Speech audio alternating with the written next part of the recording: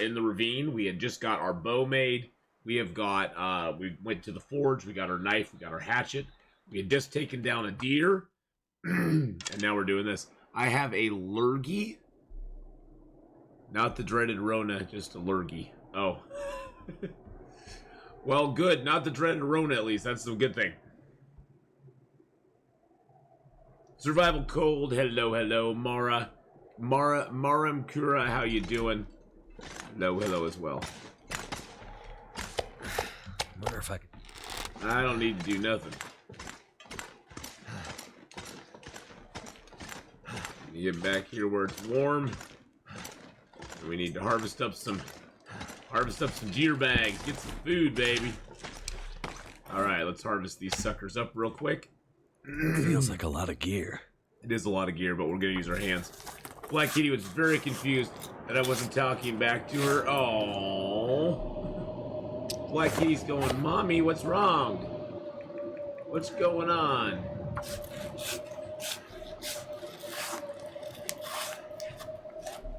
You can't talk though, that sucks. I've had days like that. I've lost my voice too, so I completely understand. Thank God it doesn't happen very often. Noobish Gamer, how you doing? Good morning, good morning. We are just here in the ravine.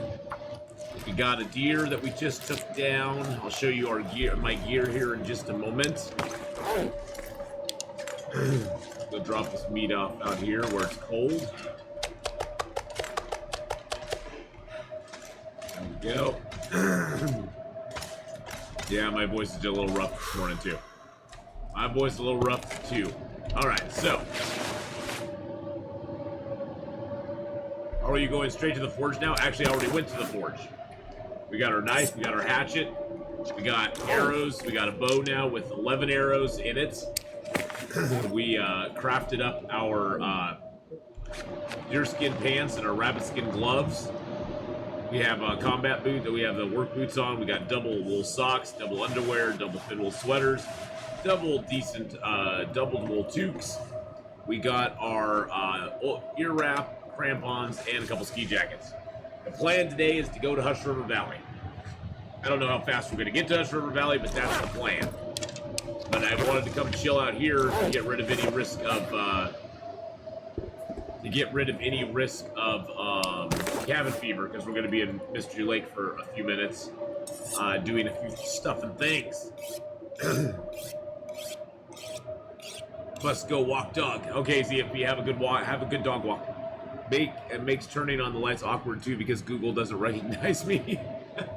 Oh my gosh, Miss Sunny Pot, you'll have to actually go and turn the lights on. I do that all the time, so that is horrible. I'm being very sarcastic there, of course. Mr. Google's like, I don't know you. That's why I'm against technology. If the world comes to an end and Google's not there to turn my lights on for me, how am I going to turn my lights on? How am I going to turn my lights on? I just don't, it's not going to work. It's not going to work. Hold on a second, Stewie. I got to get this fire started.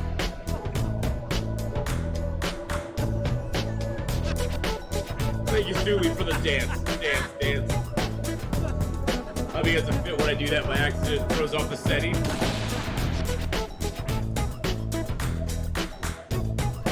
I like tech to a point. Actually, I don't really like Turned tech. out pretty well. I'm very resistant to technology. I like tech once it's been proved for a while. I'm afraid the robots are going to go take... I'm afraid the robots will take over the Earth one day, though. They probably will. Well, we will totally Battlestar Galactica ourselves. Getting kind of thirsty. We will totally Battlestar Galactica ourselves. So hard. So hard. We will completely do a Detroit Become Human / Battlestar Galactica on ourselves. It's going to be our own damn fault. It's going to be our own damn fault, boys and girls. We'll have nobody to blame but ourselves. It all comes crashing down.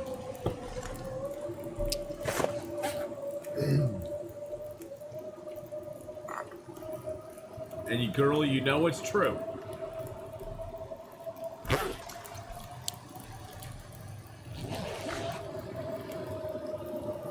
It's convenient when you want to set. Well, I use Siri to set stuff. And you own a hot robo chick before they all go sick. Stewie.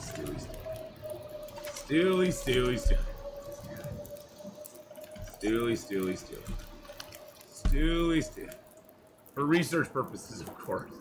Yeah, of course. Of course, for research purposes. Yeah, sure, Yeah. Why do I not... Yeah, right. Right. It is very convenient for setting timers. I set timers on my phone all the time now. I don't really use them a whole lot, but I do alarms and stuff. Oh, jeez. Mark Wars gives you out a tier 1 sub. The Cindy62, that's your second Cindy you gifted a sub to. Good morning, Mark Wars. Good morning, Rusty Beta. Good morning, all. Welcome to the early morning voice stream.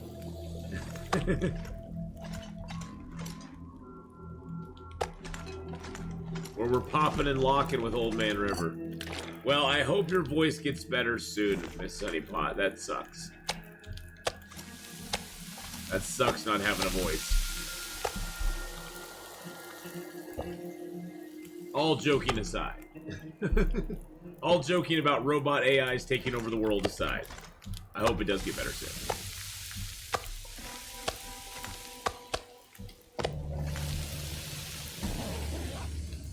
I blame the hubby, he had it for his wealth. Of course you Mrs. Honeypot, of course you blame the hubby. That's just standard operating procedure. There's nothing new about that. That's just standard procedure, blame the hubby.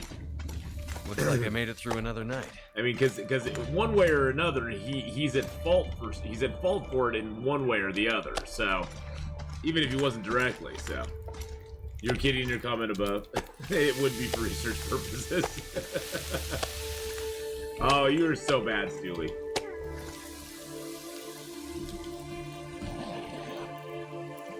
Oh, it's not my birthday. Is it your birthday? Oh, it's Mark Wars' birthday. Oh, it's Mark Wars' birthday today. Happy birthday, Mark Wars. You must be, what, 32 by now? It's Mark Wars' birthday now. Ah, that's what it is. Okay, well, cool. Well, happy birthday, Mark Wars.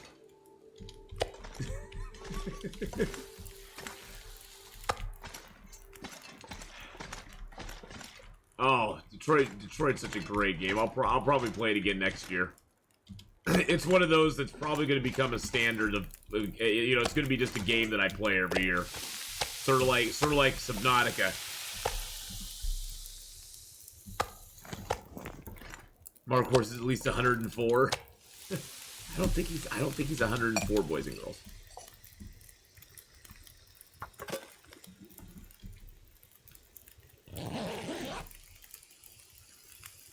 I'm actually 1,972. There you go. There you go. Nobody has a birthday. We're just joking around. Mark Wars always gives me a hard time and says it's my birthday, and then I'm turning like 70. So today we're saying it's his birthday. Today it's his birthday.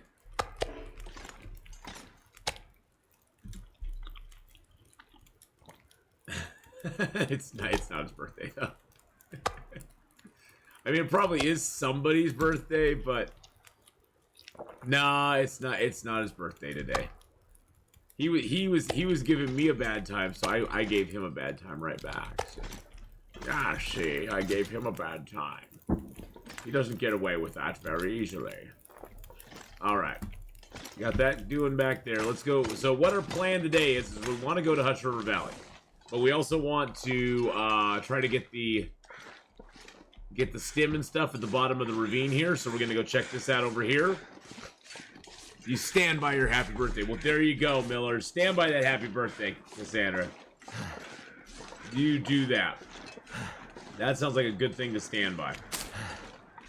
And maybe we'll get a bear or something along the way, too. Who knows? Who knows what machinations will pop up in front of us. We will pick up all this birch bark, though, because birch bark is great. Grab our cattails. At this point, cattails become a little bit... Yes, the one that just summited. We just did a forge run yesterday, Stooley. We got our knife, our hatchet. We got like 20-some arrowheads.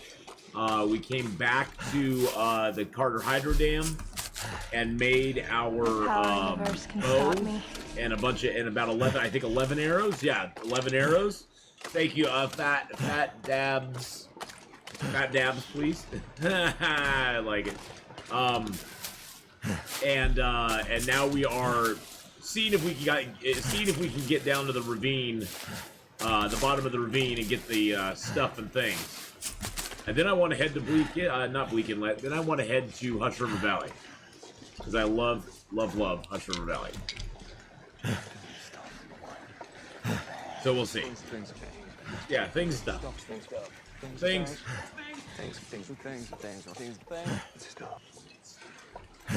And some stuff. And some stuff. A group of 23 people. She has 2 people on the same birthday. Group of 23 people. Yes, this is yesterday's character. Yes. All right, so we got another heavy hammer here. Something's got to go. Not a book.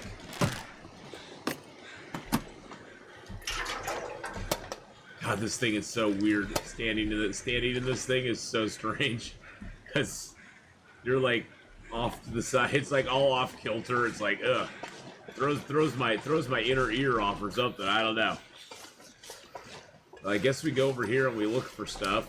We go and look for the. Let's fill this up though. Got a jerry can now. We might as well use it. Called the birthday paradox. I'm not smart enough to understand. Oh, I'm not understanding it at all. Who's this man Jerry, and why does he have? And why are his cans so awesome? Why does everybody want his can? Everybody wants to hold his cans.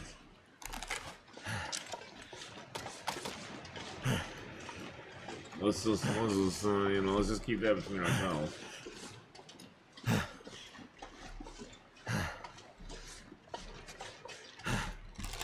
Jerry has awesome cans, exactly. He's got awesome cans.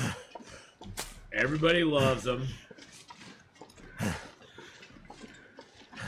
And the bigger they are, the better too. When they're really small, it's not that great, because you don't get much out of them. But when they're really big, they are really good.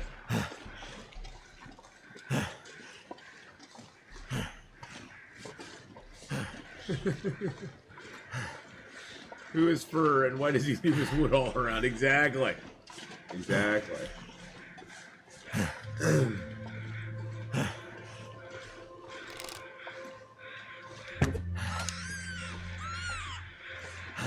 Hello, Mr. Rabbit. Goodbye, Mr. Rabbit.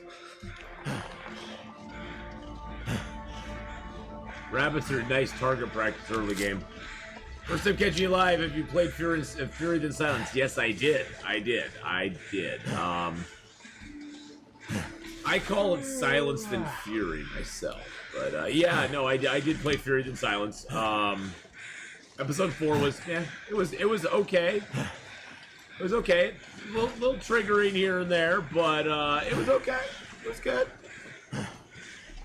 I like the new map. We have a couple people who didn't like the new map. I personally liked the new map. Thought the new map was pretty cool. Furry Silence. Yeah, it's Furry Silence. I think that's an adult film. Furry Silence.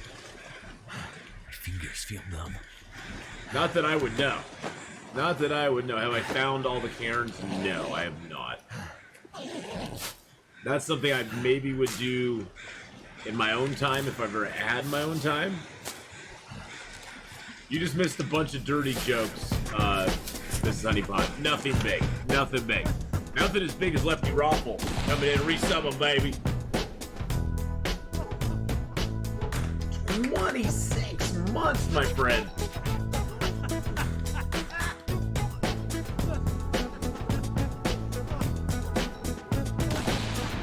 By the way, Fat Dab. Fat Dab, thank you for coming by and following. Thank you for your first time chat as well. We'll be gentle. We'll be Left gentle. Eye Ruffle just Left Eye. Left. He calls you Left Eye Ruffle. And Chatter Bear High. You're Left Eye now. You aren't Lefty. You're Left Eye Ruffle. You're like Left Eye Lisa, whatever her name was. How you doing, Lefty? How's it going, my friend? Give him a shout out there. Last playing some GeoGuessr. If you enjoyed GeoGuessr, he is really good at it. He's really fun with it. Go check out Left Eye. Left Eye is not dead. Left Eye is there. Left Eye Lisa Lopez. Yeah, there we go. Yeah. It's Left Eye Raffle. Go give him some love though. But yeah, all you missed, Miss Honeypot, was a couple dirty jokes. That's okay. That's all you missed. Universe can stop me. Hey, thank you, Taxi, for the follow there. We were just talking about Jerry's cans and who Fur is and why he leaves his wood all around. You know, stuff like that. Nothing special. But we're going to go over here, check for the rope. Hopefully there's a rope over here. I didn't bring a rope with me this time, and it always seems whenever you do not bring a rope to the ravine does not provide a rope. If you bring a rope to the ravine, I can almost guarantee 100% of the time there will already be a rope in the ravine waiting for you. Die if I don't warm up soon. Black Kitty says hi. Hi, Black Kitty. Meow. Meow, meow, meow, meow, meow, meow, meow, meow. Meow, meow, meow, meow. Meow, meow. Hi, Black Kitty. I love kitties. That poor little buddy's trapped. That poor little bunny was trapped. I had to free him. I had to free the bunny. I had to free him. Floppa, hello, hello. How are you doing? Giving lots of headbutts. Nice. This gear's starting to slow me down. Kitties love to give headbutts. The boar bunny did a flippity flop. He did do a flippity flop. Did a little bit of a flippity flop. How you doing, Drunken Monkey, though? How's it going? Good morning, good morning. Good morning, Joy. Where's that buddy going to? Hey, little rabbit, where'd you go to, buddy? Of course there's no rope here. Of course there's no freaking rope here. Of course not.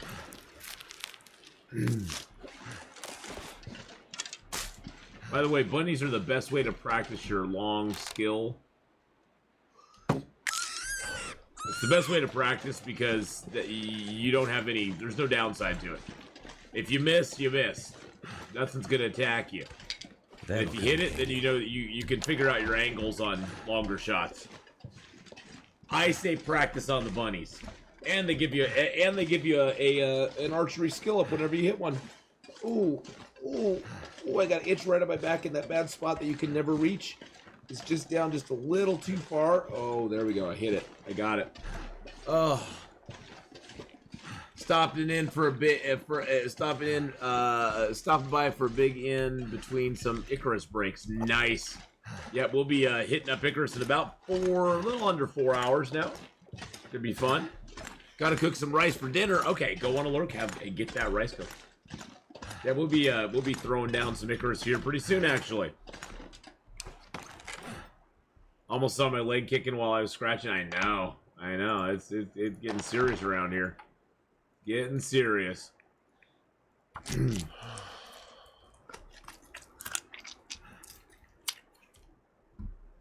Right, break that down. Of course we have no rope. Of course not. Which really just kind of bites. It's kind of disappointing. There used to be a rope pretty often in the ravine. Now it's like 50-50 shot.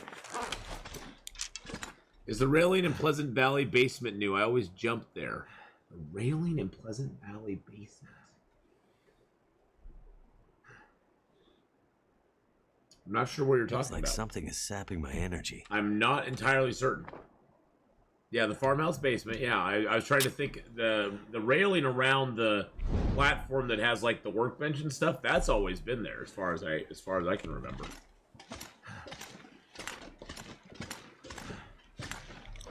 That's always been there, as far as I know. I may be wrong, but as far as I know, that's always been there.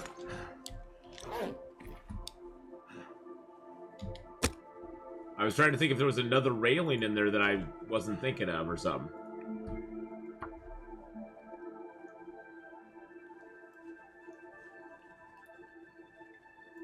Ah! Switch that, switch that, switch that. Come on. Come on, come on.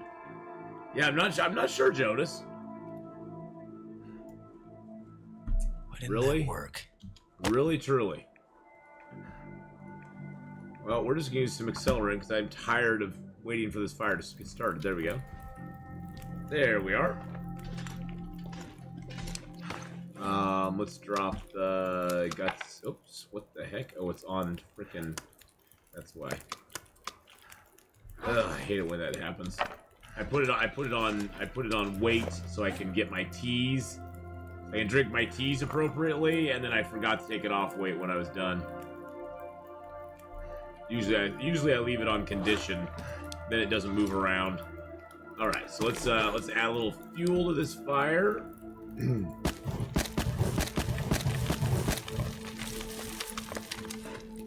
Yeah, I'm not sure. When I go to the basement next time in there, let's take a look and see. Let's take a look and see. Good evening, Snake Doctor. How you doing? How's it going, my friend? I'll eat the bunny rabbit flesh down. Why not? Bunny rabbits taste as good as anything else.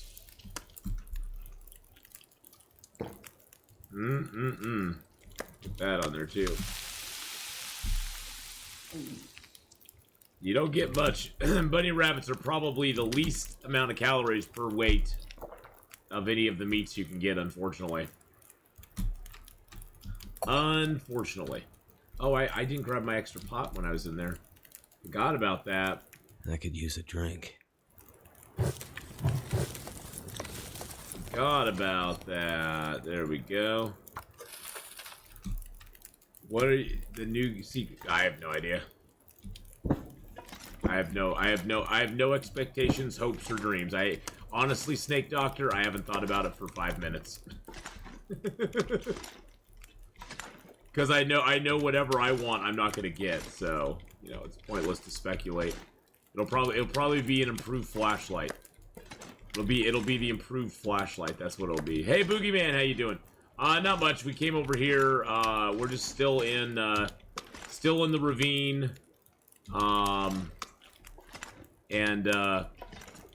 We killed a few rabbits. We came over here to see if we could get a rope, which we couldn't. There's no rope to get, and that's about it. That's about it.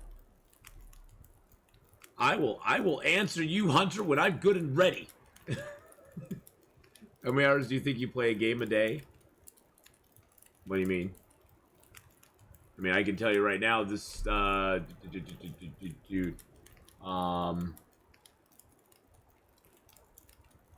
don't know, 6, 7, 8, 9, 10, 11, 12, 13, 14, 15, I don't know. Let's see, I can give you an average. I can give you an average of how long I play. Let's see. So for the month of October, for the first 23 days of this month, I've streamed 147 hours. So you do the math. Whatever 147 divided by 23 is. That's how many days, how many hours a day on average I play games. But yeah, I have no idea what the new stuff will be. Not a clue. I honestly haven't even thought of it. Honestly, haven't even thought of it. RDR stream will be on, that'll be on, next Thursday. Next Thursday. Hey, I was answering your previous question, so you asked another question while I was still trying to answer the previous one. That's not my fault. A flashlight, a heavier flashlight. Nice. You pray for a thermos every day. Pay him thermos. You want a thermos? That'd be fun. But yes, next RDR2 stream will be on Thursday. And I don't even know. Let's see. Hey Siri. What's 147 divided by 23? 147 divided by 23 is about 6.3913. There's your answer, my friend. 6.3913. If you want an exact answer on the number of hours played per day. That's just an average, though. There's some days I didn't. I mean, there's 1, 2, 3, 4 days I haven't streamed, so this month. So that's just an average for 23 days. So probably more than that. Because that's actually, you know, I only streamed 19 days. Yeah, something like that. Something like that. This is my full-time job? No. No, I couldn't survive on streaming.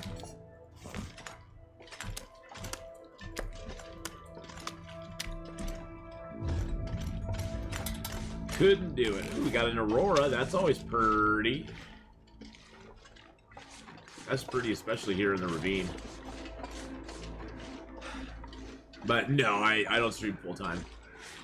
I work at a chain of tobacco stores in the area. I'm like an office administrator. I do all the ordering, the receiving, the books, the payroll, all that sort of stuff. It's a good job. I've been there for like 15 years, and I get paid very well to do what I do. Very well. I'm the tobacco king.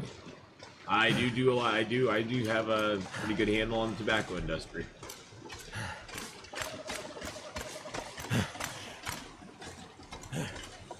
Let's get them all out of the way. Is it any hard labor or off? Oh, it's just office. I did my time. I did my time in the trenches, hard labor, my friend. I don't do that anymore.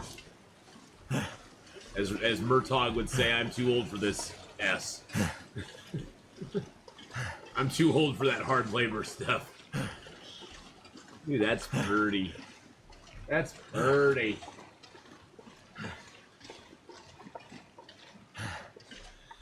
I put my time in.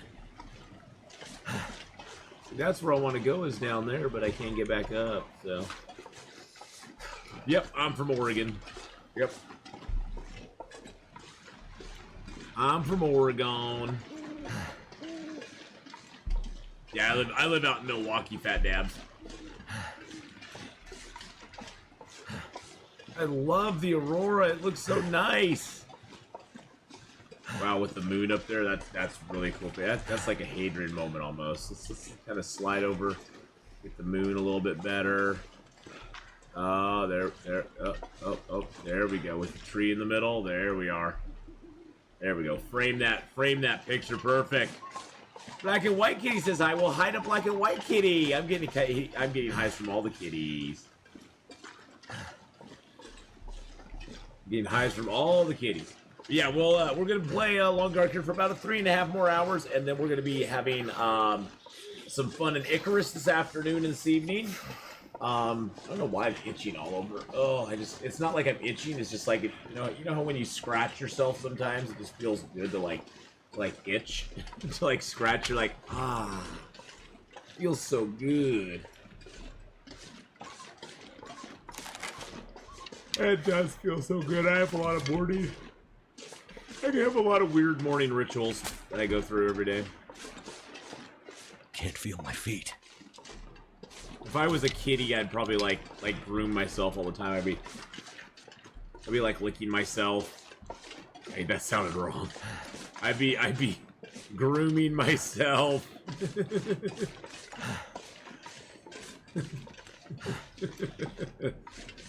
Oh my. Oh my. Oh my. Oh my. Oh my. Oh my. Oh my. Oh Come on, Will can't feel his feet. Will can never feel his feet. my. Oh my.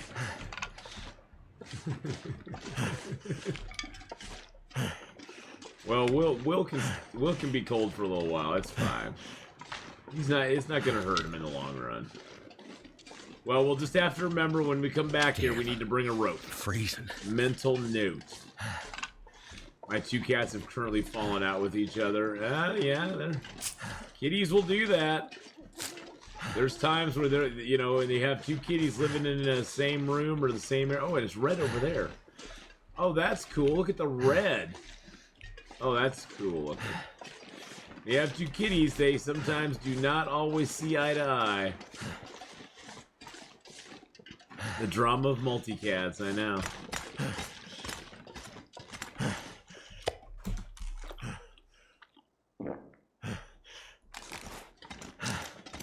And it's so weird too when you have like one cat and then you bring another cat into the house. It's almost like sometimes like the personality of that first cat changes based on their dynamic with the second cat.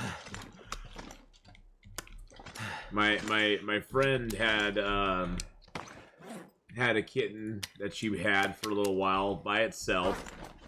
And it was kind of a weird kitty to start with. I mean, you know, it was just kind of a strange cat. It liked to just hang out in the bathroom and chill out and stuff. But you know, it was friendly, sort of, kind of. But then she brought another cat into the house, and the first cat just kind of got all weird, like really weird, like hiding under everything all the time. Like, strange to the extreme. I know all about multi-cats. I currently have 2 adults, 4 kittens, and 7 fresh kittens. Wow! Hey, you know what? There's nothing wrong with being a crazy cat person. You just embrace that, my friend. You embrace that. If not for my allergies, I would be a crazy cat person too, so there's no shame. There's no shame in the game. There's no shame in the game there, my friend. You embrace it, you love it, you go, this is who I am. Oh, we're thirsty. Cats are awesome. I love cats. I know some people don't, but I love cats, because, you know what? Unlike dogs, I mean, I love dogs too, but dogs are just a little, dogs are a little too needy for me. Dogs just always need some. They need you to pet them. They need you to walk them. They need you to, you know, play with them. They need you to, you know, do things with them. And then if you don't, they jump up on you and they, you know, they're always in your business. They're always coming over and licking you. Or, it's like, oh God, please, just leave me alone. I can barely walk with this. But I think that's more my personality than their personality. I don't blame them for that. I blame myself for having that personality where I'm just like, oh God, just leave me alone. They were close to each other, sleeping together. I don't know what's changed. Have a good lurk, Miss Honeypot. They are sisters from the same litter. Oh, that's weird.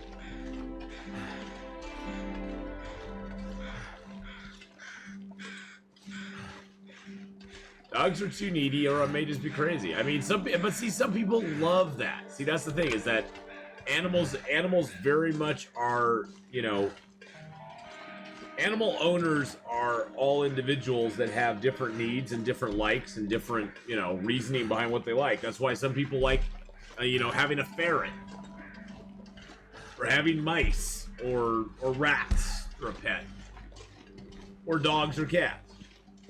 I love all animals, to be honest. I've had dogs in my life. I've had cats in my life. I've had rats.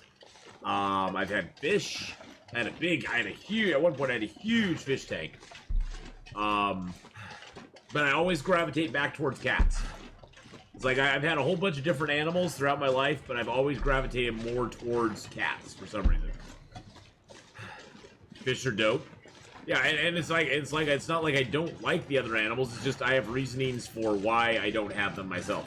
And my overall reasoning is I kind of have allergies and stuff. So, and I've had children at some point too. I've had dogs, cats, fish, children.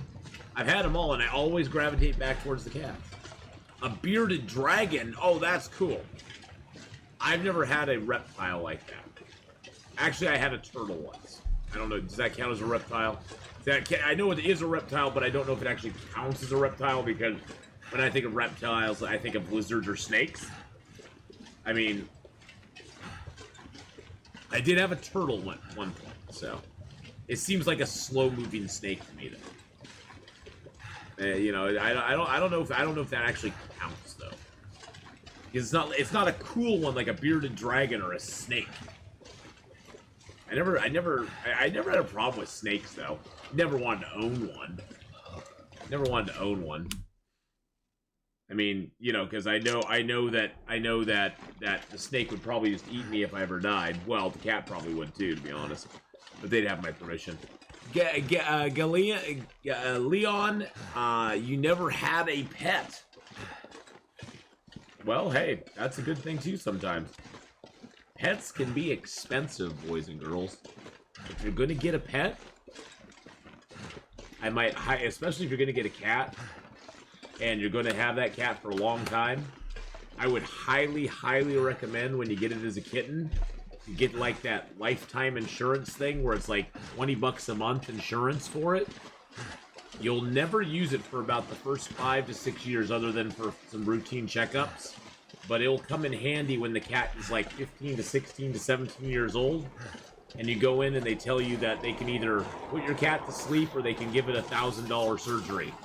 And if you have that insurance, it covers all of that because you've been paying for it the entire time of the cat's life.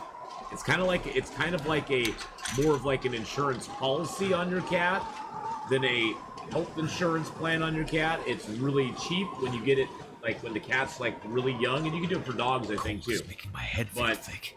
I would definitely highly recommend getting it. I had it for one of my cats, and it was awesome because, I mean, I grew up in a household where, you know, if our cat got to a certain point, we had to, you know, be like, yeah, we can't afford to pay to keep it alive any longer, which was sad.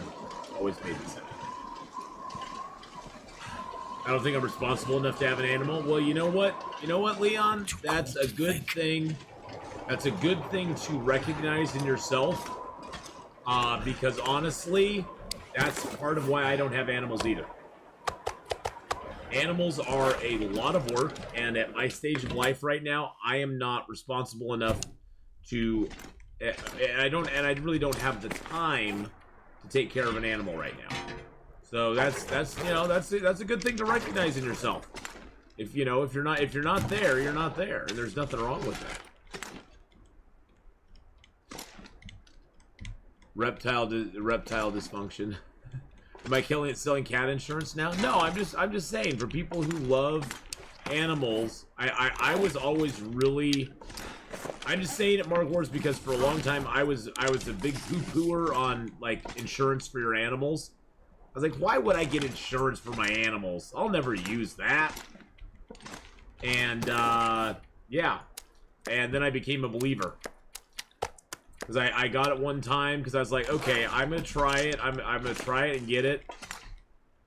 And you know, it covers some of the stuff as you go along, like routine checkups and stuff. But later in life, one of my cats had what was it? Some sort of heart thing that was going to be kind of expensive to take care of if I wanted to have the cat continue to be with me. And it was covered by the insurance. But then again, I'd been paying in like 20, 25 bucks a month for the last 10 years. So I'm sure they still, you know, came out okay. But I didn't have to cough up, you know, a whole bunch of money at one point. So, and it made the decision way easier to keep my pet. So I believe in it now. You have this game on your PS4? I have had kids? Oh yeah, I have 2 kids. I got a daughter who's 26 and a son who's 21. Okay, so do we have some feathers? We do have some feathers. Oh yeah, baby. Oh yeah, let's take our arrowheads. Let's take a few birch. We'll find some more birch. Let's take an extra maple. We're gonna load up and go over to a couple of those. We'll take that and one of those. Oh, stop fewing me. Stop fewing me.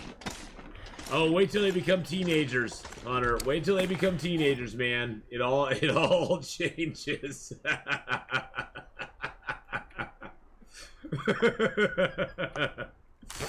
Oh, enjoy the time you have right now. Enjoy it. 5 and 6 and 7 until about 10 or 11 is such a fun time with kids. Enjoy the time you have, my friend. Enjoy it thoroughly. Yeah, wait till they become teenagers. Then there's no stopping them. Nah, I kid with you though. Both my kids were actually really awesome. So.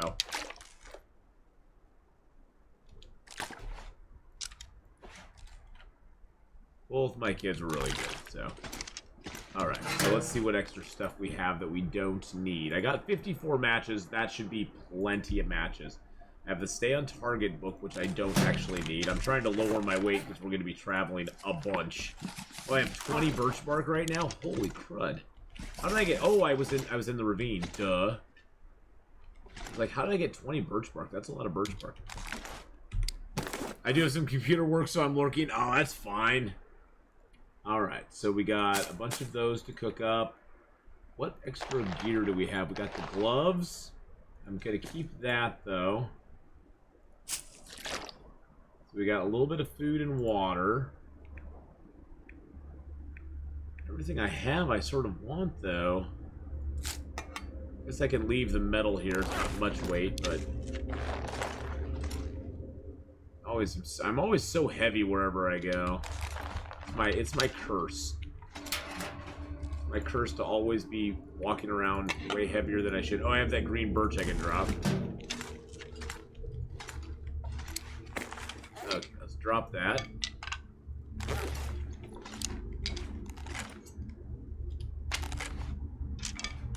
I think I'm gonna break these cured birch down into arrow shafts because it'll probably be better for me.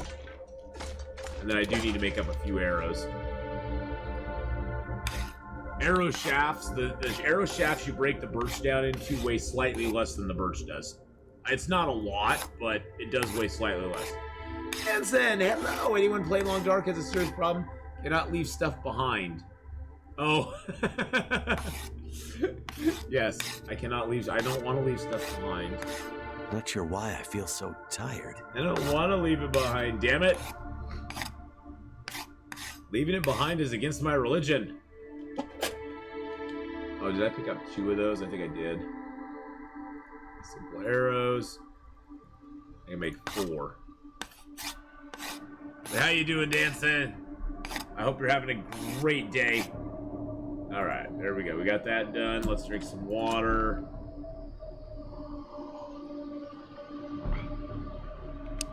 Okay. Let's drop our toolkit. Drop our other toolkit.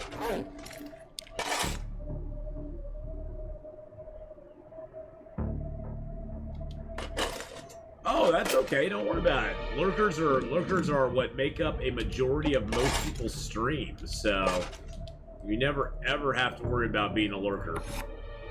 Lurkers are a large part of any stream that's out there, so. I'd rather not be able to run than have toolkit or deer hides behind. Yeah, I know. I'm the same way in a lot of ways.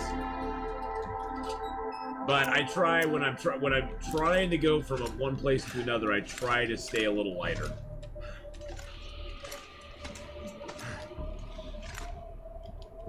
Okay, so how much wood do we have on us? All right, I'm gonna drop that. Drop some more sticks over here. There we go. That helps with weight. Perfect. Let's go outside. Deer hide. What are you doing there? Deer hide.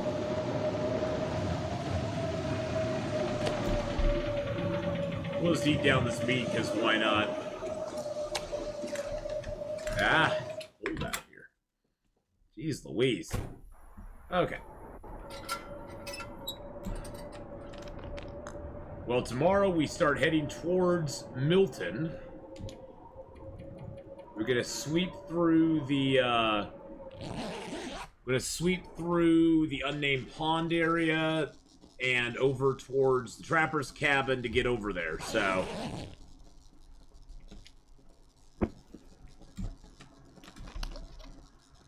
We got several routes we can take, actually. All the lights going on in here. Now this upper part is pretty safe. There's no actual real danger up here.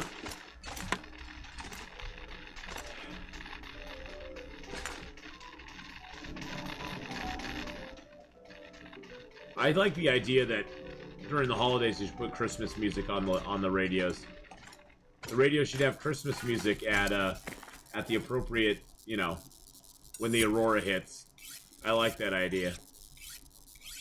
I think that would be super duper cool.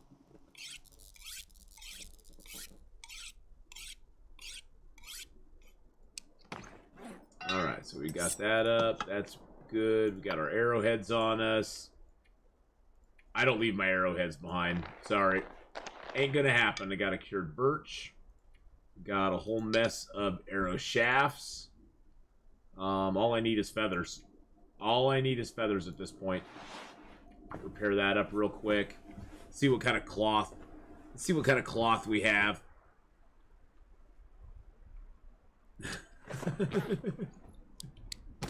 Oh, Mark Wars, are you baiting? Are you baiting Sammy Nugget? How you doing, Sammy? How's it going this morning, my friend? All right, I think we're ready to go, boys and girls.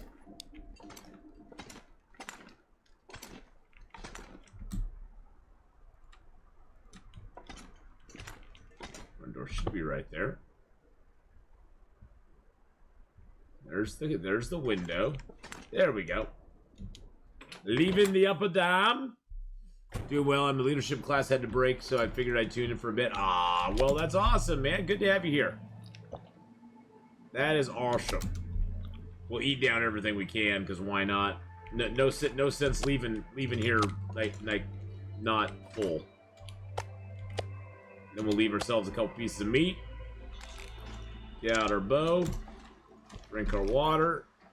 And on the move we are. See, I don't just troll you. We have an open troll. We do have an open troll relationship, Mark Wars. That is true. You are free to troll whoever you want, as long as you troll me also. As long as you promise to troll me every once in a while. You're free to troll whoever else you want. Made it through another night. I won't be possessive. I won't be jealous.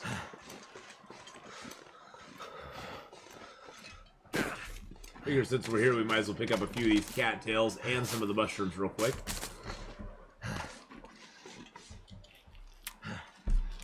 I'm still in the mushroom picking stage, boys and girls. We got cooking 3, but we need to get up towards cooking 5 at some point, so. Is Minor Folly worth going to in Ash Canyon? I actually like going to Miner's Folly and the Homesteader's Respite. Mainly because you get the, you can get combat pants. Well, I got my combat pants there. And there's good stuff there, too. There's lots of food. There's usually matches. All the buildings in Ash Canyon are actually worth going to, in my opinion. They all have pretty decent loots in them. The Homesteader's Respite and the Miner's Folly both have a chance of combat pants in them. One or the other will. What is that up there? Oh, that's a cairn. I never knew this little dude was up here. What do you say, little dude? Its story is not yet written. Of course it's not. Of course it's not.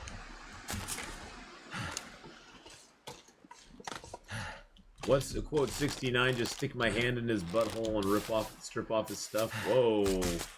Whoa. Whoa. Whoa. Jonas, I don't actually ever update those. I had a very small hand in even doing anything with them. That Van Kalar, one of my old viewers, Van Kalar, is the one who actually made those. He updates them from time to time, but I don't know if he's going to update them immediately or not. So, Rob Sachs, how you doing? One day, I hope for completely random loot.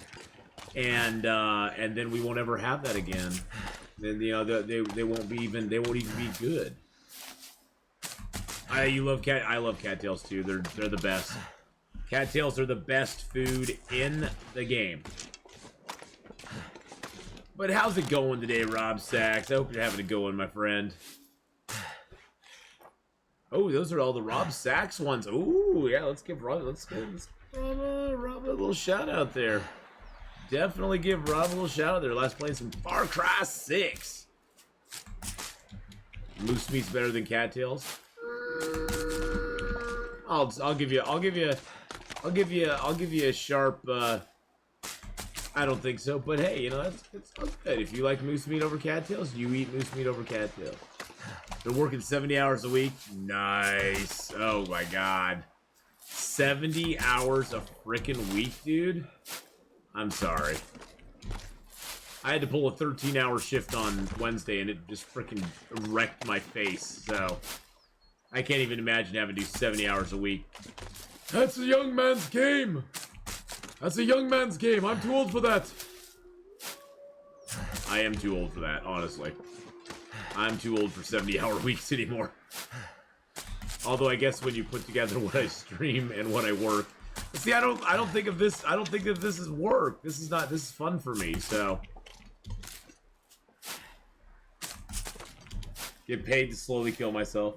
Yeah, lots of cattails on this river. I'm not even gonna go down the river itself because we're going over here. Whoa, whoa, Mr. Deer, you are in the we're in the Matrix. You're like glitched right through us, boys and girls.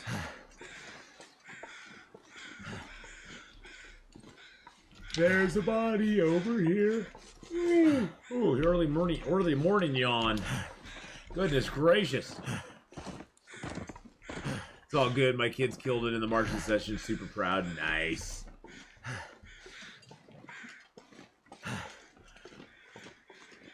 Yeah, musically, I have all the talent, musically, of a tone-deaf hedgehog in a bag. A little bit of like, almost like an acid reflux there or something. That was uncomfortable feeling. I cannot William Tell myself.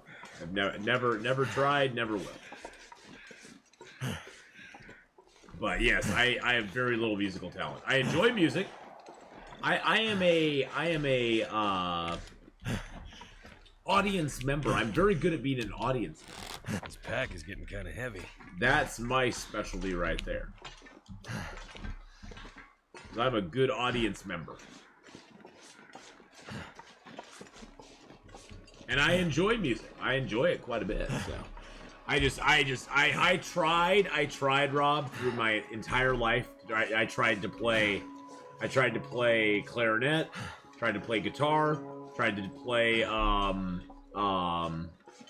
other things, and none of it ever worked out. None of it ever worked out.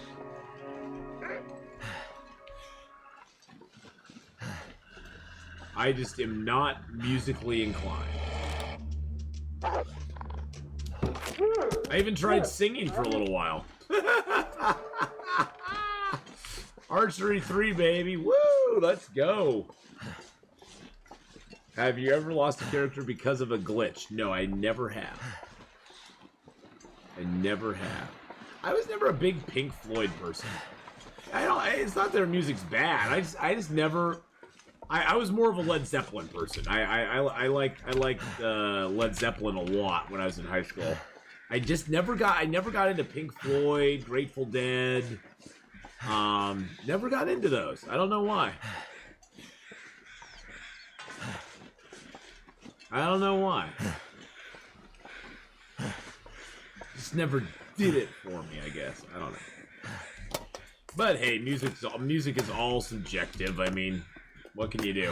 If you don't like something, you don't like something. There's no making a person like a song. There's no way you could ever make a person like a song or a group. And so, you know, you gotta understand that everybody's gonna have a little bit different tastes in music.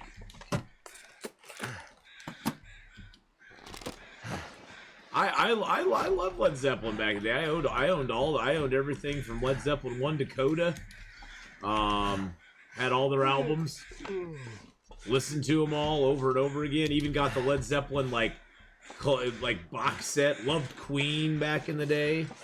Loved Queen. You can make people hate a song if you play it enough. Yeah, that is true. That is true. You play something over and over again, even if they love it initially, eventually they'll be like, okay, no more. No more. No more.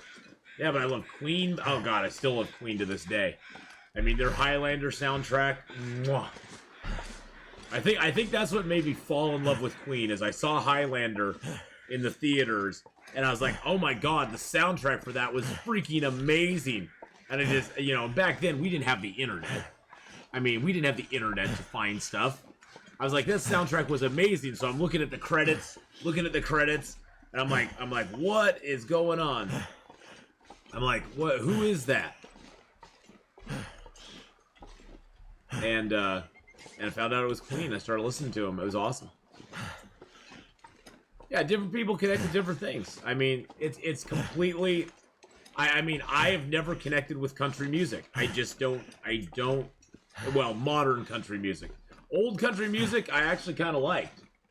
Like old, 70s, late 70s country music. I was actually, I wasn't a big fan, but I enjoyed it. It's pleasing to the ear. More bluegrassy, yeah. My mom loved bluegrass, so that's probably what I'm thinking of. But yeah, I just never got the country stuff. Country music used to have me, well, yeah. Well, but, I understand, Major Graham, why they've done what they've done with country music, because they wanted to tap into that. They wanted to tap into, because it comes down to money. When it comes down to it, it comes down to money. They wanted to tap into the very popular pop culture music that is where the real money's made. Not that some country artists have not made real money back in the day, but, they saw pop artists making just boatloads of cash. I love Johnny Cash. Speaking of cash, I love Johnny Cash. My mom used to listen to Johnny Cash all the time. Queen is just amazing, though. I love Queen. I love Queen. Love Judas Priest back in the day, too. Oh, dude. Judas Priest back in the day. Turbo Lover.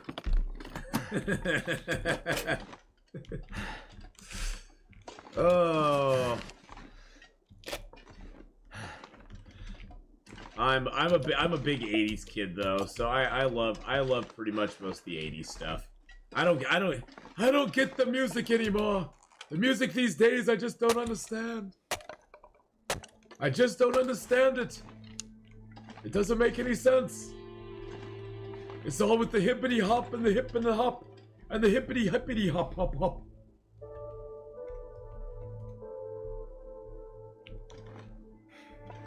Alright, so we're a little bit tired. Let's see what we got here. So what did we pick up in here? We picked up a nice storm lantern. I'm gonna get rid of that one. Let's get rid of that storm lantern. Yeah, see, I never got into rap. Rap, not like the street rap stuff. I mean, I don't mind a little bit of rapping in a song here and there, but yeah, I hated it, Yo MTV raps. I just despised back in the 80s. Back in the 80s, I absolutely despised it. That would come on and we'd just be all like, boo. I love the what was the one they did late at night? It was the heavy metal version of Yo MTV Raps. Yeah, Yo MTV Raps was pretty cringy, but gosh, I can't remember what was the one they did late at night. It was like not Hair Nation. It was like it was basically all the metal stuff. So your music tastes all pretty much froze sometime around 1992. I hear you there. I have a slight obsession with Michael Jackson. I loved a lot of Headbangers Ball. Thank you, God. I could not for the life of me. That is the biggest struggle with getting old, boys and girls.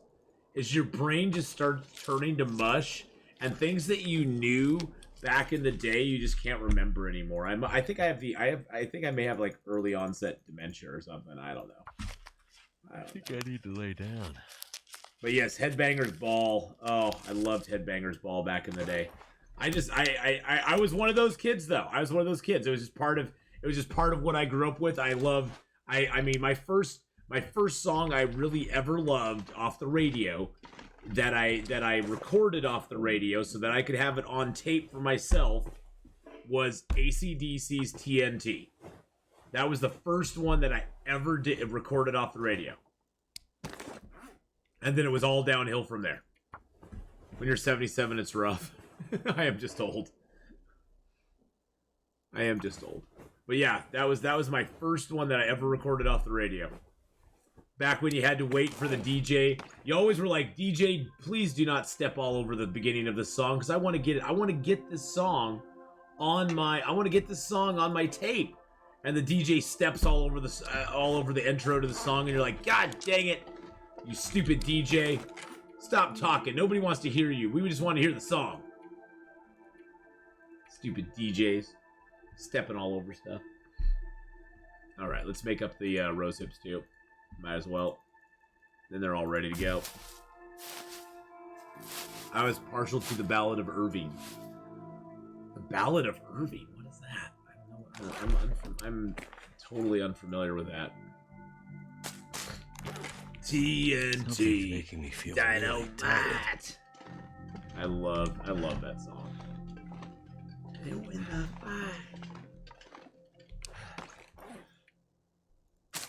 TNT. We won't talk about the power load. We won't talk about what that song is really about. Heyo. Hey, you listen back to a lot of AC/DC songs, and they kind of have a common theme throughout them all. You just gotta look at it. No, I'm not. I won't explain. You must go listen to the song yourself.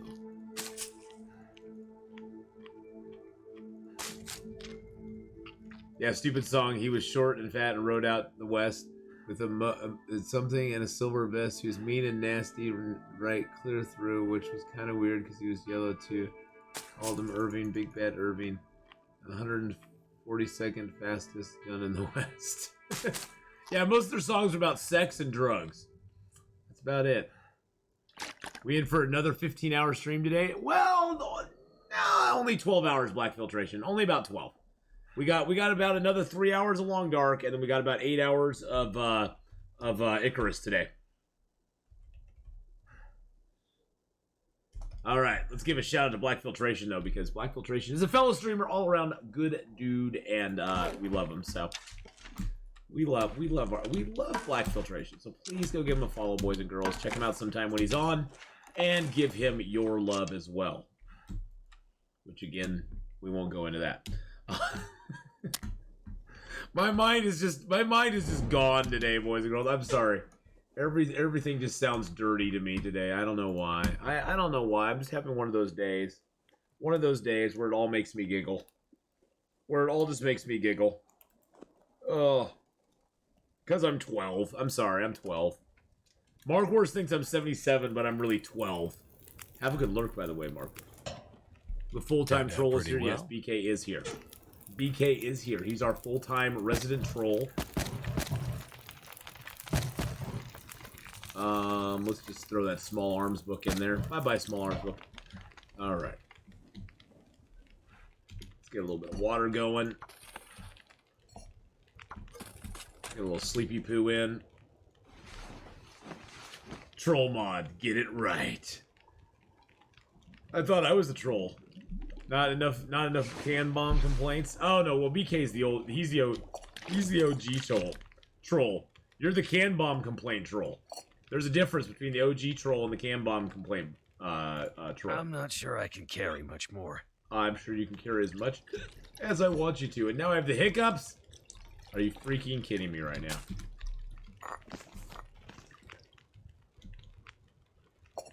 freaking kidding me right now? So you can cook early in the game. You can cook 2 liters of water, sleep for 2 hours, get up, and it'll not be done. Scared them out of you. Oh, thanks. So you always early game.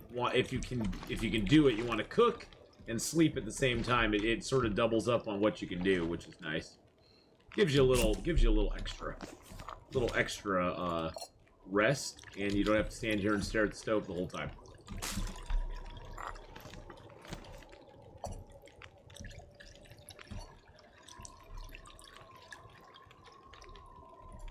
Sammy. We won't get into that today. Today is a can bomb free day. Let's see where our cooking skill's at. It's almost halfway through 3. I hope to have my cooking skill at 4 before I kill a bear or moose. And then we can get it to 5 off of 1 bear or 1 moose. Hey, Layubo, how you doing? Hello, good morning. Can I discuss how much I hate the uselessness of BI? Nah, we've covered that ground. That place is it's fine. It's fun to go there as a challenge. You think of Bleak Inlet in Interloper as a challenge zone. You go there when you've pretty much exhausted everything else in the game. Currently, by the way, boys and girls, we are in the forestry lookout in Mystery Lake. There's a little bit of a weather situation outside, but it's not too bad. We're in the forestry lookout, which is actually really a cool little spot. Forestry lookout's actually a cool little spot to hang out in.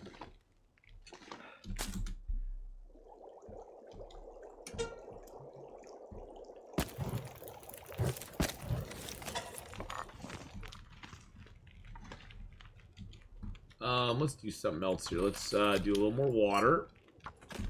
Break down Mr. Bench. My new custom run, I passed up Timberwolf and head to AC. I already have well-fed and a moose-hide satchel. I was able to carry an entire forest of sticks after I get the backpack. Yes, it does afford you that, BK. I always have nightmares from Bleak Inlet.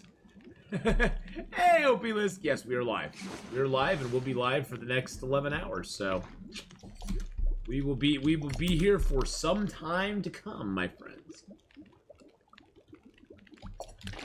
What we're doing right now is we're just trying to up our cooking skill. Make a whole bunch of mushroom and rosehip teas from all the mushrooms and rosehips we have gathered up. We still have 9 rosehips and mushrooms and 8 more birch bark teas to cook up. So we got like 18, 20, 26 to still do? Something like that. So we're just doing that. We're on day 32 and we're headed to Hush River Valley. We've got pretty decent clothing so far. We've got deerskin pants, rabbitskin mitts. We've got 2 underwears, 2 socks, 2 thin wool sweaters, 2 ski jackets, 2 wool toques. We got 2 ear wraps actually, and we have the crampons, which are now at 97%. And we got work tools. So, and we also have a our knife and hatchet. We got a bow and 14 arrows. You're furiously attempting to find something to discuss or complain about. And failing. No, you aren't failing. Nah, you aren't failing, my friend. There's no fail going on. No fail sauce. Somebody's trying to hack into my accounts. I can tell. That's why you have 2-factor authentication. I've got 2 notices so far this morning. So-and-so's trying to sign into blah, blah, blah from this place. Is it you? And I'm like, no. No. Did my fire blow out? No, it didn't. My fire's still going good. It's got 8 minutes left on it, though. I need to add a little reclaimed wood to it there. Yeah, stop trying to hack my accounts. Jeez Louise. That happens. Oh, not me? Oh.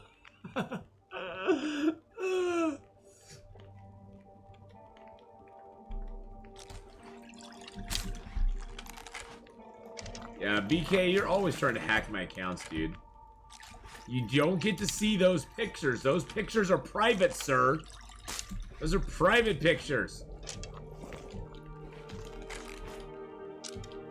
I only share those with certain people. Those only go on the OnlyFans site. Miss Sunnypod comes back and I'm saying OnlyFans site. I'm sure that was like not a shock. Oh, all we have is the birch bark left. Nice. See where our cooking skill is now. Oh my god, cooking skill's almost a 4. Just off of those teas we cooked, we went all the way from here, all the way up to here. Dad joke time. Pure coincidence, I just happened to bump into one another. She swore she recognized me from the vegetarian club, but I swear I've never met it. I've never met herbivore. Oh. Oh. Private pictures of Atheenon and games left playing Daddy, Mommy, and Baby Spoon. Wait a second. Wait a second. Oh, good. I'm glad your dinner was nice, Miss Honeypot. That's great to hear. Well, let's cook until I don't have any fuel left. Actually, how much water do I have right now? Probably not a lot. No, I got 2 liters still. Okay. We'll just cook up a few more teas. Because these will be our water for a while. All these large teas we have a lot. We have 6 kilos. 6 kilos of medicine right now. Most of that is teas.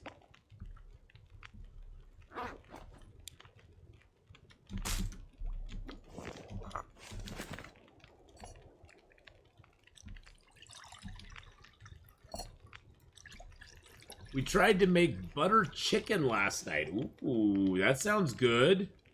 Did you have this moment game where at some time you want to play and the same time you don't want to play because you're too scared from bears? Oh, I've never had that moment in the game. No. Oh, I have some more rose hips and mushrooms to prepare up. I thought I had no more. Never mind. How many more rose hips and mushrooms do I have? Oh, that was the last one, and I have 2 of those. Okay. I've never had that problem, but I can understand why you would.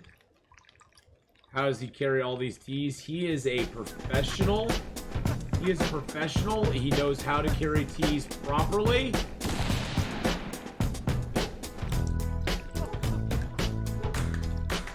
Owl nuggets? Yes, somebody said buttered chicken. Thank you so much, Owl Nuggets, for the 34-month resub. Oh, it's another nugget, though. He's not an imposter. He's just a fellow nugget. Just resubscribed for 34 months. Did someone say butter chicken? Somebody did say butter chicken, but he's just a fellow nugget. He's not an imposter or anything. Oh, I have no water left. I want cooking 4 before we leave here. There can be only one. Mystery cups are the best cups. Yeah, he's very skilled at, like, balancing stuff. He's just very skilled at it. I don't know where he gets the skill from, but, yeah. He's just very good at it. He balances those cups. He also keeps plates spinning the entire time.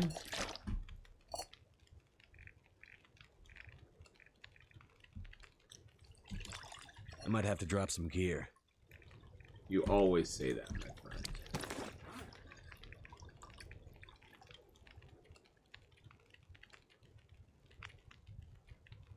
You always say that, buddy. Alright, let's eat. Let's drink up. Drink up some of our teas here. The cups are invisible. They only exist in Will's mind. Yes, these cups. The cups are not real. Oh, look at that. We got cooking 4, baby. That's what I was aiming for. Now we got cooking 4, and we are set.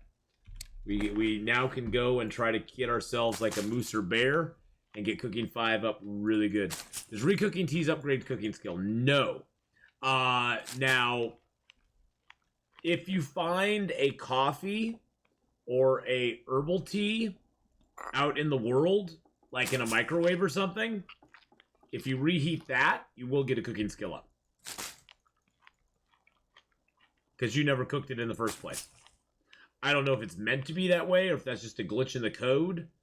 But if you do that, you will actually get a skill up from that singular coffee or herbal tea if you find it on a desk or somewhere in the world. You will get a skill up for it. So that you can actually use. We followed a German recipe. It didn't quite taste like butter chicken from the Indian restaurant in Birmingham, if you know what I mean. Oh, it never tastes. You know what, Mrs. Honeypot? Nothing ever tastes like it should from the local place. You know what I'm saying? It never tastes like it should.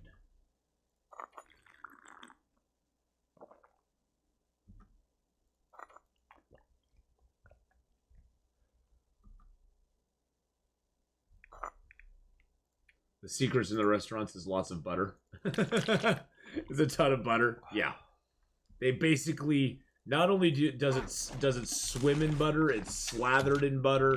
It's like buttered everywhere. Gosh, our cabin fever is because it's 72%. Holy schmacky-rollies.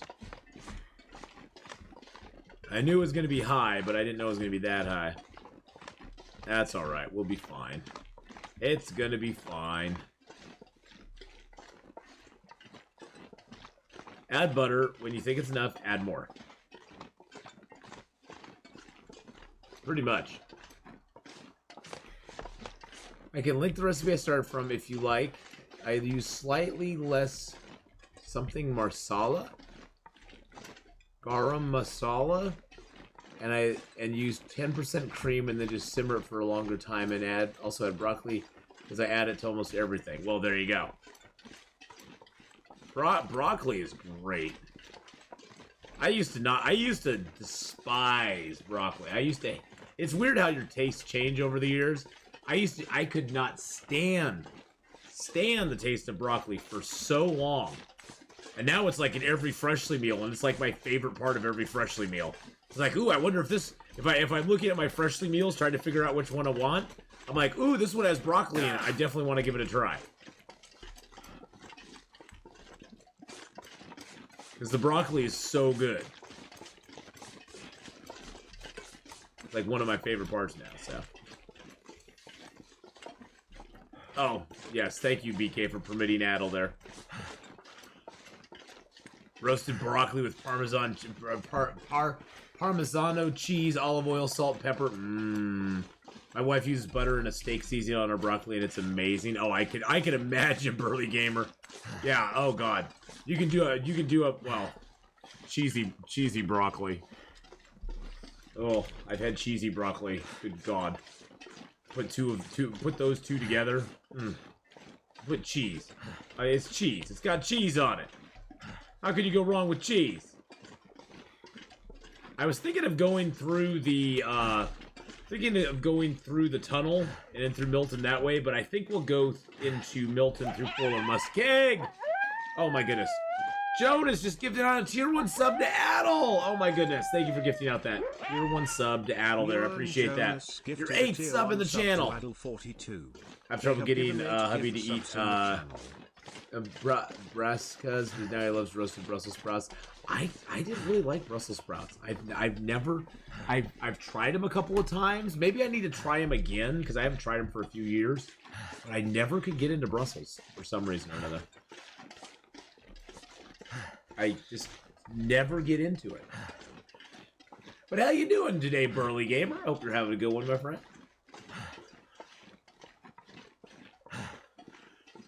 All right, so I was thinking of going. Excuse me, sir. I am walking down these tracks, minding my own business, and you have decided to come and do this to me.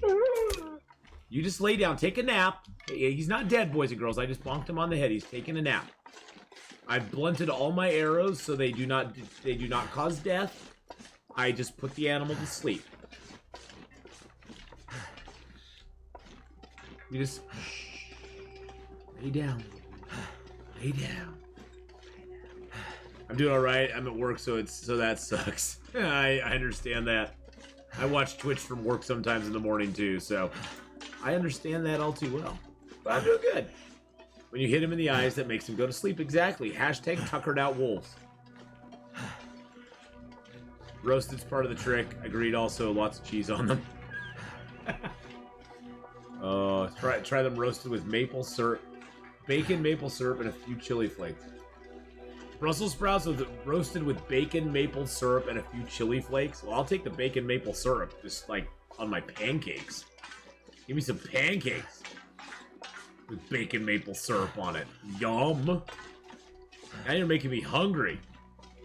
Now you're making me hungry. I got my meal all set out there for lunch already. Gonna have my fall time chicken risotto. It's gonna be good stuff. Never had pancakes the American way? Oh. Now are you talking about like the little baby pancakes, or are you talking about like the plate size pancakes?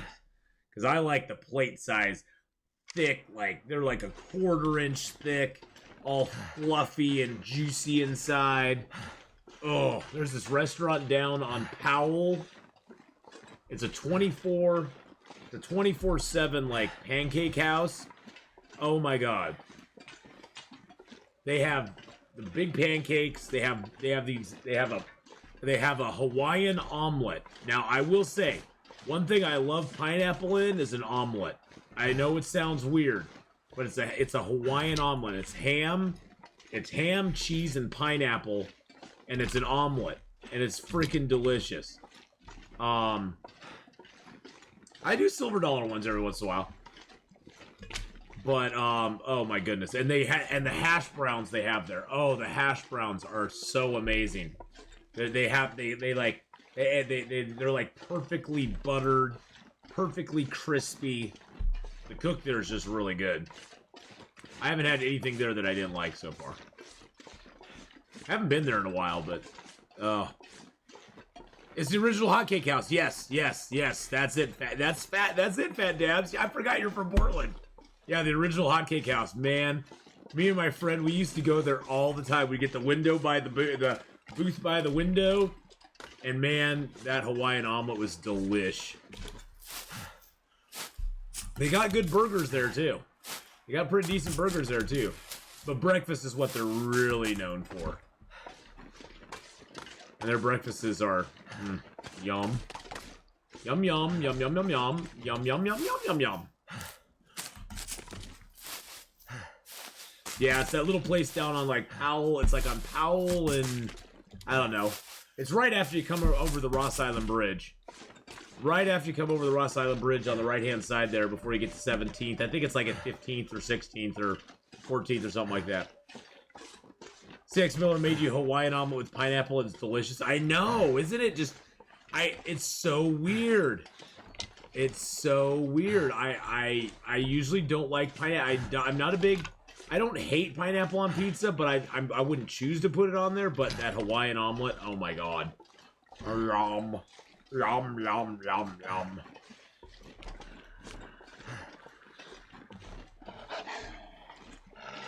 Is he coming for me? Go for the deer. Go. There was a deer right there. Why do you have to bother me? There was a deer right there who just wanted to be your friend. Okay, now I need to make you lay down and go to sleep. Pineapple on pizza, that's like spam on pizza. Well, some people like pineapple on pizza, other people don't. I mean, I'm one of those weirdos who's just kind of ambivalent to it. I'm just like, whatever. It's not, I've had worse things on pizza.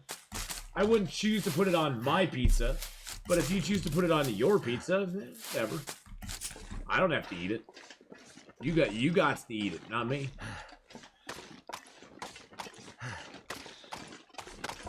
Whenever you're in Forlorn Muskeg, always try to stay on the little patches of snow. Those will generally be very good. The ones that are not patches of snow, they won't be so. I'm not gonna try it. You try it. I want some of those Hawaiian omelets. Oh my god. Got any unwanted Hawaiian pizza? I'll take them home with me. Exactly. Exactly. Hawaiian pizza must be popular because there's a lot of people who like it out there. Enough that it is like a major, you know, that's like a stand. Everybody knows about a Hawaiian pizza, you know. It's sort of like a Supreme, you know. Nobody knows what goes on the Supreme, but everybody knows it's a pizza. There's no standard Supremo pizza.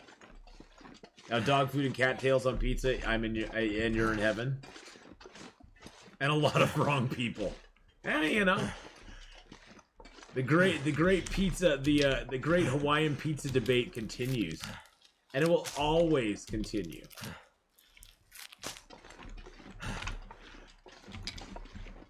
My kids love my son loves Hawaiian pizza.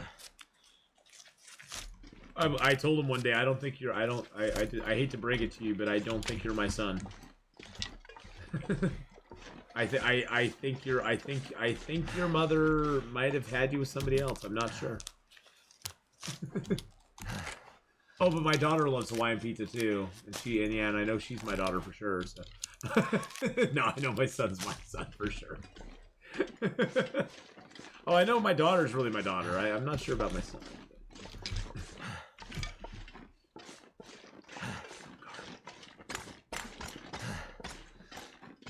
Some people like pineapple on pizza, and some people like to be right, is what you're saying, B. Some people like to be correct, and some people like having it on pizza. Ask, do y'all have Donair or Donair pizza? Donair pizza. What's a Donair pizza?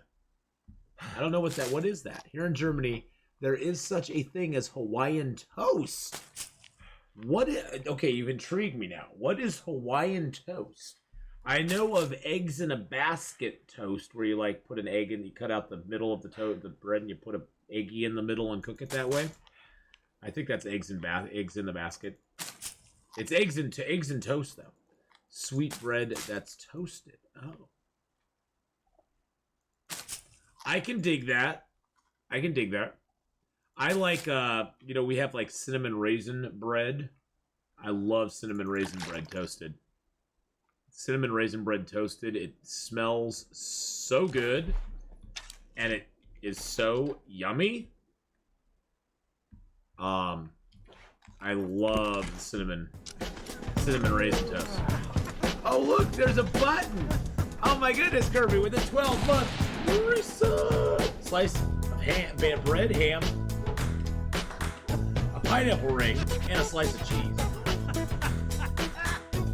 That sounds amazing.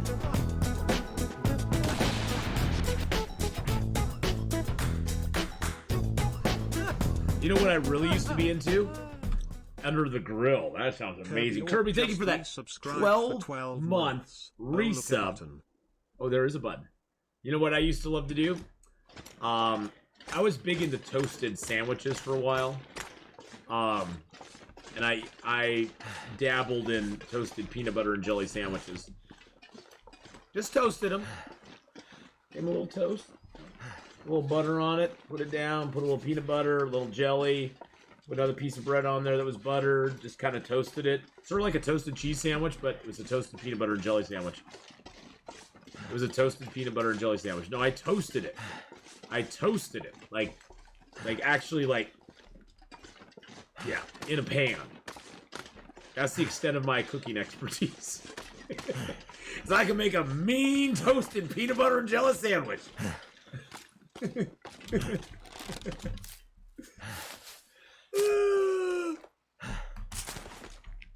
Are you the one who decided how much is subscription to your channel? No, subscriptions to channels OP list are decided by Twitch.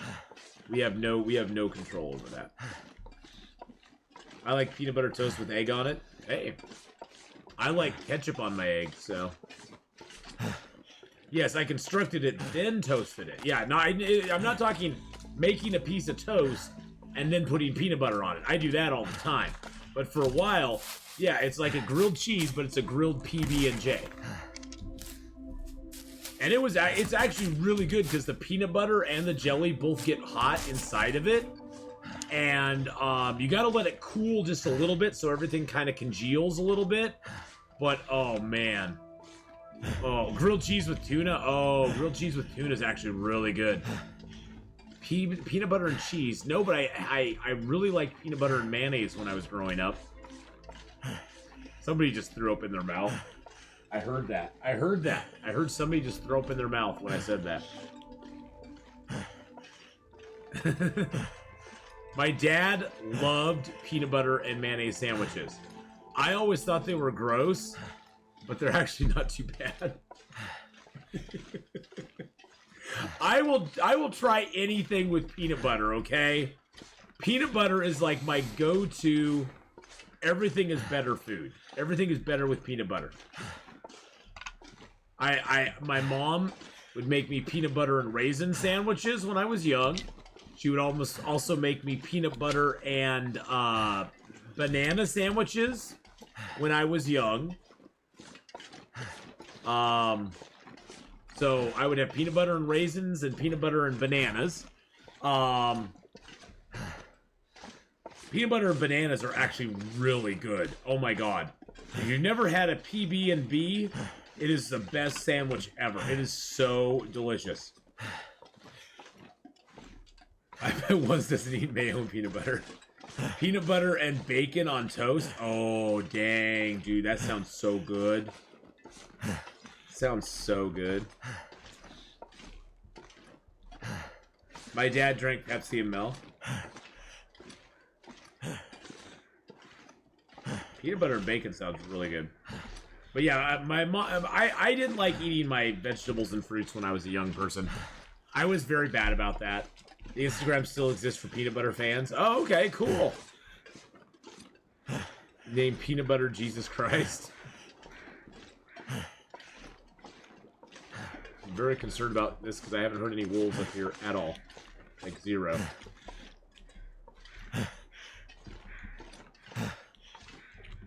Seriously, can I get up this, please?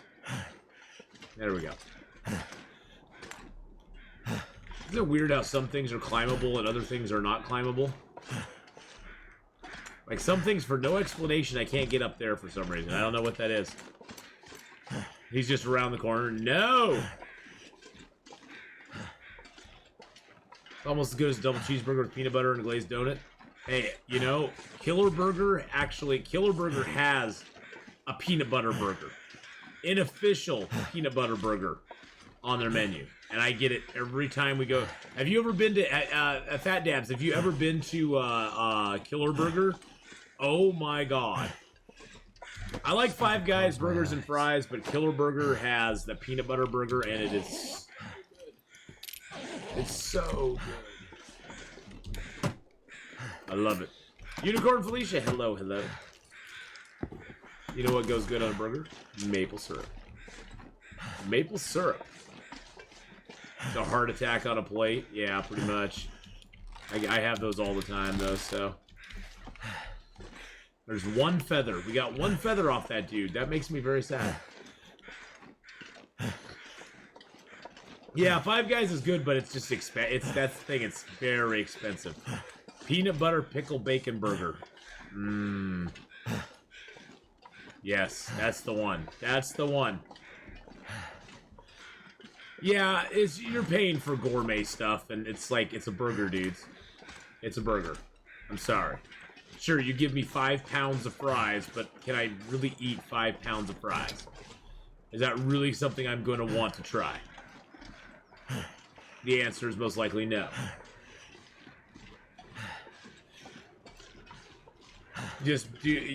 I'll do you one better. Maple bacon jam. That sounds good.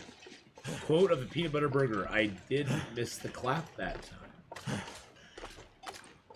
Been spoiled by In-N-Out prices. Oh yeah, usually, honestly, Kirby, I don't really go for gourmet burgers very often because honestly, they don't do much. They don't do much for me. I'll usually go down to McDonald's, get my standard 2 McDoubles with no pickles, add the mac sauce, and I'm happy camper. I know it's McDonald's burgers, but I don't care. And I don't get them very often anymore, so I treat myself when I want it. I love cave bush. I love the cave bush. Cave bush is very nice. Very nice cave bush. Oh, we don't have... How did we lose our cabin fever that quickly? Have you tried peanut butter tortillas? If I'm going for a gourmet burger, it better be non-traditional meats. I actually had a gourmet one that was, I think it was like buffalo. It was like a buffalo burger. And it was actually pretty good. It had a different feel to it. I mean, now growing up, my dad did a lot of hunting, so we would have deer hamburgers and elk hamburgers. So we had a lot. Well, one year he even got an antelope, so we had antelope burgers. Antelope burgers were kind of weird tasting, to be honest. I don't know what them antelope eat, but it's different than what the deer and the elk eat. But you had a wild boar burger once. I don't think wild boar. That doesn't. I don't know that. I don't know if that would be that good. Yeah, buffalo and elk burgers. Those were pretty good. Yeah, I've had elk burgers, deer burgers, antelope burgers, but that was all stuff that my dad went out hunting for. Never had any like predator burgers, like like a cougar burger or something. Sounds just completely. Lay's has a chocolate-covered potato chip. Chocolate-covered. Is it actually like covered, like really covered in chocolate, or is it just like chocolate flavored? Or is it actually like a chip that they dip in chocolate? Because that sounds phenomenal. Anything dipped. You know what I love? I love pretzels dipped in chocolate. Chocolate-covered pretzels are amazing. I could just lay down. Chocolate-covered pretzels are awesome. I just totally mushed those words out. Chocolate-covered pretzels. Chocolate-covered pretzels are... I now have it. I just had a minor stroke on chat, I guess. Yeah, I love sweet and savory too. That's one of my faves. Wavy chip, fully covered. Oh my god. Wavy chip, fully covered. Yeah, the sweet and the salty. This pack is getting too heavy. You can never beat sweet and salty. It just, I don't know what it is about sweet and salty. It makes me just happy. Ostrich. Never would think ostrich would be good. That's just weird. Ben & Jerry had ice cream with chocolate covered potato chips in it. Yeah, I like Ben & Jerry's for quite a while. I kind of stopped eating Ben & Jerry's though. And I don't know why. It's not that I didn't like it. I just kind of like, okay, I'm kind of over it. Okay, that leads up there. This is why I have to run, is because you like Ben & Jerry's. Yeah, Ben & Jerry's didn't like my belly. I guess that's another reason to not eat it. Ben & Jerry's was against my belly.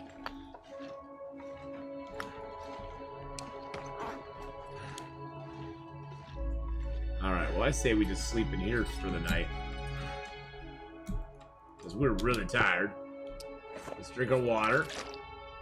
Actually... drink down a tea instead. Oop, there we go. Wow, that was a long day. Your ostrich is a bit like beef. It's the best filet mignon you'll ever have. Ostrich. I don't know if I could do that. All I could ever think of is like the big fluffy bird with the big long neck going, "Don't eat me!" All this gear is slowing me down.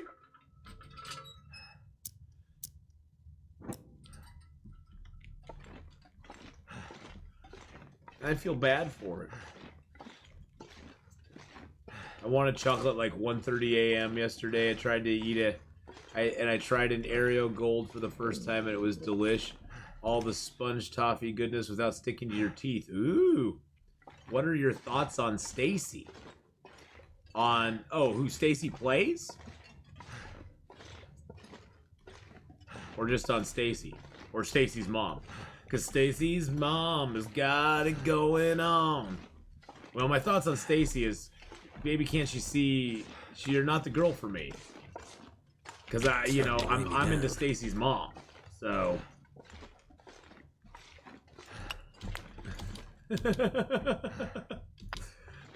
But no, if you're talking about Stacy Plays, no, Stacy Plays is a super huge friend of the stream. Been really generous to me, and she's really nice, and she's sort of an OG in the Long Dark community. If that's the Stacy, if that's the Stacy you're talking about, there you go. Yeah, no, Stacy's great. She does a lot of other stuff other than streaming too. I think she writes some books, or she's written books or something. I don't know. I don't know what kind of books she writes, but I think she writes some books. And she's done that too. So, but nah, she is a friend of the channel. But Stacy's mom, you know, hey.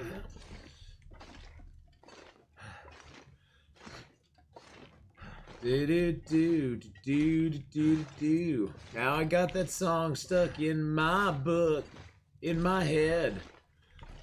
I think kids' books, but I may be wrong. Oh, she's streaming right now? Oh, she's awesome.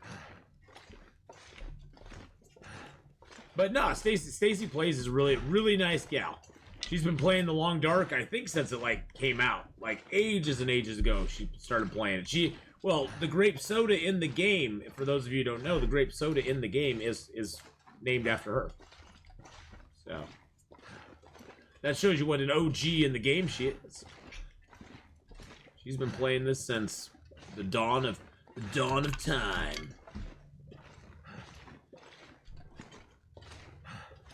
That was a weird noise.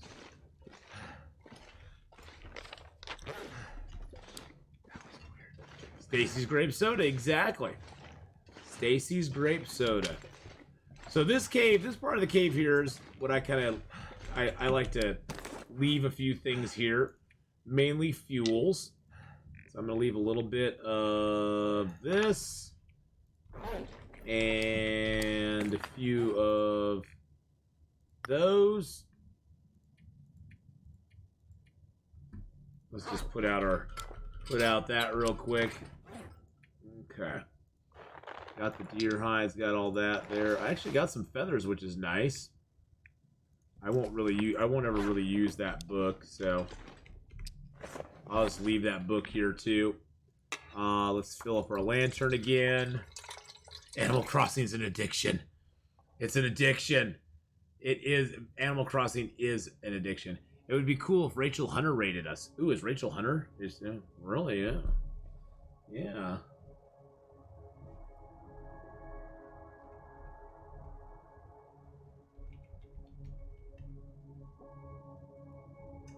Rachel Hunter. Yes, it would.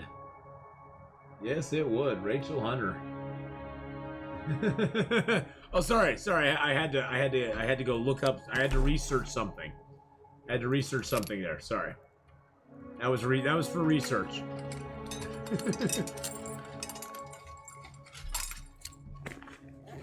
All right. So we aren't at bad weight. We aren't a great weight, but we aren't a bad weight to go in there. We're at 46. Subtle. Of course I'm always subtle. I'm subtle like a ninja. I am subtle like a ninja. You're better off Googling what about Animal Crossing. Animal Crossing looks like a fun game. It's on. Isn't Animal Crossing only on the Nintendo Switch or whatever? Stacy wrote a four-book children's book series, and she's thinking about writing more, but hasn't realized details. She's been playing since the game only had Mystery Lake. Wow. Was Rachel Hunter in fact Stacy's mom? Yes, she was. Yes, she was. That's what I had to go. I had to go look up. So here's what I looked up.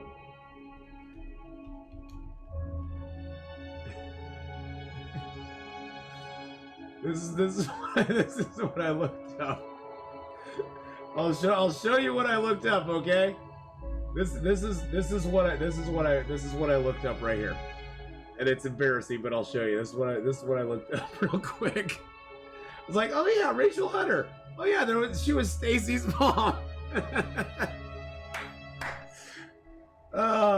Yes, she was Stacy. Yeah. Yes, she was Stacy's mom, and she had it going on. So now I'm all red. Dang it! Woo! I'm all red and hot and bothered now. Dang, nabbit. Woo! Oh my goodness. Quote of Stacy's mom: "Okie doke, back with whiskey." Hey, Rachel Hunter was a very, very beautiful lady. She was very, very gorgeous. She was like one of those 80s models that just like had it all going on. She was like a female James Bond, you know. Every girl wanted to be her and every guy wanted to be with her type thing. So well, I was looking for a new name for my new Interloper run. Stacy's mom it is. Your new run is going to be named Stacy's mom. That's awesome. I wonder if we have a moose down here. Moose can spawn up here on Marsh Ridge, but I do not see one anywhere. Nope. The other thing is on Marsh Ridge. What are you talking about? I have my crampons on even. Jeez Louise, what are you talking about right there, silly game?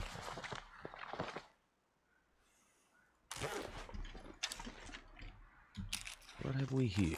Well, she is still hot. She is still hot, but you get a stim up here. This is a guaranteed stim right there. Every game, every Interloper game you ever play, that stim will be right there. And there's sometimes some maples over here too.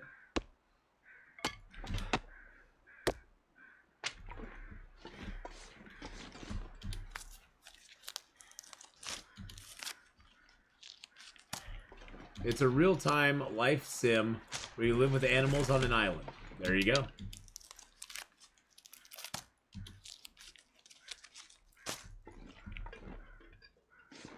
I think I need a hot toddy or something, and its name is Rachel Hunter. Whoa. thought of this. Yeah, I thought of Stacy's mom gives Will the will to live. This morning you played PUBG. I played PUBG a little bit back in the day. For a long time, PUBG was my second most played game on Steam. Believe it or not. Believe it or not, it actually was the second most played game I had on Steam. Oh my. Oh my. Now it's been passed up by Oh my. Red Dead 2, Escape the Pacific, 7 Days to Die. Subnautica is nipping on its heels. Medieval Dynasty is nipping on its heels. Ath says there's always a stim up here. There was always a stim up there. And its name is Rachel Hunter. Oh, and its name... Oh. I thought your hot toddy was named Rachel Hunter. Like, well, it is kind of a hottie toddy there. Of course, Long Dark has the 5,000 hour mark, but yeah, Red Dead's got 333 hours. Escape the Pacific, I have 310. 7 Days to Die, I have almost 300. I have almost 307 Days to Die, BK. That is directly your fault, sir. Your fault. And then I have 286 hours in PUBG. That's called Mr. Lemon Tree. Ooh, Mr. Lemon Tree. Very nice. Let's go pick these rose hips over here. AKA the hubby. I'm the blame for 7 days and Escape. Yeah, that's true, you are. And then I have 284 hours in PUBG. I have 238 hours in Subnautica. 196 hours in Medieval Dynasty. 128 hours in State of Decay 2. Find someplace to escape. I actually have 127 hours in XCOM 2. I enjoyed the heck out of XCOM 2. This is the Milton Basin, Samuel. It is right beneath Milton proper. There's a see that waterfall way over there? There's a rope that goes up to the farmhouse over there. Will I ever play PUBG again? Nah, not really. I have 115 hours in Sea of Thieves. Actually, Horizon Zero Dawn For being a game that I just picked up and played once, I spent 80 hours playing Horizon Zero Dawn. 81.9, actually. I actually have 80 hours in Green Hell as well. And then it all kind of goes down from there. It's like 50 hours in Chernobylite, 50 hours in Detroit. I actually put 54 hours into Subnautica Below Zero. I'd like those 54 hours back, please. I also have like 50 hours in Valheim, 50 hours in Wrath, No Man's Sky. Then it drops down to the 40-hour range with Mad Max, Star Wars Knights of the Old Republic. I actually have 37 hours in Witcher 3. That I do want to play again. Witcher 3 I do want to play. I actually really like that. I actually have 32 hours in Stranded Deep. That tells you I actually like that game, and then I just lost interest in it. Which is how I feel about that game. That game was a major bummer letdown. That's why I only have 32 hours in that, and I actually have 34 hours in Bermuda Lost Survival. How many hours in 7 Days to Die? 291. Almost 300 hours. Yeah, there's a wolf over here. I was just looking through my list of stuff. I actually have 28 hours in Icarus Beta. Star Wars Jedi Fallen Order, I actually have 35 hours in. I actually like Jedi Fallen Order. It was fun. I have 36 hours in Frostpunk, too. I gotta get back and play some more Infected at some point.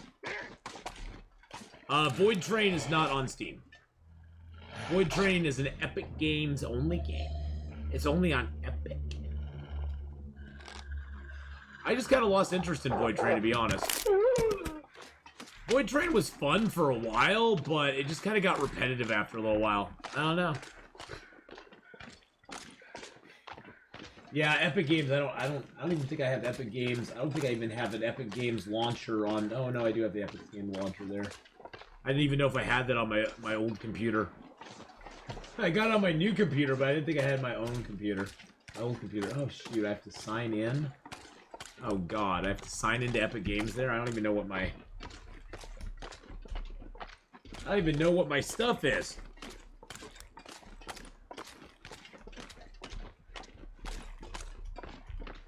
Oh, I'm already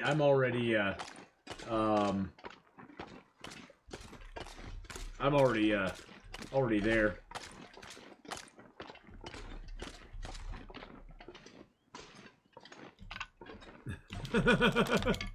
But now I can't remember my password. It's like, sorry, your password is invalid. And I'm like, I don't know what my freaking password is. Secret Tree, yes, we gotta go to Secret Tree. That's more important than the Epic Games launcher. Green Birch.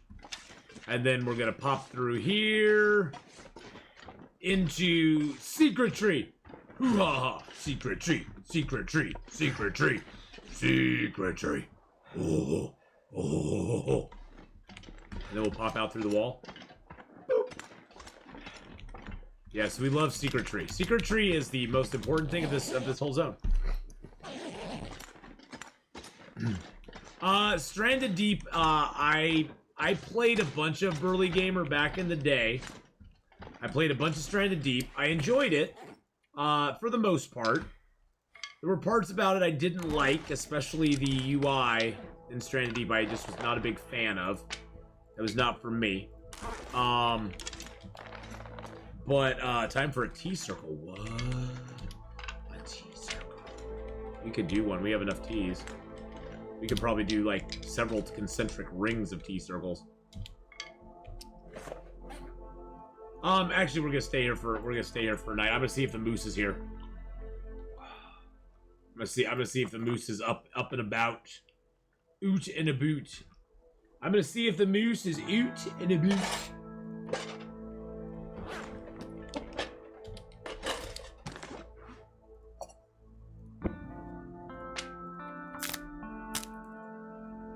But yeah, I just Stranded Deep. I just could never get into. I started, and then BK introduced us to Escape the Pacific, which I liked 10 times more than than Stranded Deep as far as the way it handled and stuff. And at that point, it was all over but the crying. I couldn't go back. I tried when they did their like full release. And the other problem I had with Stranded Deep too is just the devs kind of just like stopped doing anything with the game for quite an extended period of time, which was just kind of annoying more than anything. So for me, that was just kind of like, okay, well, if they aren't gonna try, then I'm not gonna try either. So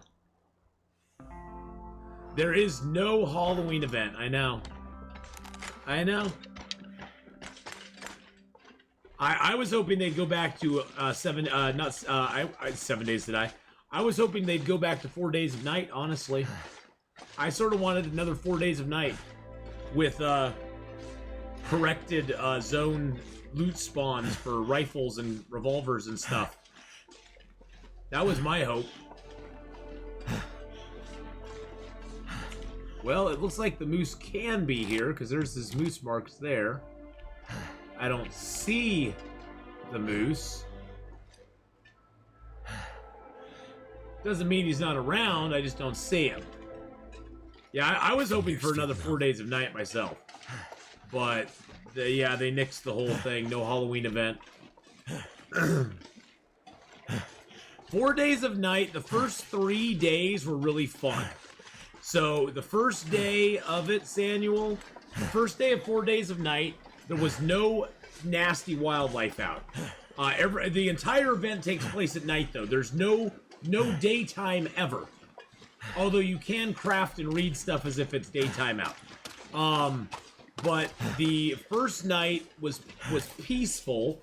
You could explore, gather up resources, get food, and get prepared. And you could also, during 4 days a night, there would be like pumpkins out by trees. And if you went to those pumpkins, there was special loot there. There was sort of little loot caches like they have in those little cache boxes. And you could get really cool stuff out of them. And the pumpkins looked amazingly cool too. On the second day of 4 days, and the second night of 4 days of night, all the wolves came out, and we're talking like stalker wolf population. There were wolves everywhere, and it was so much fun. And then the third night of 4 days of night, not only were there wolves everywhere, but it was a 24-hour. It was an aurora all the time. All the time was an aurora. And it was so much fun. Now, the fourth night of 4 days of night, it was a blizzard. Which was the most boring night of 4 days of night. And usually on the fourth night, I would put my hour in to get my progress badge. And then I'd be like, okay, I'm done playing it now. Because there wasn't really any reason to continue. Now, the problem with 4 days of night, there was an upside and a downside. If you lived through all 4 days of night on the same character, you had pretty good gear going into day 2 and 3 and 4. If you die, you had to start all over with nothing on whatever day it was. And so if it was the day that the wolves were out, then it kind of sucked. Those are all deer behind. Those over there are all deer.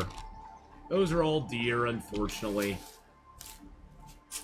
So that was the only thing that was kind of you definitely did not want to die on like the third night of 4 days of night, because then you started over naked with nothing.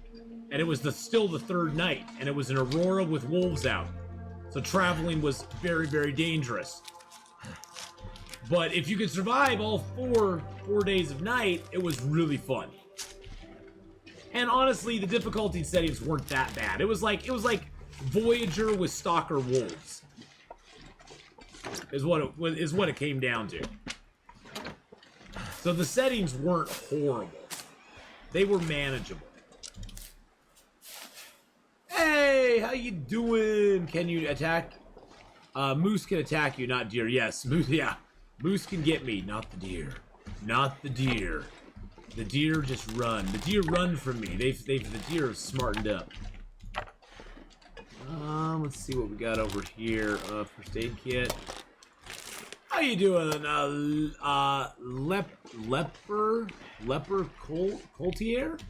I probably said that completely wrong, but that's all I could make out. I enjoyed the 4 Days of Night myself.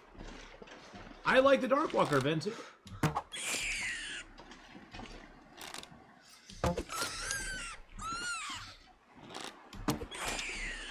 I like Darkwalker as well. So I'm not gonna be able to carry this load for much longer. For me, I like both of them. I thought Darkwalker. I'm glad they updated Darkwalker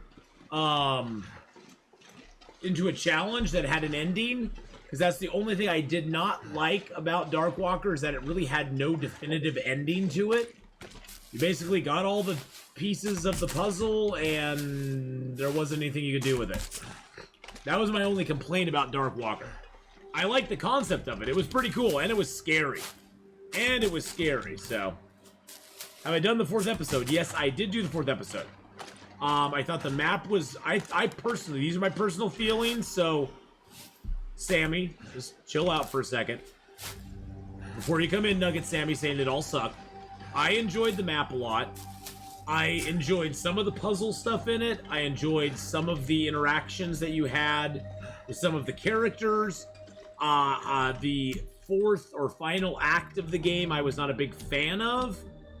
The timed do this in a certain amount of time or die type thing, I didn't really like. But overall, I enjoyed it. It was fun. I'll probably play it when the next episode comes out. Come on. Again. Come on. Just to kind of catch up. But I mean, the map, I'm interested to see what they do with the map. I think they'll be changing a few things about the map, because I can see how some things were specifically set up for story mode, where they'll need to change it if they want it to fit into like a survival mode. But there were some hitboxes that were completely off on some of the puzzles, and so you couldn't actually target what you're trying to target, which was just kind of frustrating more than anything. But the puzzles were interesting. I mean, you know. Yeah, I still want to see where they put it on the. I mean, my honest opinion is that it's probably going to go up in this area somewhere. It's going to go up here somewhere. Maybe with a small connect. It may go over here with a small connector zone from Mountain Town to that. Possibly.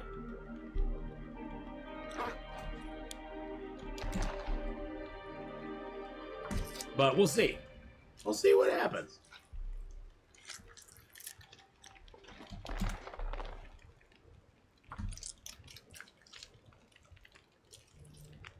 But, I mean, because you got to remember that, like, it has to...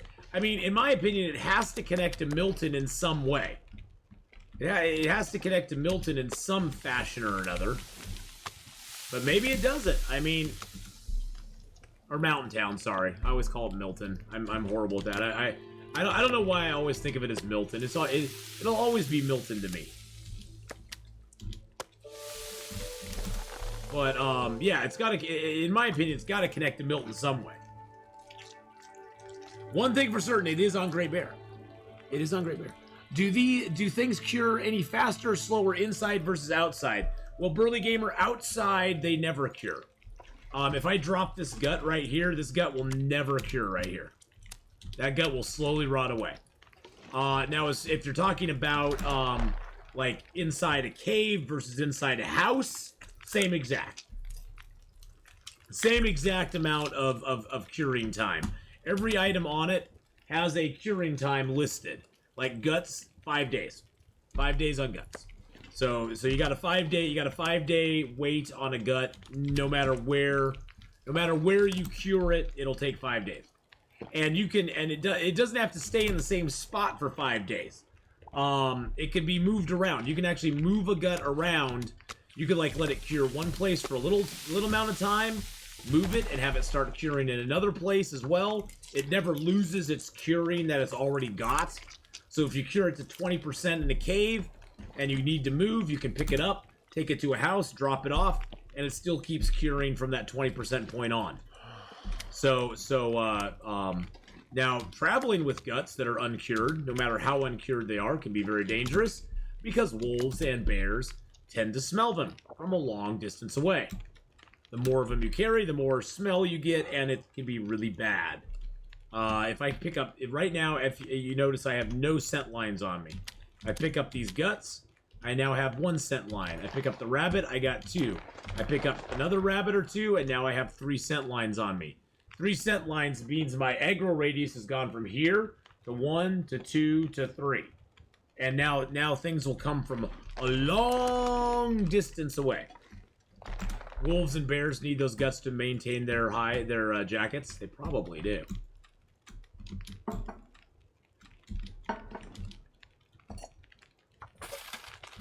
When you exit Milton to Mystery Lake, you see the other part of the tunnel. Yeah, see, that's the thing. That's the thing, is I think that's why I think there will be a connection zone. Is I see that part of the tunnel, and I'm like, you know, you see that part, and there's people who've actually gotten down there. There's people who've actually gotten down there. So, I like that, though, Quack. The wolves and the bears need that to maintain their coats.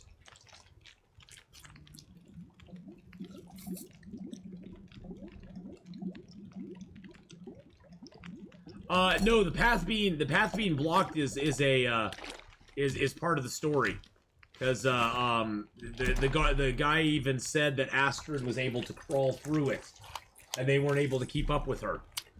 So Something's making me feel tired. Oh, and here comes a storm. Here comes a storm, da-na-na-na. Here comes a storm, and I say we're overweight by just a little.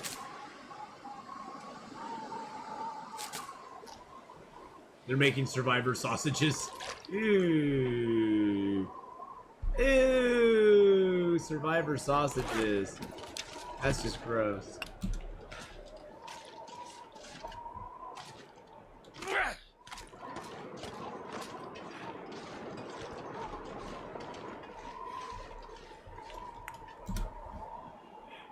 Yeah, you all run over that way. There you go. Keep going, dear. You've run over towards my house. All right, I'll be right there with you.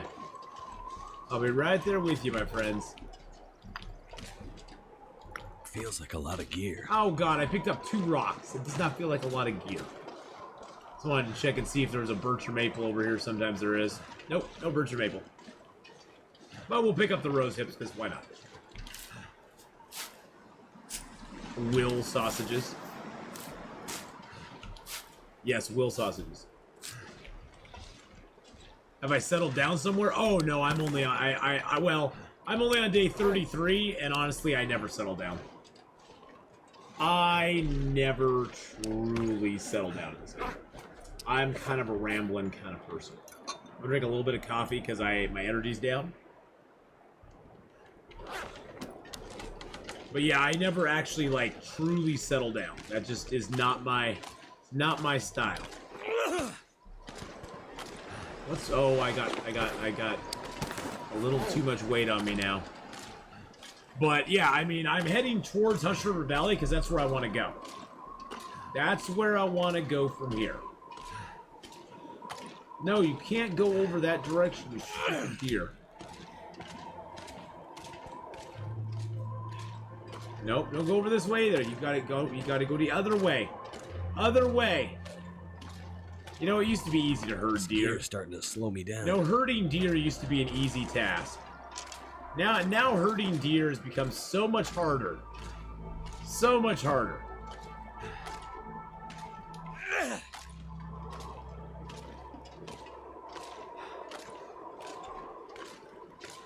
No, do not run this way.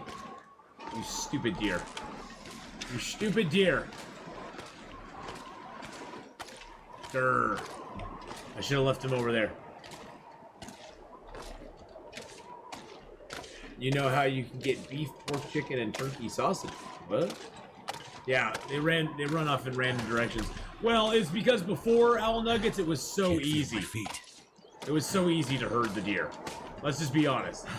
You could just go towards the deer, and he would run opposite direction of you no matter what. He would just like he wouldn't angle off or nothing. You could basically direct the deer right into wolves every single time, which I'm sort of glad they changed that mechanic because it was a little OP at the point. It was sort of like being able to drop bait and just have the wolf go straight to. You could have bait sitting 2 feet in front of you. The wolf would go straight towards it and never deviating from it, and you could wait till he got right there and just shoot him in the face.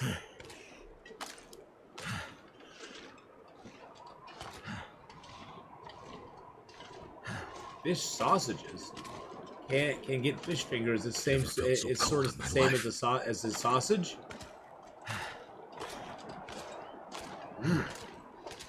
Interesting. I like using them as wolf defense. I always thought of it kind of smart tactic, smart but kind of brutal. Well, yeah. I mean, it is a smart tactic. It is a smart tactic. Good God, I can't say the word tactic. I think I am having a mini stroke right now. There are 20 people working on this game, so they don't have time to code deer paths. Well, they had time to code in a alternate deer path, that's for sure. Because the deer pathing changed, what, about, I think it was shortly about episode 3, a few years ago, that the deer pathing completely changed. To where they just run off in willy-nilly all sorts of directions all over the place now. So. What's that? Oh, that's the pictures of Rachel Hunter. What? I didn't get rid of those? I better get rid of those. I better get rid of those images.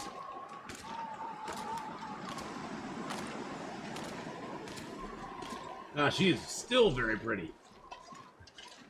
Sorry. I got distracted by Rachel Hunter there again. Gosh darn you, Mark Wars. Get me distracted by Rachel Hunter. Much gear. Goodness gracious, my friend. I still think that the dark black mountain on top of the map is black rock that should connect to.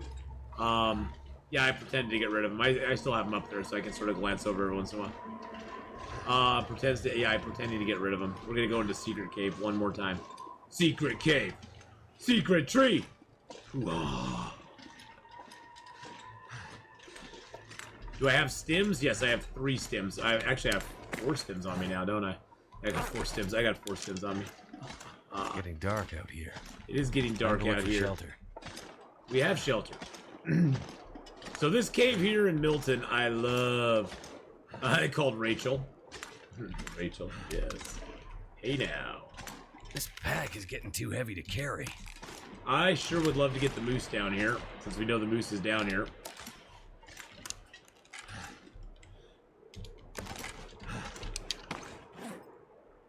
All right. Shooting shenanigans. Jesus criminy. I'm gonna need to rest soon. Seriously.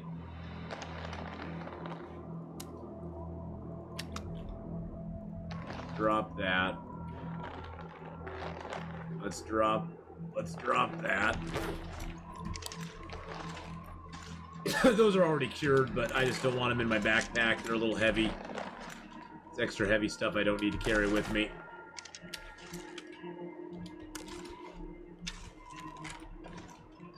Did I really kill the only wolf down here? Sometimes there can be 2 or 3 wolves down in this place. It's kind of cool that the Milton Basin sort of has a random number of wolves that spawn down here. Sometimes it's only 1, sometimes it's 2 or 3. You never quite know what you're gonna get when you come down here. It never like gives it away, so it's kind of cool.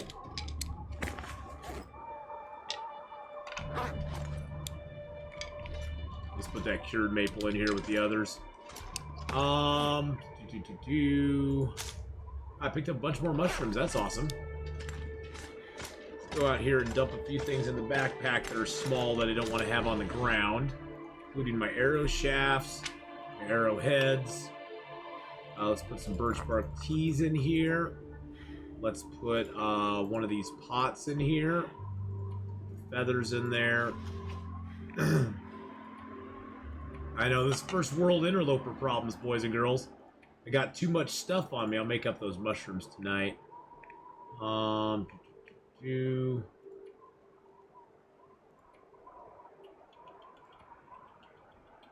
Keep my teas on me. I got another box of matches too. Look at that. There we go.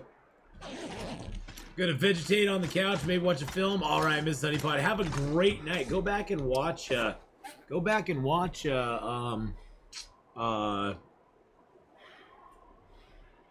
know, a movie that has Rachel Hunter in it. Just to keep up with the theme of the night. Go back and watch a Rachel Hunter movie. What was the one? Fast Times at Ridgemont High. There you go. Isn't that the one that had Rachel Hunter in it? It was Fast Times.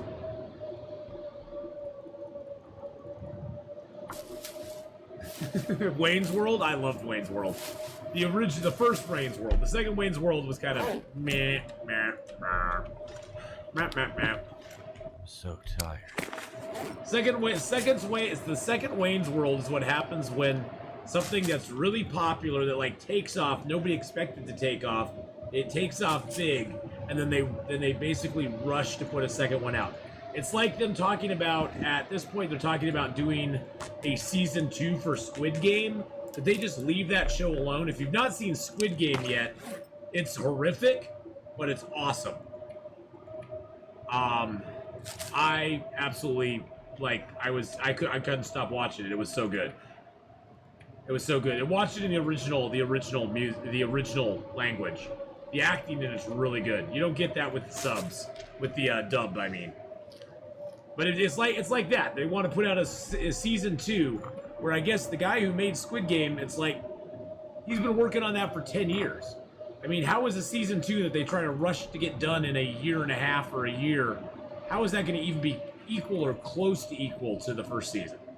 It's just going to be like Westworld all over again, where they had a really good first season, and then the other seasons were just kind of womp womp womp womp womp womp. The end of Squid Game, I like the end of Squid Game. It was interesting. I mean, the marbles episode was like, oh man, the marbles episode was just crazy. That, I think, was probably one of my favorite episodes. Because in that, you ask yourself, what would I have done? What would I have done in that situation? Too much stuff to carry.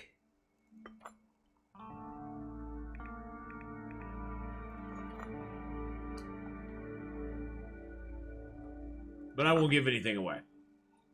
But watch it if you haven't. It's a good show. Oh, dang it, it's foggy out now. I don't want it to be foggy. Alright, well, let's go over here.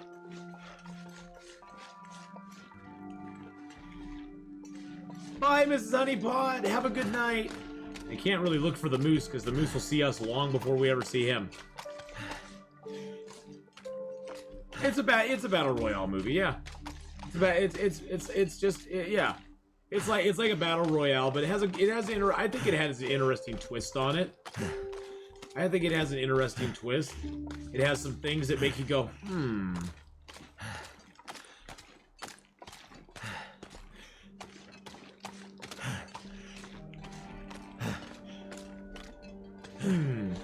It's sort of like it's a battle royale, but it has a very interesting twist to it. So I wouldn't like to see a season 2. I think season 1's fine, and they should just leave it at that and call it good. But yeah, the money. It's all about the bucks. About the bucks. My favorite episode of Squid Game is the one where SpongeBob and Patrick annoy Squidward and Mr. Krabs. I know. That's my favorite too. Hey, Rockies883, how you doing? How's it going, Rockies? See, I never liked Hunger Games. I thought Hunger Games was just like... Hunger Games was weird. I don't know. Didn't really like it a whole lot. I watched them, but this wasn't my thing. Wasn't my bag. I could not get invested. I mean, it's one of those where I mean, I can understand characters doing dumb things every once in a while, but I don't know. I don't know. I just was not big into Hunger Games. I liked Running Man better than Hunger Games with Arnold Schwarzenegger. I like the Running Man better than Hunger Games. Here is your Sub-Zero. Now he is just plain Zero. Oh, how could you not like a movie that is Arnold Schwarzenegger, Jesse the Body Ventura, and Richard Dawson from Family Feud? How can you not love that movie? That movie just stands on its own right there, man. You get freaking Richard Dawson from Family Feud in there. How can you go wrong? How can you go wrong?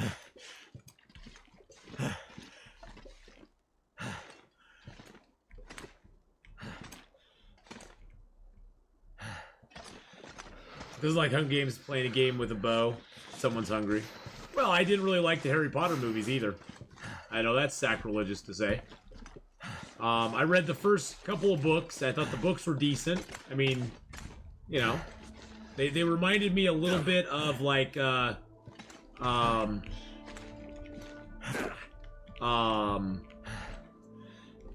little bit of some other stuff I had read before.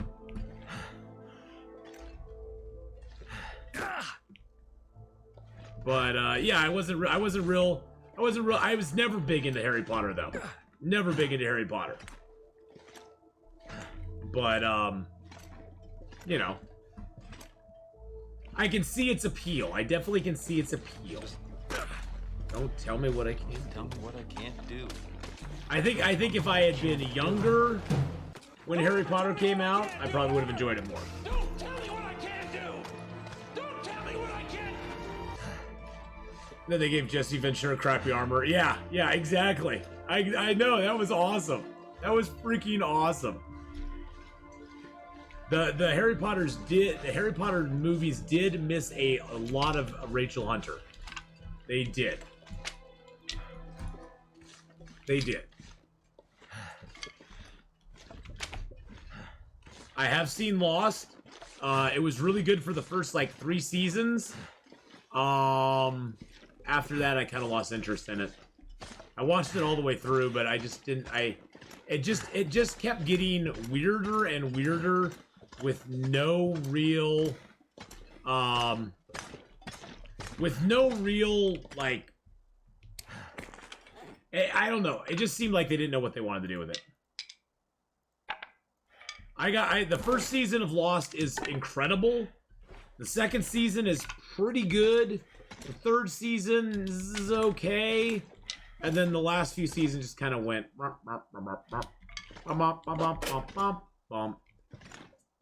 just kind of lost interest.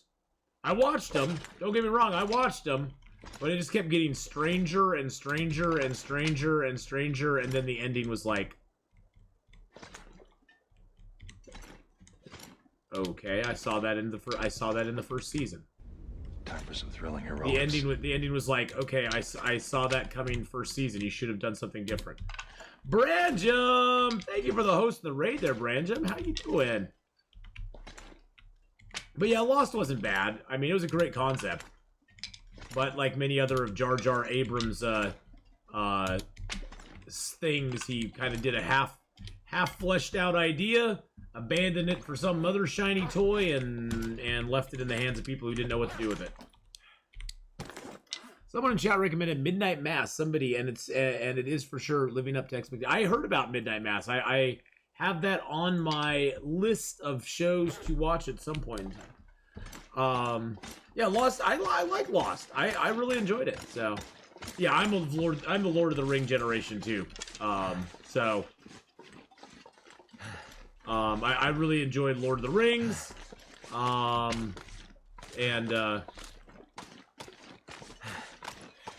Yeah, I just could never get into the Harry Potter stuff. I mean, my kids loved it. My daughter loved Harry Potter, but then again, she liked Twilight too, so, you know.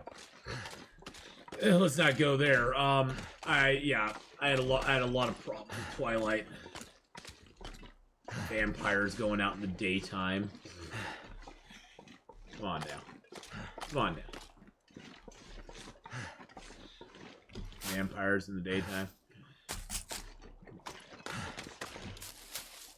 But then again, I grew up with the Vampire Diet, with not Vampire Diaries, with Anne Rice's Vampire Lestat and an Interview with the Vampire and stuff. Those were the ones I grew up with. So, and man, Tom Cruise and Brad Pitt as vampires. How could you go wrong? How could you go wrong? Considering nose is bleeding, lots of small flies in the kitchen. What? SWAT Boomtown. The only update they've done is they've added Chapter 4 to the story mode. Chapter 4 of the story mode. Watched it first. Like I say, Lord of the Rings takes a lot of time to get to a point. Oh yeah, Lord of the Rings is a journey. I mean, but really, what? See, I think what a lot of people sometimes lose sight of with Tolkien's work is Tolkien was not writing a fantasy novel, I guess you'd say. Tolkien's whole idea was to sort of create a folklore, Anglo-Saxon folklore that had been lost in, I forget what invasion it was, but he was trying to basically recreate like a folklore for himself that he liked for his country. I mean, you know, that's what he was kind of like going for. And that's why a lot of his stuff comes across. I mean, honestly, Lord of the Rings, the 3 books, they took me about 4 times before I could read all 3 of them. They are a very tough read. And honestly, I've never gotten through the Silmarillion. Because the Silmarillion is basically a history book. It's like reading a history book.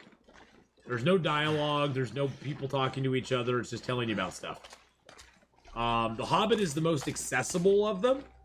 The Hobbit is the most accessible, it's the most accessible.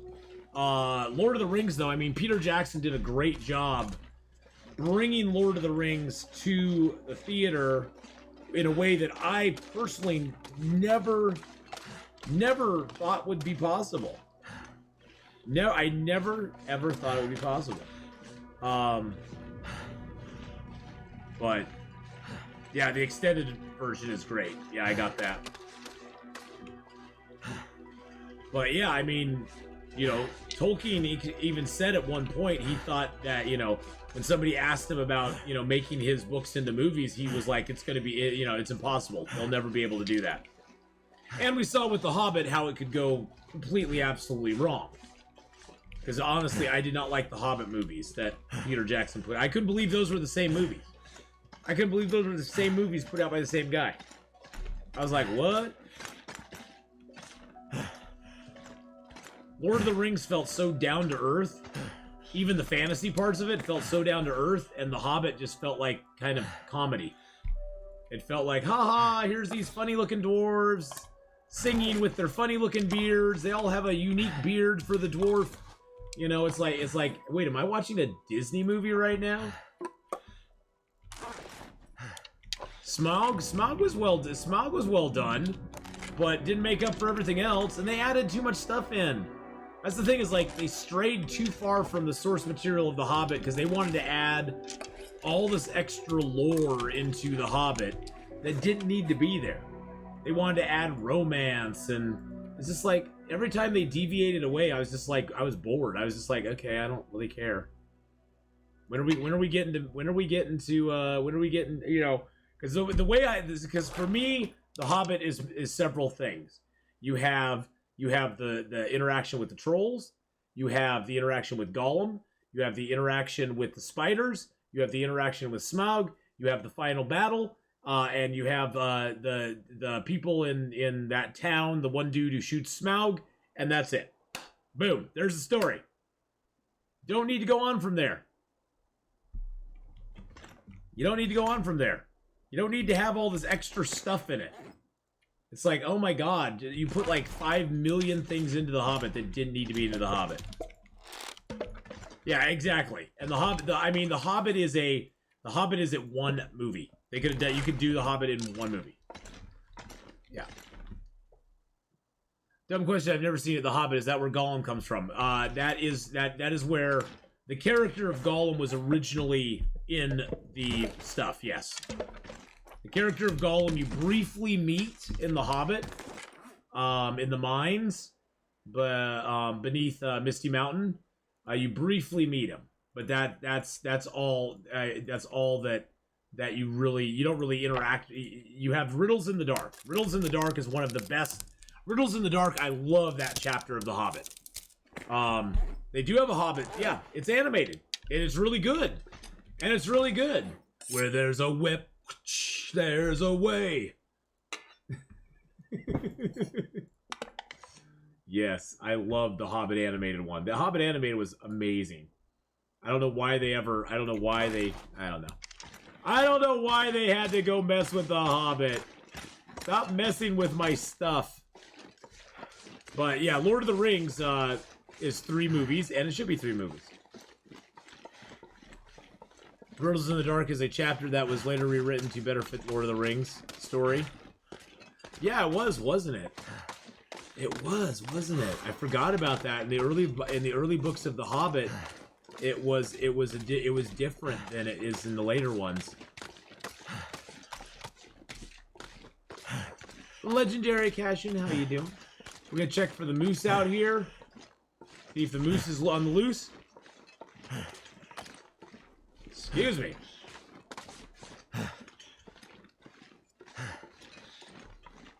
But yeah, I mean, Gollum is like a great character. But yeah, Lord of the Rings was really good. Hobbit, I didn't like so much.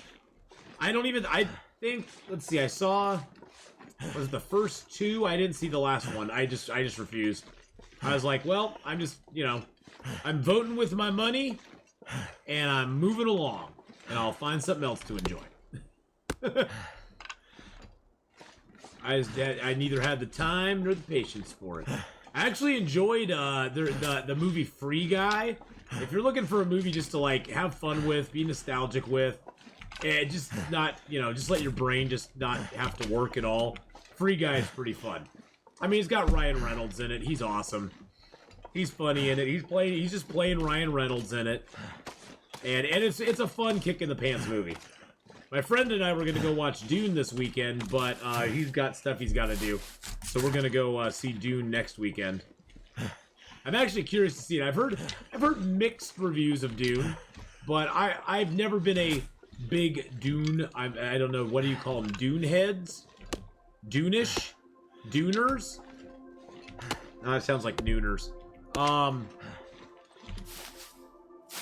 I've never been a big Dune person, but I could never get through the books.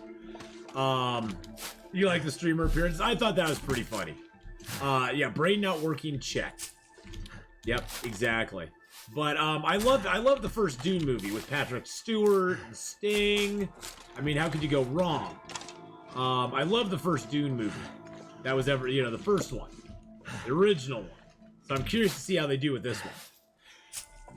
You like the original one with Patrick Stewart? The new one's really cool too. I heard though, so have you seen the new one, Chester? Because I've heard the new one is not the complete, like the original Dune was sort of a complete story in and of itself. I heard that this new one is more like the first part of the story. Like, it goes more in depth into stuff, and it doesn't, it leaves on like a cliffhanger almost. But I haven't seen it yet, so. Which will be sad if they never continue it, but it's like part 1. It says it on the title screen when the movie starts. Oh, okay. Did you hear that Marvel may have regained full movie rights for the Incredible Hulk? Rumors the rights have reverted back to them from Universal. Oh, really? Didn't hear that. Peter Jackson took over from another director, and the producers rushed him on the deadlines. There's little planning time available for him and the Weta team. That's why The Hobbit feels incomplete and rushed.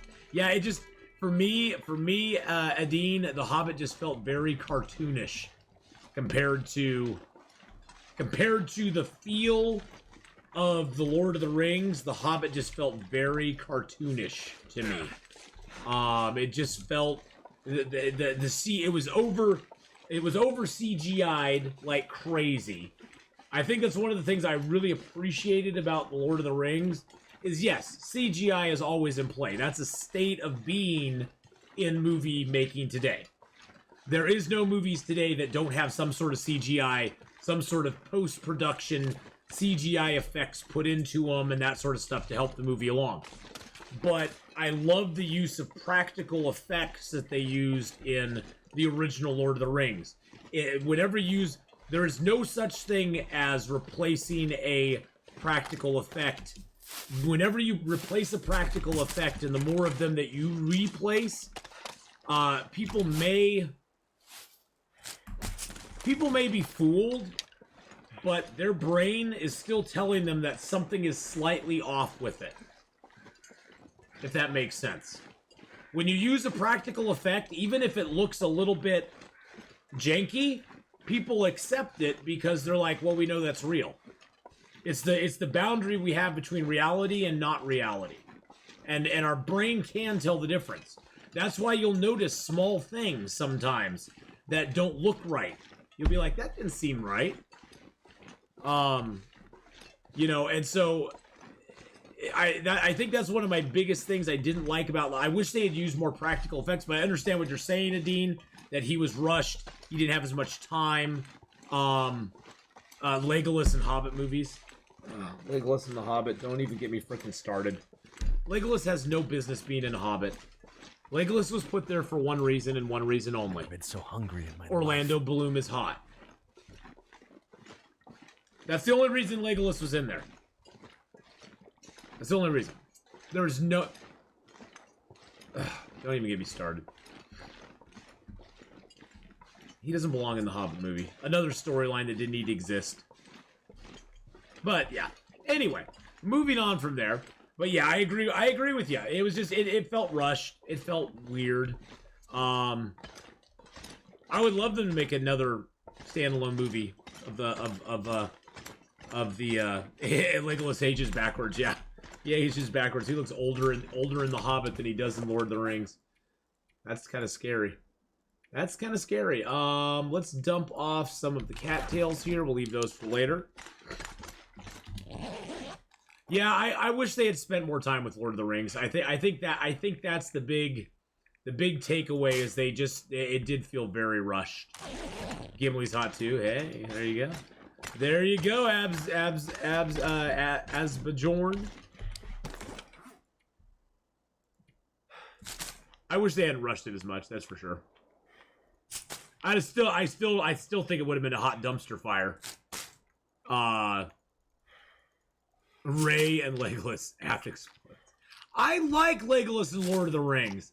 One of my favorite relationships in Lord of the Rings was Legolas and Gimli. That was like one of my favorite relationships in Lord of the Rings. The Arwen Aragorn love story, it's okay, whatever. Lord of the Rings is not about love. It's about friendship, companionship. It's about you know, standing up against evil. It's about the ultimate evil. I mean, it's about brotherhood, it's about sisterhood. I mean, I love that. One of my favorite scenes in Arwen in Lord of the Rings is when Arwen's being chased by the Black Riders and they go to the overhead shot. I got chills just thinking about it. That's how good that scene is. That scene is just freaking phenomenal. And then when she gets to the river and she starts whispering in Elven and the river starts to rise and writhe, it's just like, oh snap. Oh snap, Black Riders. You pissed her off now. And then the river comes crashing down with the horses' heads as the crest of the wave. I mean, that stuff is just like, that stuff is just phenomenally amazing. I mean, yeah. If you want him, come and claim him. Exactly. Oh. If they wish they'd kept the... They touched on that briefly, but yeah, I understand. Well, but Tom Bombadil was the same thing. I wish they had Tom Bombadil in there, but I understand why they left him out. And the Scourging of the Shire, I understand why they left that out as well. They briefly, I mean, you know, when he was looking into the mirror, Gladriel's mirror, it briefly touched on the Scourging of the Shire. But, yeah. I just love the way magic and mystical powers are portrayed in the movies. Well, see, the thing is, Owl Nuggets, that the way they're portrayed in the movies is they aren't OP. They are not OP. They are used with, they're used, with, like, reverence, and they're used very sparingly. I'm so tired. I can just lay down right here. They're used very sparingly, which I like. When you can just throw around magic, like Harry Potter, with hardly any consequences at all, like Harry Potter, it loses its impact. It loses its meaning. It loses its specialness, in my opinion. I grew up playing D&D. So, for me, magic being something that is very limited, that you have to choose your moment to use your magic, is something we always had drilled into us as magic users in D&D. You didn't just go around throwing magic missiles at everything, because you then had to recharge, get it back. You didn't just have an endless supply of them. It was an arrow in your quiver, and you judiciously chose when to use it. And so, and magic, all magic had rules. I mean, that's one of the reasons I love the show Once Upon a Time, because as he always says, all magic comes at a price, and all magic has a price. Welcome to anyone who's just stumbled into the nerd stream, or the portion of the stream. We're all nerds here, yeah. And that's the thing, is I love magic that has a price, or magic that has a consequence, magic that has some sort of downside to it. Magic that seems to have no downside to it, just, ugh. What Lord of the Rings is one of the densest works ever in the English language. Well, J.R.R. Tolkien was a linguist scholar. I mean, he was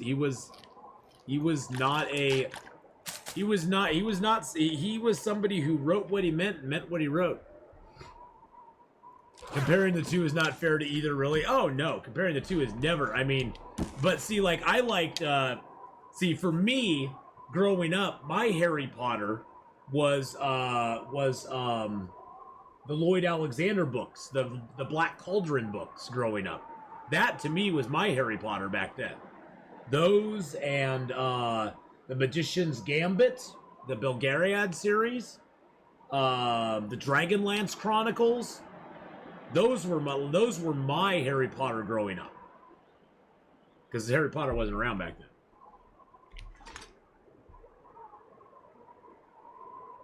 Even in Harry Potter, to be fair, even Harry Potter magic does have consequences. Think about what happened to Voldemort. Yeah, although magic in Harry Potter is rather loosey-goosey, let's be honest. Let's be honest. Harry Potter magic is pretty dang loosey-goosey. Sometimes you need the wand, sometimes you don't need the wand. We have a time turner that we can go back in time, so why don't we go back in time and stop certain things from happening?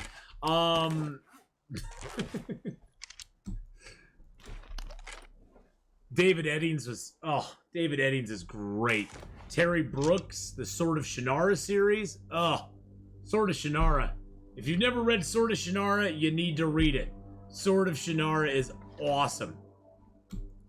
Sword of Shannara is awesome. Hey, I take nothing I take nothing away from J.K. Rowling's. Millions of people love her books. To me, they're more of a children's fantasy book, which, I mean, she wrote them for kids originally. I mean, there's nothing wrong with saying that. She wrote them for kids originally. That adults can find pleasure in them too is amazing. I still read through my old... Let's see, do I have it here? Where's my old... Let's see. Yeah. I still read my old original Lloyd Alexander, The Book of Three, which is the prequel. It's the pre-book to the Black Cauldron. I mean, I still read this all the time. It's a 200-page book with print that big. I mean, I read it all the time. It's a kid's book, but I love it. And there's nothing wrong with kids stuff crossing over into adults loving it. But, yeah, I mean, I love Lloyd Alexander's Book of Three. What was the second? The second one is The Black Cauldron. And then they had, I mean, there was like 6 books in the series, I think. And it's a great, the book smells old too. But yeah, it's a great book series. And, you know, David Eddings is great. I got really into Raymond E. Feist for a while. His Raymond E. Feist books are just amazing. Magician Apprentice, Magician Master. Oh, they're just awesome books. They're awesome books. I love those. My bookshelf is right over here, by the way, if you couldn't tell. I keep looking over my bookshelf going, what do I have over there? What do I have over there? C.S. Lewis, I loved his Space Trilogy. I love the Narnia Trilogy. I've read those for forever. I actually collect old books, C.X. Miller's. When I go to garage sales, I look for like old books from the 50s and 60s. Stuff like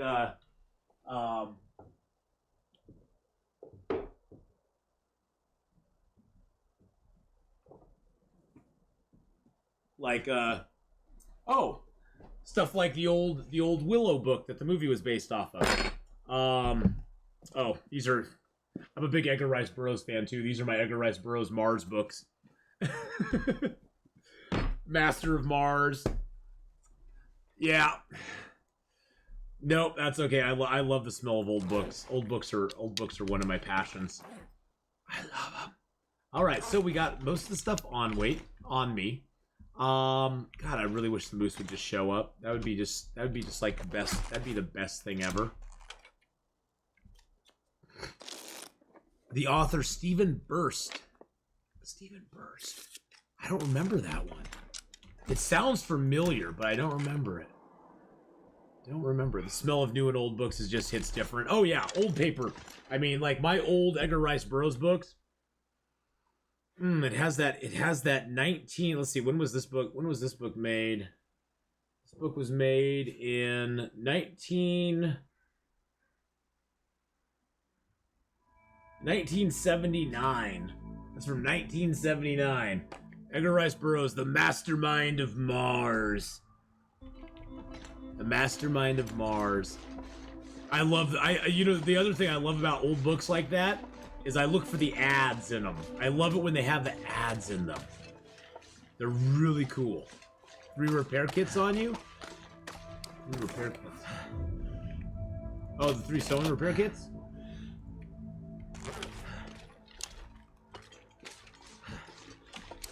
Is that what you're talking about? The sewing repair kits?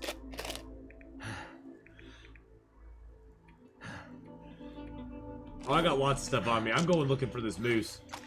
I'm bound and determined to find this dang moose. There's his moose marks right there. Sorry we got off on books here today. I'm sorry about that. Gulliver's Travels. Gulliver's Travels was a good book. I read that. Long John, the Treasure Island. We are currently in the Milton Basin, but I intend to get out of here. So we're of good climbing weight right now. So we're gonna climb up, drop off some stuff, and then come back down. I was just seeing if the moose was out. I want to schlep all my stuff up into Milton if I can, at least to the farmhouse. Another author, if you've never checked him out, Peter V. Brett writes a series called The Demon Cycle. It's really good. It's like set in our future. In our future, when man has forgotten all about magic, and these creatures from the core of the earth, basically come into the earth and basically destroy the earth, leaving man in ruins. Men start to learn the wards to protect themselves against these demons, or daemons, whatever you want to call them. And there's different ones like rock and tree and stuff like that. And the story takes place in our far future, and it's the struggle against these, and, you know, of course, heroes rise, learn new runes that can fight against them, and blah, blah, blah. But it's really good. It's a really good series. Peter V. Brett, The Demon Cycle, I think it's called. I've been reading that. I've read that one like 4 times. Yes, we're reading books and playing games. I'm playing a game. We're talking about books at the same time because it's fun. Let's drop the sticks. There we go. Well, let's get warmed up, I guess. And then Glenn Cook is the other one. If you've never read Glenn Cook's Black Company book, the Black Company is amazing. The series lags at about the 7th or 8th or 9th book, but the first like 3 Black Company books are just wow. And all it is a story about a mercenary company that happens to get hired by this sort of evil queen.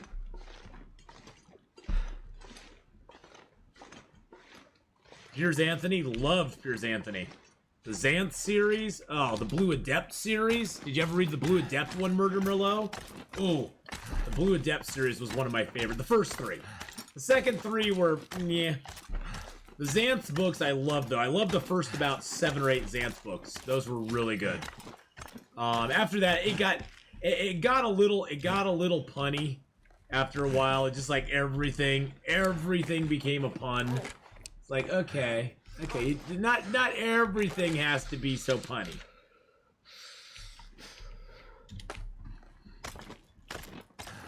Yeah, I can't do it anymore either. But I love the first Blue Adept series. I read those. I still have those over here somewhere.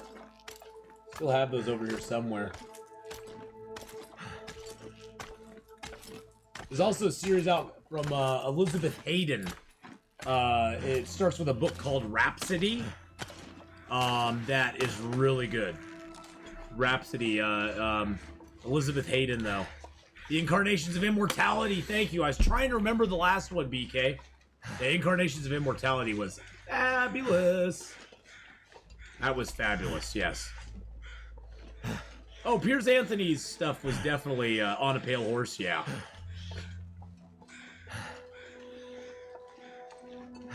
Piers Anthony is my 3rd favorite Piers. First is Santa Monica Piers. Second is Piers Morgan. Oh, that's too good. See, and it's sort of like, with books, it's sort of like The Doctor. Your first is always your favorite. So my favorite author will always be Edgar Rice Burroughs, because that was my introduction into fantasy and science fiction type stuff. Is when I was in, I think it was like 5th, no, I think it was maybe even been 4th grade. I might have been in 4th grade. I picked up a book of Edgar Rice Burroughs. I actually have several copies of it. It's called Back to the Stone Age. I was like, this looks cool. It's got a dinosaur on it. And I started reading it, and I was like, dang. Because I mean, the cover's awesome. The cover's awesome. It's got a dude with a spear facing. Jeez Louise. Nope. Don't interrupt me when I'm talking about my favorite author. So cold. Just want to lay down. Yeah, there's I see Back to the Stone Age up there. Hopefully a wolf doesn't come and kill me.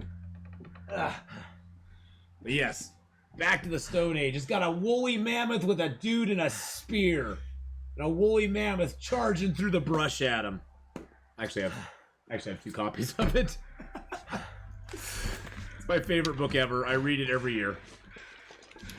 It was my first book that I ever read. That was like an adult book. I mean, it's got violence. It's got sword fighting, romance. I'm gonna have to leave something behind.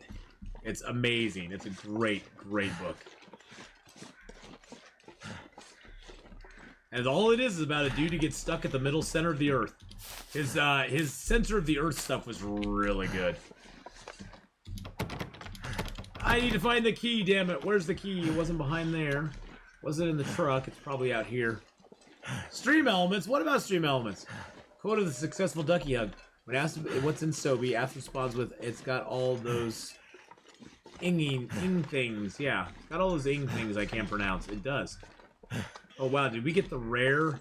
Did we get the rare key spawn inside the tractor? We did. Huh.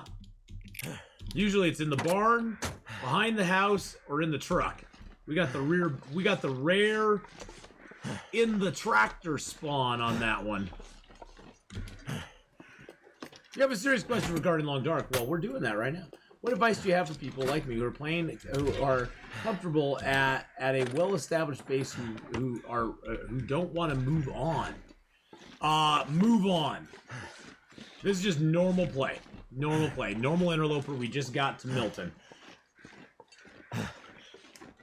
Just move on, my friend. Pick a destination. Here's my suggestion. Pick a destination. Make that your goal, your overall goal. Like right now, my destination goal is Hush River Valley. Will we get there today? Probably not. But that's my goal, is Hush River Valley. Everything I am doing now is leading me in that direction. Now, it doesn't necessarily mean I'm going to get there right away, but that is my my goal. My long-term goal is to get there. So set yourself a long-term goal of going to a place on the other side of the map somewhere. Why do I want to go to Hush River Valley? Because Hush River Valley is awesome. Because it's a fun place to chill out with your friends. Oh, look at that. Because it has good loot in it, and I want to go there. So I just wanna go there because it's fun. Because you got to find stuff to do in the game. That's the thing, is like at this point we pretty much could run the game because we have all we need to get is a little better gear. We got 19-degree warmth bonus right now, and we just need a little better gear, and we're pretty well set. We got a bow and arrow. We got knife and hatchet. Hey, look, it's a ski jacket, which I don't need. I hate having all these books laying around. But yeah, I love Hush River Valley, and a lot of people like to see me when I go to Hush River Valley because Hush River Valley can be a very it's a very tricky zone to maneuver around in. Once you learn your way around in Hush River Valley, it's not that bad. Are you not crafting any gear? Oh, I have hides and stuff curing already for gear. Gotta let it cure though first. Gotta let it cure. We got stuff curing down there. What was I gonna drop here? Oh, I was gonna drop some firewood. That's what I was gonna drop. Drop all that. Put the paper and stuff in here. Oh yeah, I have stuff curing. That's I need to go back down into the Milton Basin. And I need to gather up some stuff and bring it up here.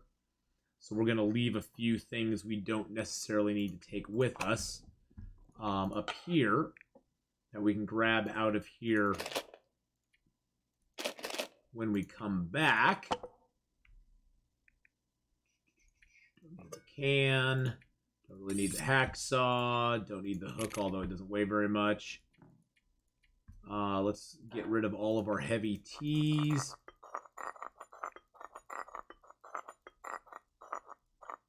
There we go. We'll just put those in there for the moment, too. And those, too. A couple of our stems in there. There's extra clothing in there. Getting down to weight is always the tough part. Oh, that's all I can put? Okay. I wear them all the time. I just wear them all the time. I don't... we figured it out. It seems like the crampons lose a little bit of condition in blizzards and stuff, but I got the crampons on day 5. I've been pretty much wearing them all the time, and they've lost 3% of their condition between day 5 and day 35. So in 30 days, I've lost 3% condition on the crampons. And they protect my head wrap. Although I do have 2 head wraps, so I guess it's not a huge deal. But they do protect my head wrap, so So that's always nice. Have a little, you know, it's always good to have protection, boys and girls. Always good to have some protection.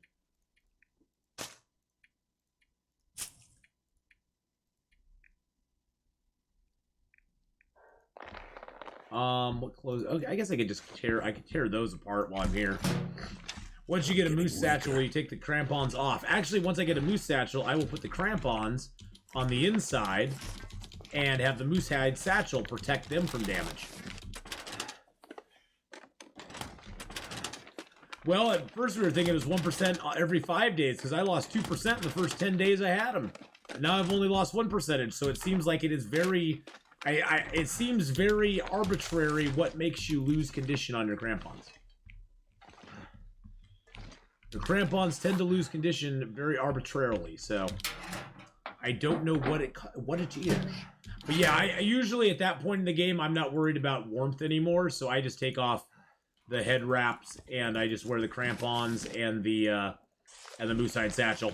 Hey, look, it's a box of crackers. Let's go check in the pantry. Hey, look. Hey, we got some maple syrup at 0%, my friends. Maple syrup at 0% is very good. It's very tasty. And now most of the food we're gonna find. Oh, we got some grow well. That's always good. Take that back with us. Well, the satchel takes hardly anything to repair, and it's tough as nails. I have never, to this day, had a satchel in decent shape ever get ruined. I've never had a bear ruin it. I've never had a wolf ruin it. Even a bear attack only knocks the satchel down to like 70%.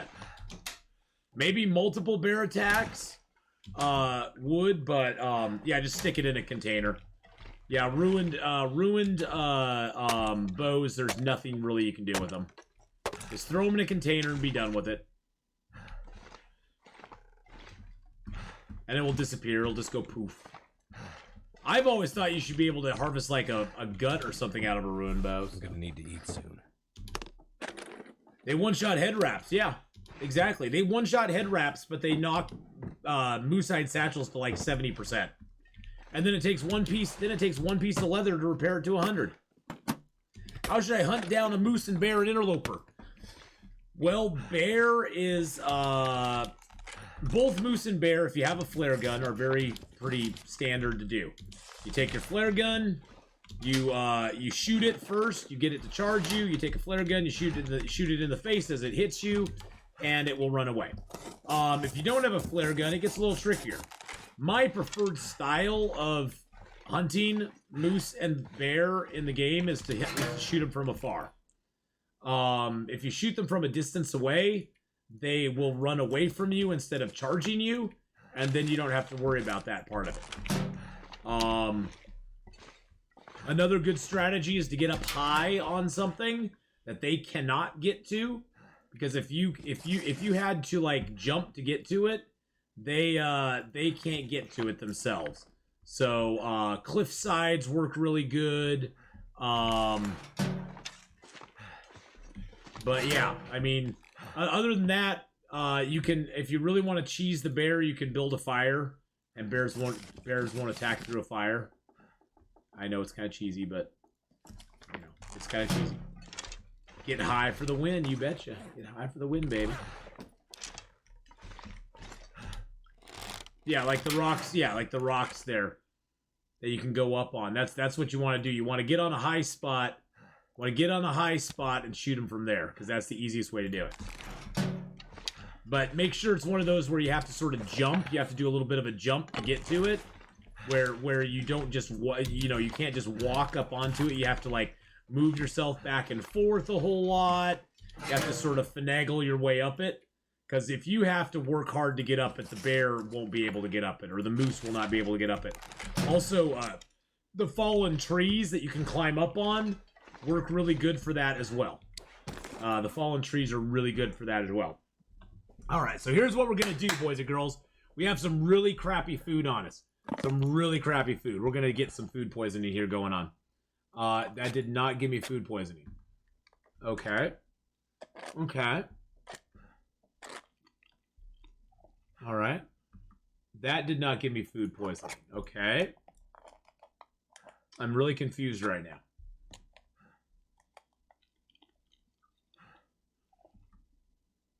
That did not give me... What is going on right now? I'm like, so I'm just like mentally prepared for food poisoning and I'm not getting it. Okay. Well, we don't have to worry about that tonight. We can just sleep.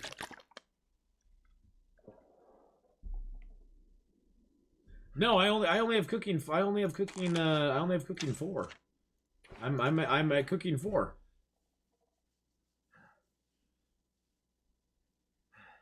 Oh, and yeah, if you're wondering, yeah, I'm not consuming all of this food here. That way I can cook these small bits later on. And they don't have much calories in them, but I get a cooking skill up for each one. Game only gives you food poisoning when you're not prepared. Yeah, I mean, I had my birch bark teas ready. I had my reishi mushroom teas ready. I was like all set to get food poisoning and be like, haha, game, you can't get me. You can't get me. I'm all ready for you this time. Let's drop those.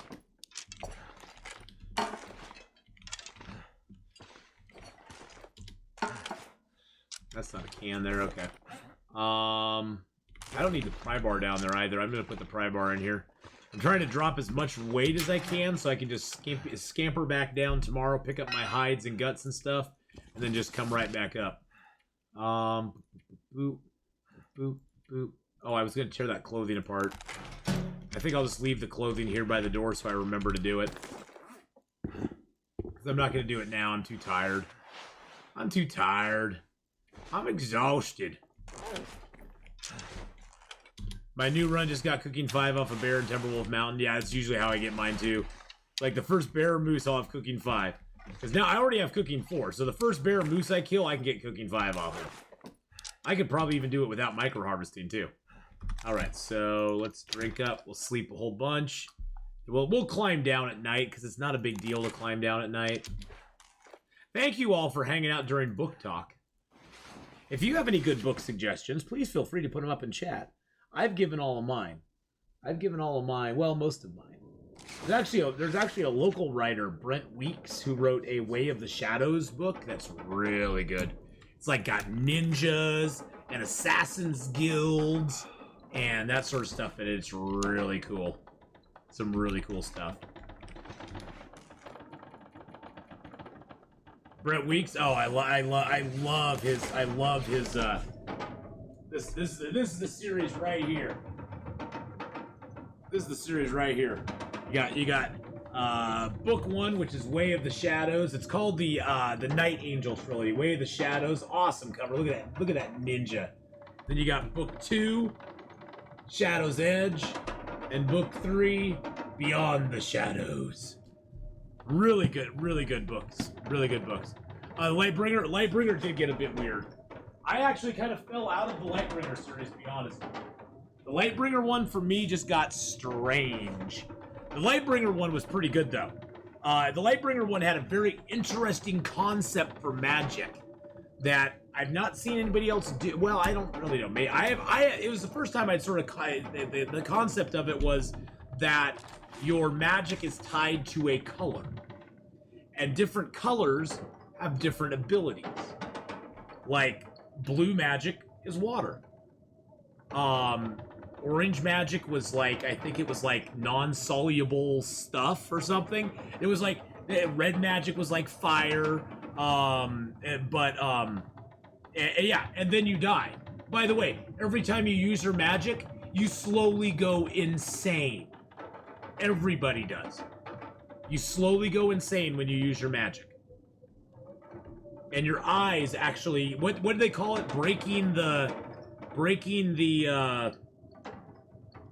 It's something, basically, your eyes were the color of your magic, and when your eyes would actually, like, breaking the halo. You broke the halo, and your eyes would just, like, get all spider-webbed with your color when you went crazy, basically. So it was, like, visible. People would know that you had broke the halo. That's what it was. Yeah, I think it was breaking the halo. It was a very cool concept. But every, like, once in a generation or whatever, there would be a magician who had violet eyes, who could access all the colors of magic. And that was what the story was based around. Was that character.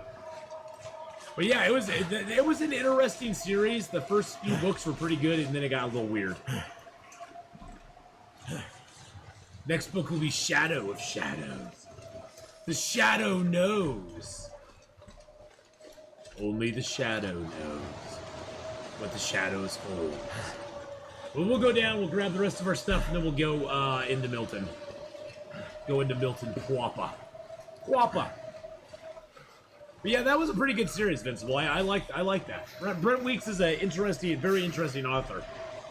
The way he writes is very good.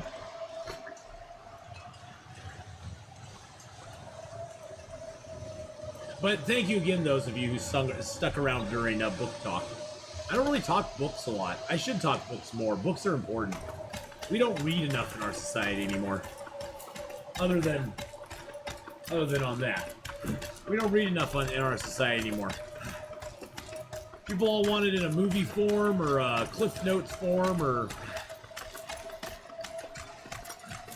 And I'm as guilty as anybody else. I'm as guilty as anyone else. I barely read books any longer. The last couple books I've been reading are the ones of The Expanse. Been reading the Expanse books. Read Leviathan Awakes, and now I'm reading Caliban War. Both of them are really good. It's interesting. It's interesting to watch The Expanse and then go read the books, because the books are so different from the way that they go about the show on TV. Because like Avasarala is not even in the first section of the. She's not even in it. Period. None of it. Which is just like crazy. The whole thing with Eros and all that crashing down. She's not even mentioned. It's all about Holden and Miller. Holden and Miller. Michael Bay wrote a book, but he blew it up at the end. How do you have time to read in all this video game and your job? You a ghost? No. The last time when I read, I'm a voracious reader when I read. I consumed. Well, I'll probably I'm taking a cruise in December. I'm going to take probably 3 books with me because I will consume them all in 3 days. When I start reading, I read like a madman. So yeah. But yeah, I like to read when I take trips and stuff. So when we took our trip to Florida, when we took our trip down to Florida, down to Disney World, I read on the entire plane flight down, the entire plane flight back. I would read at night in the room. It's just something I enjoy. That's why I took the 4 days from this month from streaming to read. No, I actually didn't read this month. I didn't. Those were personal days. Those were personal things. This last Wednesday I didn't stream because I went home and passed the frick out. Book talk started with 103 in chat, and there's still 100 plus. Well, hey, book chat's fun. I think most of us here can agree that books are cool. That books are fun. I mean, I read a lot of books. I read a lot of comic books growing up. Comic books became sort of the medium that I gravitated to because I really like the visual art style. Especially, oh god, don't even get me started. Chris Claremont's X-Men. Freaking grew up on that stuff. Freaking grew up on that. Is that the moose? That is the moose. The moose is out, boys and girls. The moose is out. The moose is out! Alright, here we go. Chris Claremont's X-Men. The Justice, Perez's DC stuff. Oh, man. Perez is like, George Perez's artwork is just like to die for. Alright, this is what I'm talking about, hunting the moose, okay? Get up here. That was just ranging it. That was a little too close. Oh, dang it. See, I shot him from far enough away, he never saw me. And if he did see me, I was up on a cliff, so I could just jump over and be like, yeehaw! So I can just YOLO it. See how close I was here. Oh man, that one was so close. Those were both a little over. I need to find some place to escape this cold. Let's make sure I have a flare gun with a shell in it. There we go. Happy hunting? Alright, thank you very much.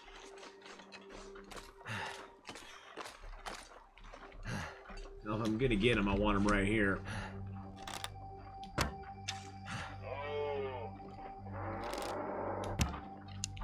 Oh man, he didn't charge. You little bugger. You little bugger. You made me waste another arrow. You little stinker. Tried to shoot him again because he wasn't charging. Too cold to think.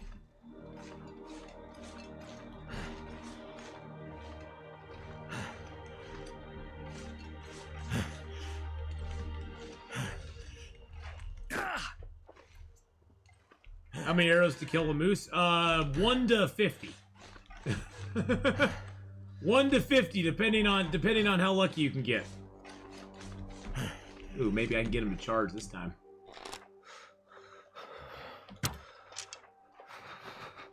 No, he's running away again. See, I shot him from too far away. It's always one of those where it's just random. As your bow skill gets better, it takes less because you get extra crit chances. But at low ability, it takes a little while longer. But as you can see, I'm shooting him from a pretty good distance, so.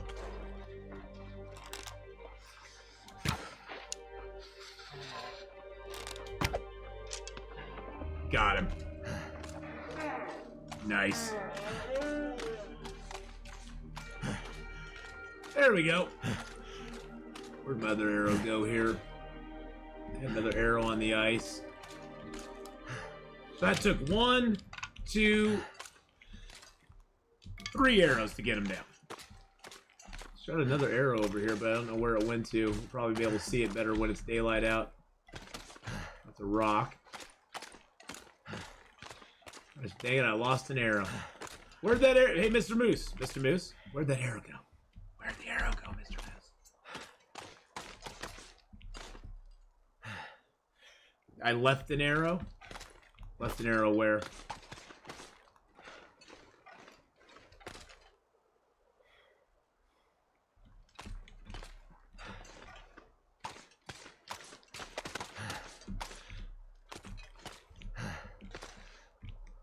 When you first shot? My very first shot over here? I shot 2 arrows and I hit him with a 3rd. I actually shot 3 arrows and I hit him with a 3rd. No, I don't think I left an arrow over here. I'm pretty sure I did.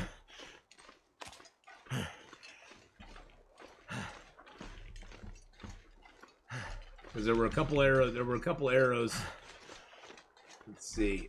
No, I don't think I did. Looks like I survived another night. All right. 4 you got to the ice.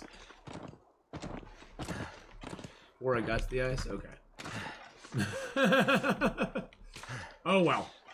If I'm losing 1 arrow, that's fine. I have tons of arrowheads, so. Can I quarter frozen animals with level 5? Yes, you can.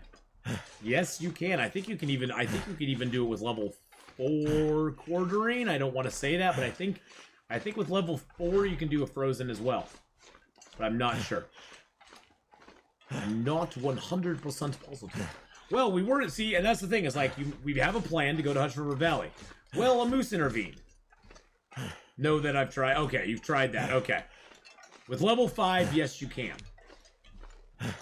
I know that you can with level 5.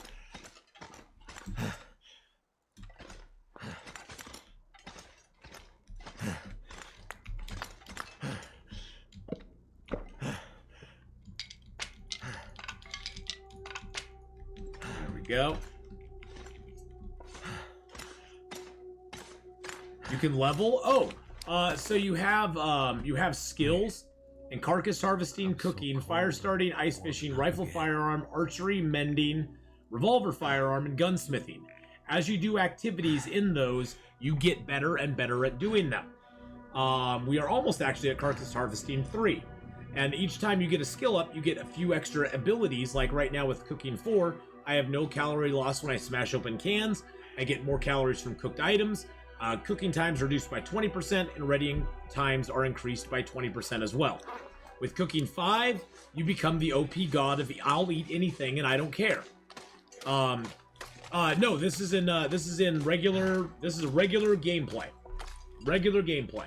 You have those skills. Now in challenges, your skills are pretty much set. You have no way to increase your skills. They're all like set at a specific level for challenges. Only in survival do you really get to up your skills. And like if you're playing story mode, there are no skills in story mode either. You start out at a baseline level and that's it. It worked.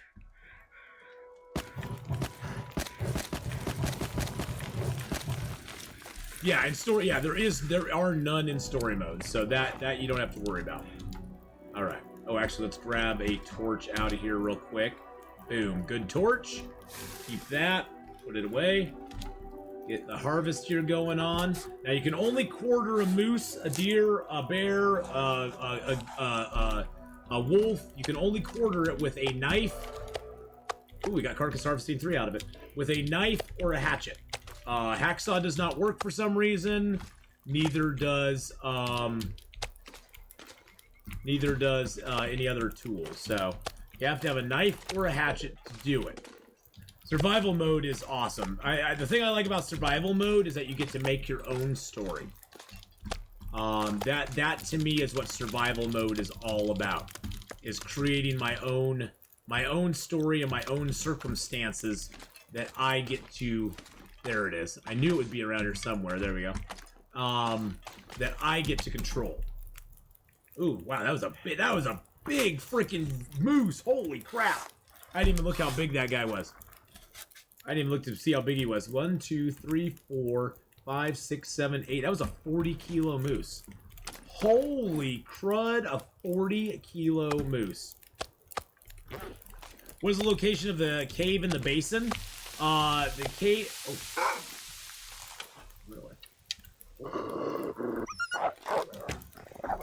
Really? You're gonna come here and grief me. You're gonna grief me over my moose. I'm just minding my own business here, cooking up a moose.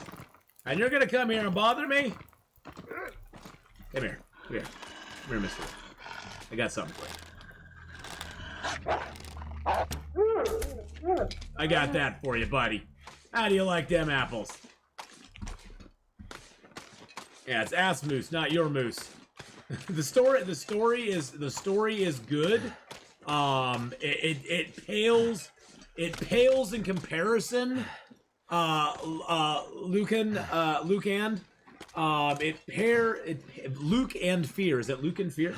It pales in comparison to the gameplay of the survival though. Survival. First one to say it is right. Luke and Fear. Survival mode in this game is where this game is at. Survival mode is amazing. It is in my opinion the best survival mode game in existence. There is not a game out there that I've played survival wise, and I've played a lot of survival games. There's not a game out there survival wise that I've ever played that draws me back as much as this game does. There's some that have maybe fancier graphics. There's some that have really cool buildings and stuff that you can make.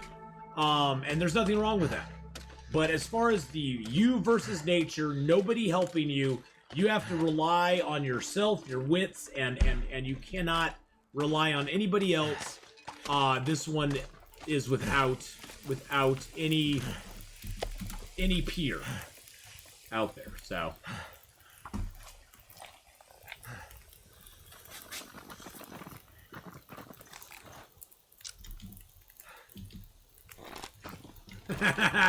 surprise you, surprise.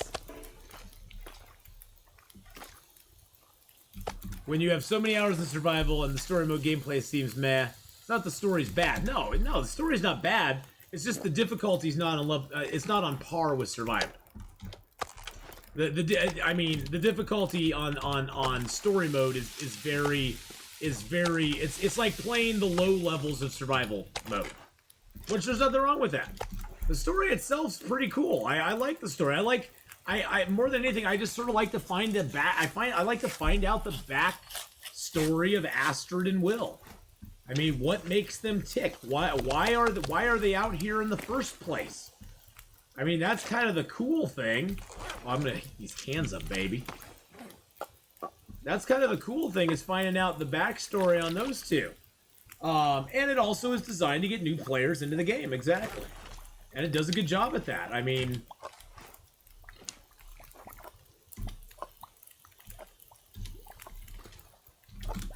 I'm gonna eat these even though they're gonna give me food poisoning now.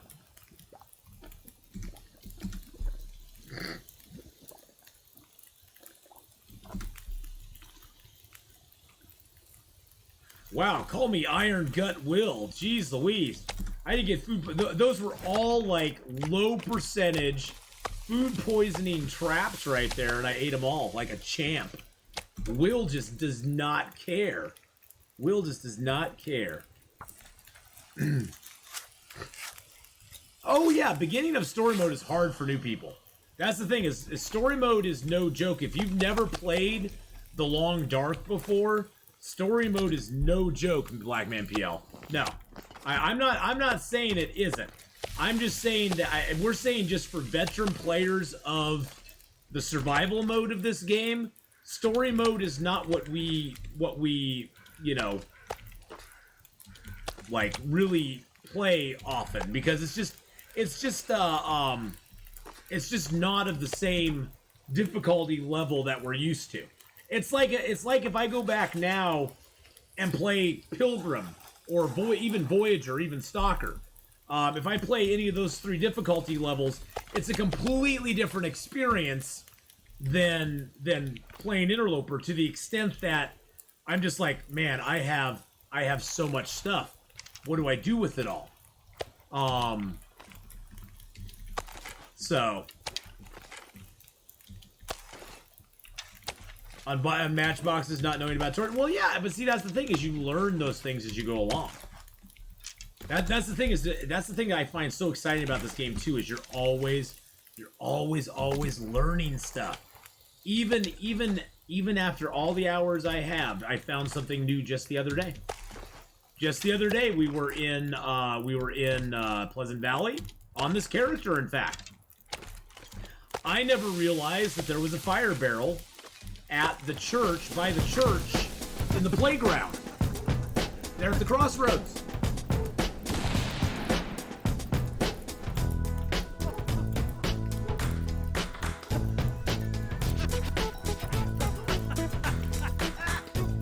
Woo! Chuck Leroy, thank you for that 20 months, my friend. Thank you for that 20 months there, buddy.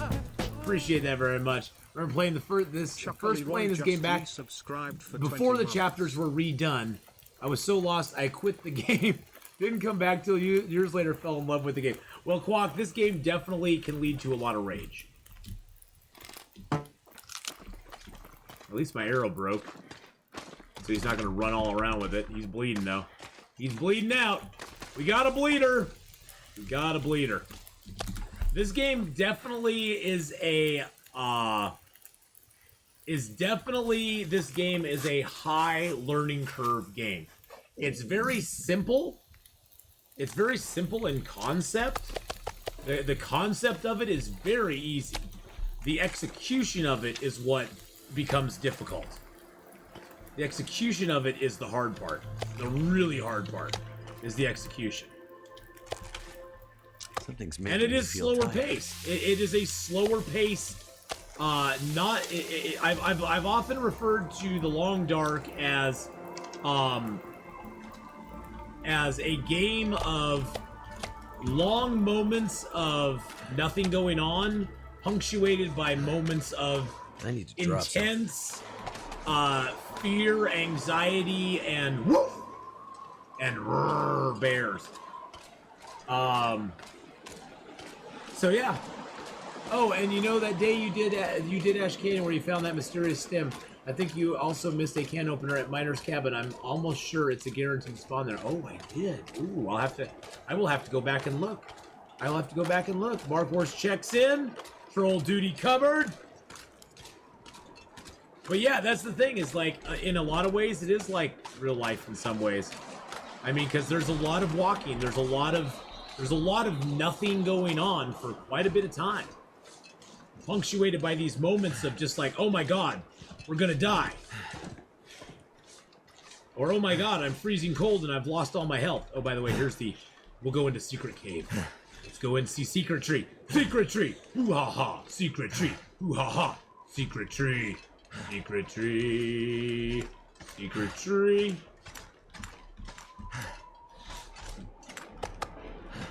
That's Secret Tree right there. Secret Tree is the special tree. So we found this out. We were backing away from a wolf one time, like this. We were backing away from a wolf, and we hit this wall, and we backed away from the wolf, and we backed ourselves right into this here, and we were like, "What the heck is going on?"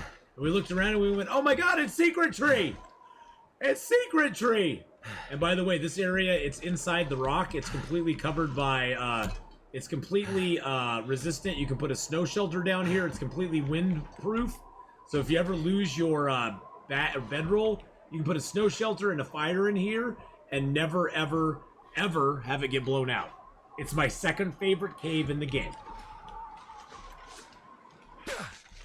Second favorite cave in the game. My first favorite is the cave in Winding River. That's my first favorite cave. Oh, I missed him. I missed him. There's the deer over there, I think.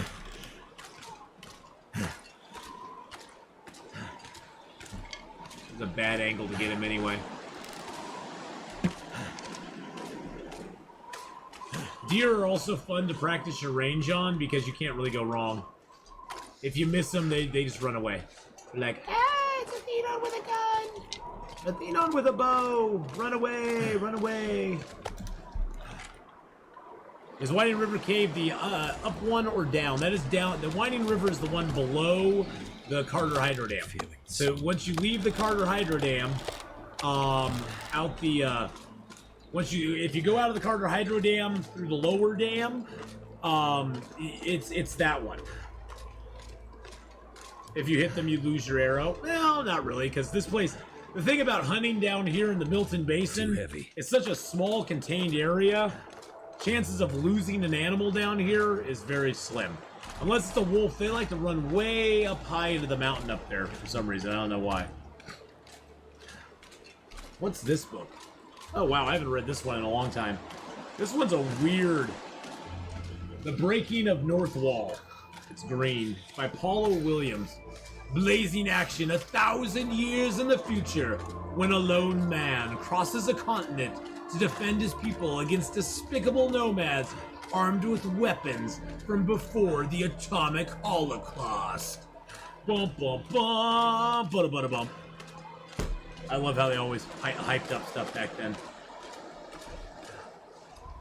I really need to go play survival mode now. Got to get tempted. You got yourself a new follower that you won over in this short 10 minutes. Well, thank you very much. If you're gonna play survival, here's my first hint to you. My fingers feel play on Pilgrim or Voyager. Don't try to jump into Stalker and Interloper right away, unless you have a high constitution for dying over and over and over and over and over and over and over and over again. Your main thing that you're going to want to concentrate on early game is map knowledge. Start learning the maps. There is no if you open up your maps, this is what you have. No power there in the are universe no can stop maps me. in the game unless you make your own map. There are Polaroids that you will find that open up a good expanse of the map, but like Pleasant Valley extends all the way around here. This is just a small portion of Pleasant Valley. 1993 just subscribed. Oh my god, thank you for the tier 1 sub there, Quook. It's Quook. Quook, maybe? Code till you drop. Thank you for the follow, by the way. Quook, our first time subber. Let's get out some extra bonus points for the first time subscription. Appreciate that, my friend. Thank you so much. Thank you so much. But that's one thing you'll have to get used to. In the story mode, you have full access to all the maps. You have an arrow on the map that shows you where you're going, where you are. In all modes of this play, this is what you have as a map. And the only way to make it a map is to get charcoal and draw it yourself. So having map knowledge is really key. Map knowledge is the biggest key of anybody, because with map knowledge, you'll learn where things are, you'll learn how to get from point A to point B, you'll learn how to maneuver around the map, which will only come with time. I've been playing the game for 5,000 hours now, and I still am learning things on the maps. So you can never fully know the maps completely. There you go, mate. Listen to some of your old vids while working this week. Thank you so much, my friend. I appreciate that. But yeah, you will never know the maps completely, because there will always be things that you discover, places you go to that you've never gone to before, or just things that you see. Like I said, I found a fire pit I never knew existed in Pleasant Valley before. I found a fire pit. I was like, what is this doing here? It's like, okay, it's a fire pit I never ever seen before. The maps online are pretty bad. I mean, they're not bad. The Whiteberry, whatever they are, those maps, those are pretty good. But the maps online are okay. It's hard because the game has so many differing levels. But yeah. All right, well, hey, thank you for coming by, and we'll see you later. See you later on. Have a great rest of your evening, my friend. We will see you later on. Maybe another life, another time, another channel. Same bat time, same bat channel. But I play Long Dark a lot, so stop on by, and you know, if you ever have questions, please feel free. We never ever are resistant to talking about the Long Dark and answering questions about the Long Dark. So always feel free to ask the Long Dark questions, no matter what I'm playing. So, ooh, I got an itch on my head. I don't really need my torch out here. Oh shoot! I didn't want to throw it. I didn't want to throw it. Maps made by Whiteberry were the best. Yes. Yes. Some people have continued to update our maps, but those were the best. Those were the best. Oh, there's a wolf out here.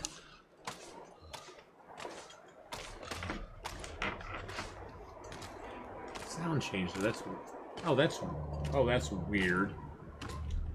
I think I need new headphones. My headphones sound blanked out there for a second. That was so strange.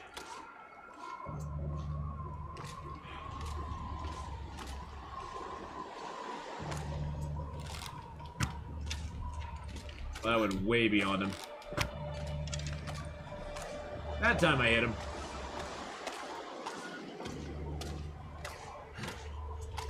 And it broke my arrow. That's okay. And that first shot went way beyond the dude. Can't feel my feet. I need to find my arrow, son. Oh, it went way... Is that it there? No, that's not it. That's not it.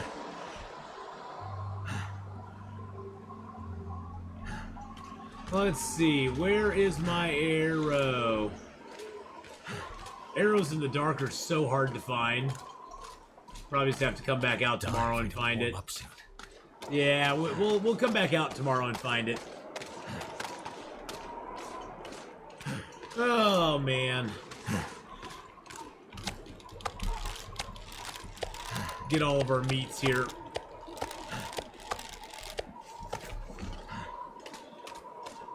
Get back inside. We need water and we're cold. We're cold and we need water. Just learned there's two caves in Crumbling Highway. There's actually two caves in Crumbling. Which one are you at, OP List? There's one up there by the, you know, there's that little basement you can go in. There's one up by the basement. Is that the one that you're in? Or are you in the one that's down underneath the arch? Because if you go down on the water, there's a cave down there as well. There's a cave down below the arch as well. There's actually 2 caves in Crumbling Highway. One of them has matches too a lot of time. The coal mine entrance one? Okay, yep. There's another cave down by the arch that you can use as well that's really good.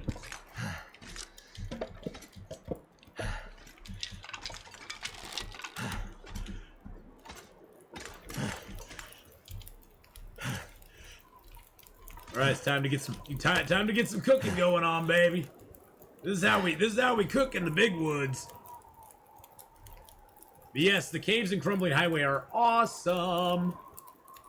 A lot of times, OP Lisk, I'll go there to outwait cabin fever if I get it. Instead of going to like a fishing hut, if I'm low on fuel, I'll go to one of those caves instead and chill out there for a little while. Because it's a good option if you don't have a lot of wood. Come on. Oh, you're almost dead, like 1% health. Holy crud! Turned out pretty well.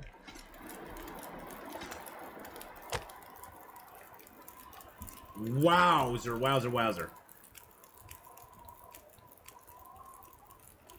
Oh shoot! Gosh dang it! Come on. I don't want to use the only accelerant up that I have though. Accelerant's kind of one of those things, I use a lot of it until I have one, and then I'm like, I don't want to use it up. I don't want to use it up on the off chance that I might need it down the road. Spawned Desolation Point, couldn't find matches, so I did Rick and Lighthouse. I burned in the same day and got hypothermia. Oh no! That's done. Well, if you ever want to know where the matches are, go back and watch one of my videos. Go like look at one of my early Hibernia videos. Early Desolation Point videos. Because there are matches there. They're just very well hidden. The matches in Desolation Point are always in Hibernia, but there's 3 spots they can be in. So you have to look for them in those spots. 36 minutes till boiled.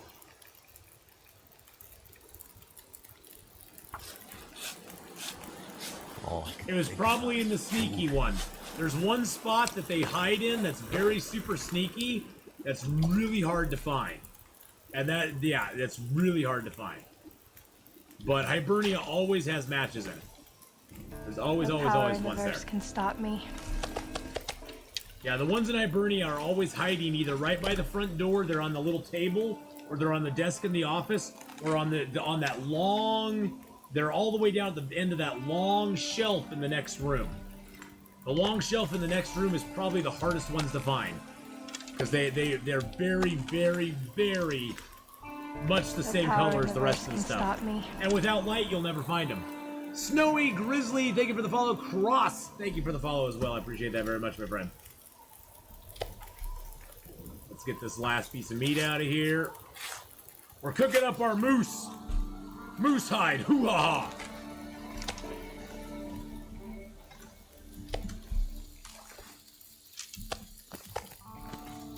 Do you have a video showing the Interloper bedroll spawns? No, I don't. But if you don't want to do that, you can just look at the loot tables. If you want to do that, you can just look at the loot tables. The loot table will show you exactly where all the bedrolls can spawn in Interloper. Your best bet on any Interloper file is to go to Mystery Lake. You will always get a bedroll either in the camp office, at Allen's Cave in the hunting blind, or at the Winding River Cave. There will always be a bedroll in one of those 3 spots. Moose meat, Games Lift, moose meat, hoo-ha-ha! Games Lift, you sexy son of a bee sting, are you ready? Are you? Oh, and Games. Cassadar's gonna join us too. Yes, we're good to play in about an hour. I was actually gonna, I was gonna start in about 15 minutes, but I'm good to play whenever, so. I was actually gonna get started in probably 15, 20 minutes, and then you can just join in whenever you want to. The loot tables today were not showing the tabs at the bottom. Have you scrolled down? Have you scrolled down? Because they're showing it on mine. Here, I'll, not night vision, full screen. Because here's the loot tables. There's loot table 1, loot table 2, 3, and 4. I don't know. For me, they have all the tabs on the bottom. I'm not sure. It might be that you have a window that's not big enough to look at it.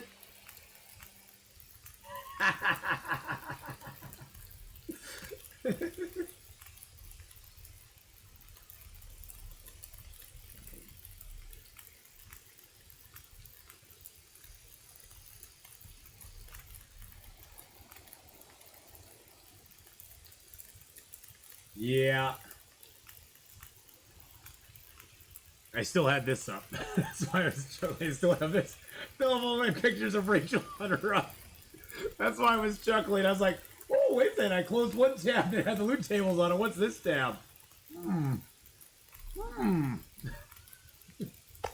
Interesting.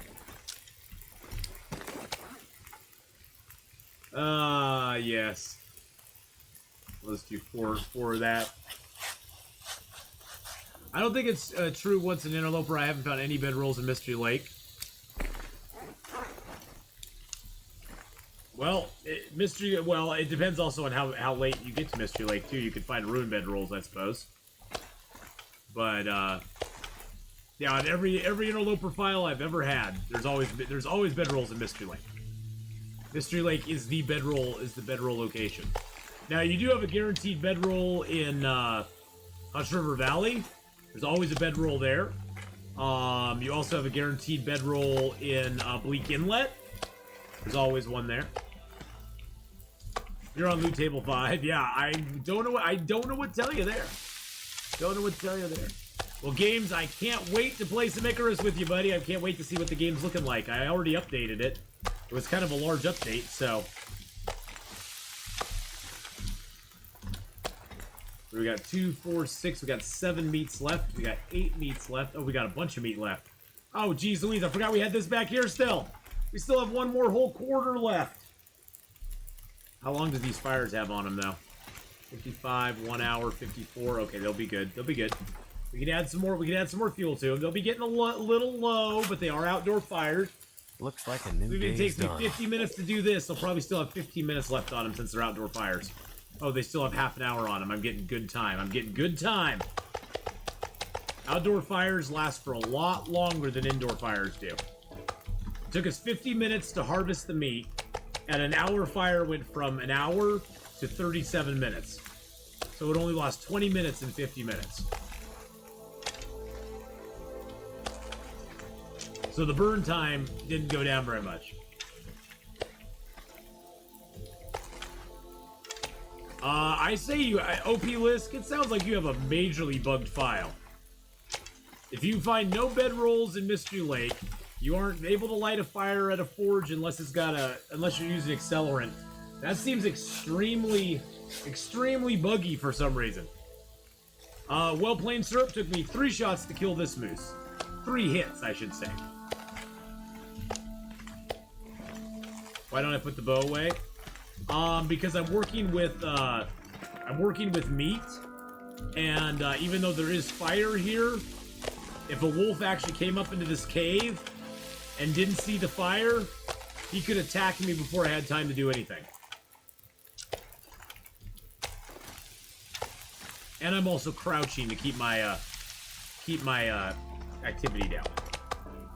Not at cooking 5 yet. We're at cooking 4, just a little bit into it.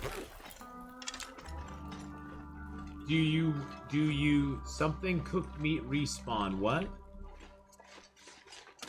Do something cooking I'm confused.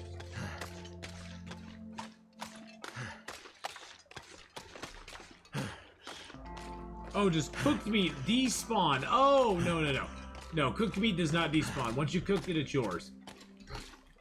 thought there was a deer over here, but maybe I was wrong. I could have been wrong. Yeah, you may just have a bugged file, OP List. I hate to say it, but you may just have to, like, start over. And, like, get a better file. Because sometimes files do become bugged. I've had that happen before, too. Yeah, it will, if it hits 0% and you put it inside something, it will despawn.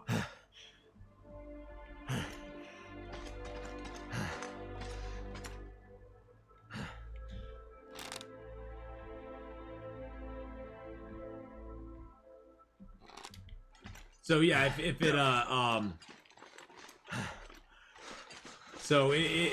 you have a 0% meat, whether it's raw or cooked, and you put it inside of a container, that meat will despawn and go bye bye and go bye bye.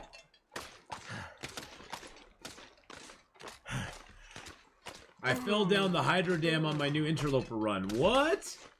How'd you do that? No.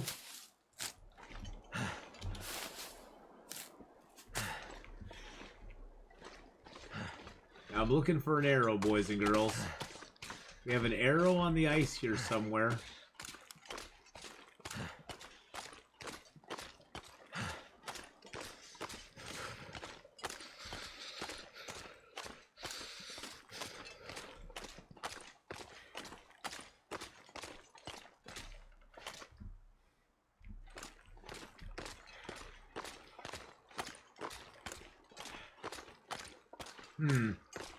Well, it will become one of the legendary arrows. Oh, is that it there? It will become one of the legendary arrows that later in the game, we'll be walking through here and we'll be like, oh, look, there's an arrow. I've done it. I've walked off the ravine, yeah. I walked off the ravine, so no shame in the game there, my friends. Yeah, I shot a wolf from, like, over here-ish. Like coming around this, and he was over there-ish, and I overshot him a whole bunch. So the arrow should be like right out in here somewhere, but I'm not seeing it. Arrows are kind of hard to spot on the ice, to be honest. Damn, I'm freezing.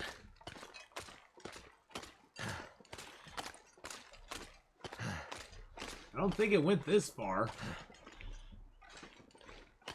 It used to be that arrows skittered across ice. It used to be if you shot an arrow at the ice, it didn't do that. It skittered. It skittered across the ice. So it would go like hundreds of feet away from you. What are the odds you shoot an arrow right over your head and don't move? Nah. I won't be doing that.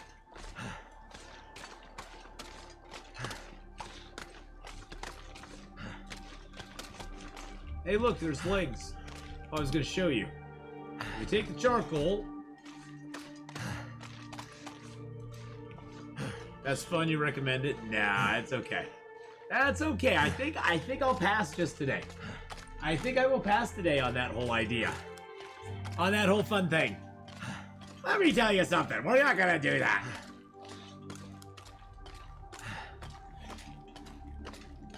But you lived. Oh, well, nice. I did actually fall off the Carter Hydro Dam one time. And I had to skitter down the front of it. I forgot about that. I did do that one time. I need to find food. I totally spaced that off that I did that. Yes. Oh no, I left my freaking fires burn out. I left my freaking fires burn out. Can you make a stream loose card for that? No. No.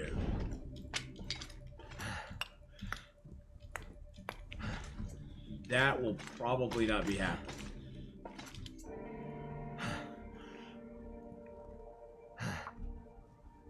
No stream loots card for falling off the dam. Oh, you mean to shoot an arrow straight up in the air? Oh. So cold. Just want to lay down for a You bit. turned on Imperial measuring system and it felt so wrong. I know, it does to me too. It does to me too. I completely get that. I've done that too. I've turned it on and it just feels completely wrong. Really, seriously, I need Tinder.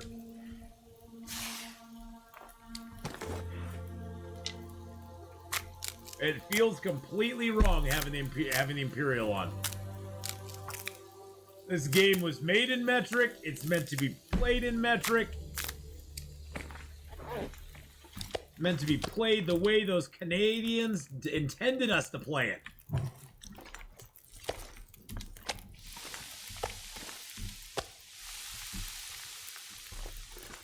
Doing the trick shot? Yeah. Probably not. But hey, put it in as an idea. You can submit ideas on Streamloots. There's a page there to submit ideas. I have to go look at them here at some point. But yeah, if you go on there, there's actually a page on there. Come on. There's actually a page on there called oh, good job. You unlocked a special Halloween pack alert when buying 10 packs or more. Okay. Cool, okay. How do I get rid of that? I don't care about that. There we go. There's actually a place on there for card suggestions. Card suggestions.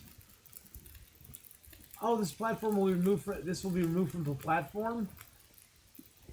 No! Well, right now it's there, but it's going to be gone November 2nd. Or November 1st. I wonder why they're removing it. That's weird. Maybe they just didn't see a lot of traffic on it or something. Huh. Is it possible to shoot an arrow to own head? I believe so. I think there's another streamer out there that did that. That did a trick shot like that. But yeah. So I believe it is possible.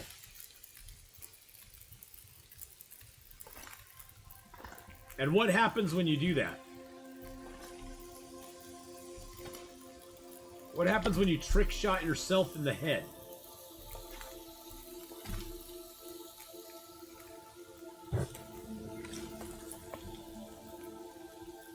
You die. Well, why would you want to do that?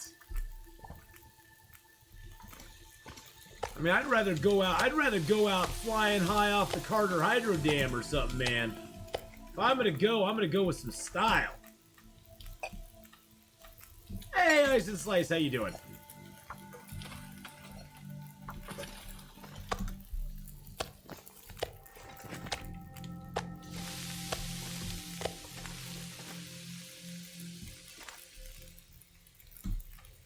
All right, we almost got the moose cooked up.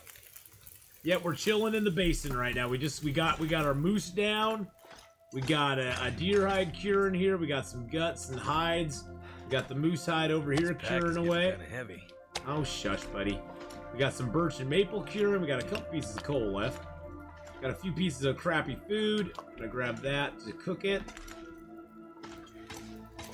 And then in the backpack, we have 17 arrows, 15 shafts, another pot. I'm gonna take that pot out. Just need to close my eyes. We got some teas. Got a whole bunch of cattails. Got our feathers. Got a little bit of metal. You know, standard stuff. Let's rip that apart. Get a few more tenders. Alturum, how you doing? Hello, hello. Someone's gotta go. Well, we'll finish cooking up the moose here before we move games, and we're going to be playing a little bit of, well, a little bit. We're going to be playing a lot of Icarus today, boys and girls. We got Icarus coming up next very soon. I need to go take a potty break, go get some food, go throw my food in the microwave. But we got Icarus coming up here very shortly. I'm very excited to play it again. It should be fun. This is beta weekend 5 for Icarus, so I've actually been enjoying Icarus a lot. Sure, there's some stuff that's a little janky in it, but overall I've been enjoying it a bunch.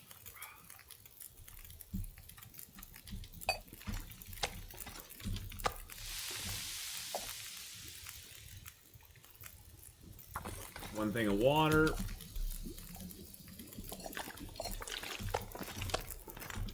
Take some torches out. Whenever you have fires that you're not going to do anything with, you want to take torches out of it. Like, I'll cook some water on this fire, but I'm just going to take torches out of this fire so I can get my sticks back.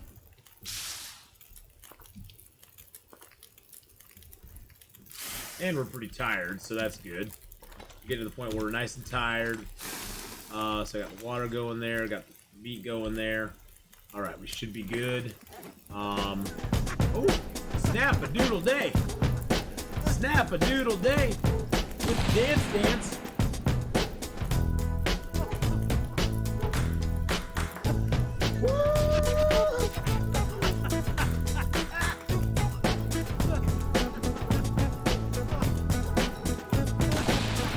Thank you so much for the dance there, my friend.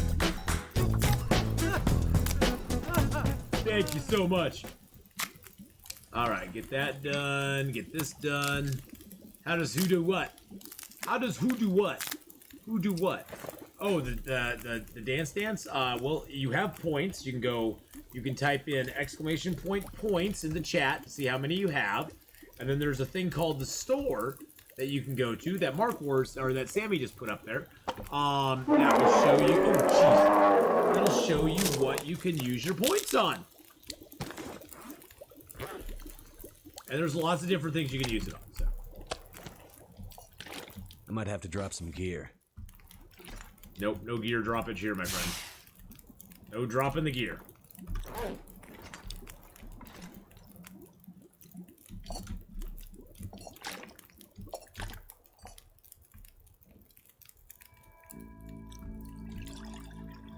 Might as well cook up a couple coffees.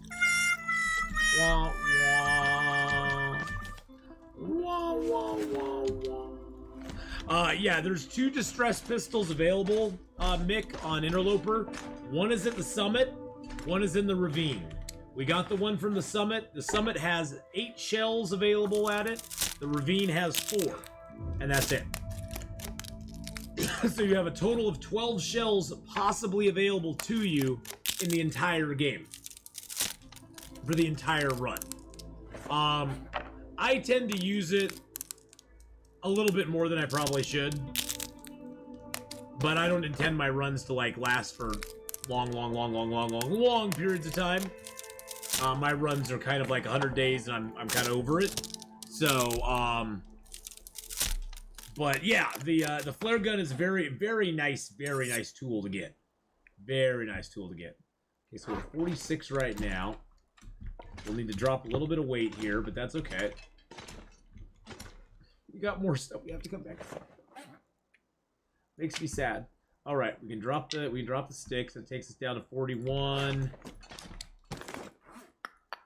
Drop that. Okay, so we're getting down there. Oh, I have meat on. Do I have meat on me? Oh, I got loose meat on me. No wonder I'm heavy.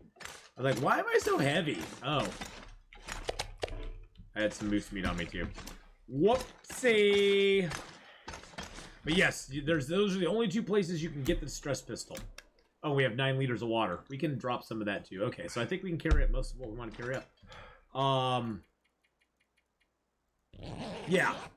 But yes, that's one of the reasons the summit is very good.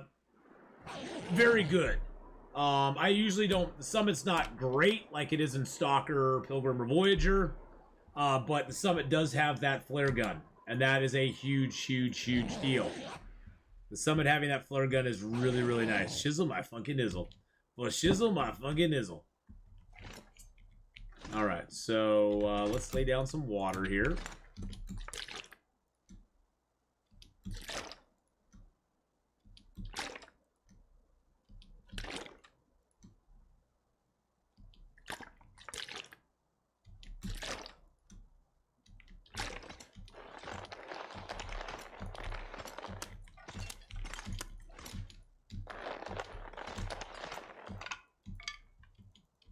Take all the birch and maple up with me. It doesn't do me any good down here. What's our weight looking like? 35. Beautiful. Beautiful. I'm gonna leave that down here. I could probably take the fresh guts with me. I'm still gonna have to come back down for the moose hide, which actually I'll just leave down here. I could leave. Well, actually, we're at 35.22. If I leave a little bit more water here, I could take the moose hide up with me now. I don't need to have the water on me. I don't need the water on me.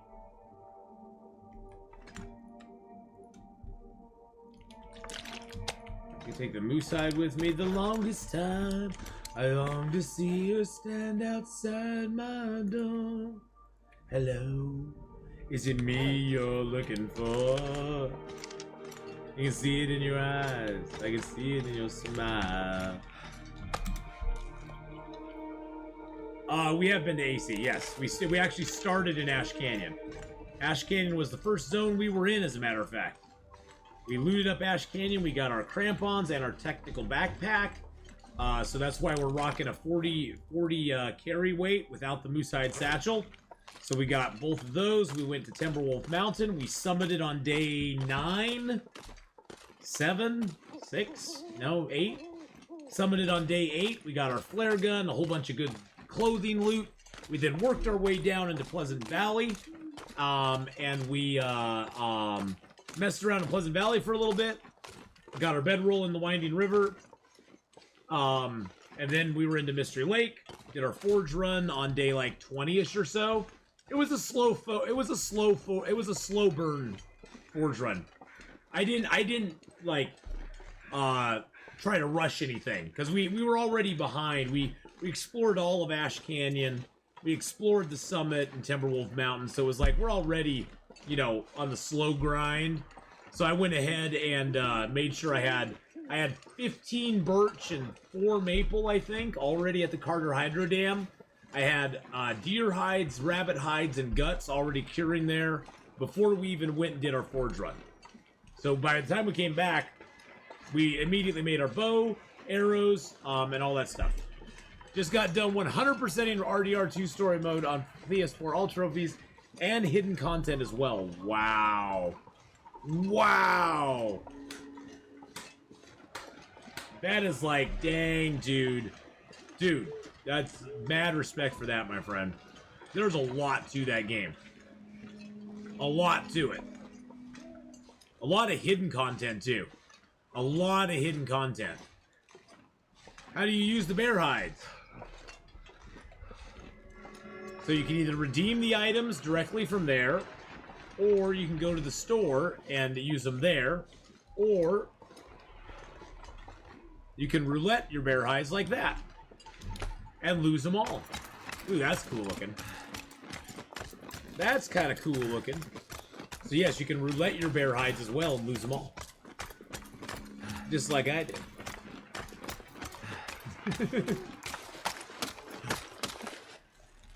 Oh, you have to type in exclamation point redeem and then a space. Can't feel my and hands. Don't tell me. Sorry, yeah, yeah, the redeem thing works. That's the item's usage. Exclamation point redeem, and then don't tell. Oh, it's a subscriber only thing. Sorry. It's a subscriber only one. Sorry about that. There are a few that are subscriber only on there. It's okay. Don't tell me what I can't. Yeah, OP Lisker, like, don't tell me what I can't do. Don't tell me what I can't do. Don't tell me what redeems I can redeem.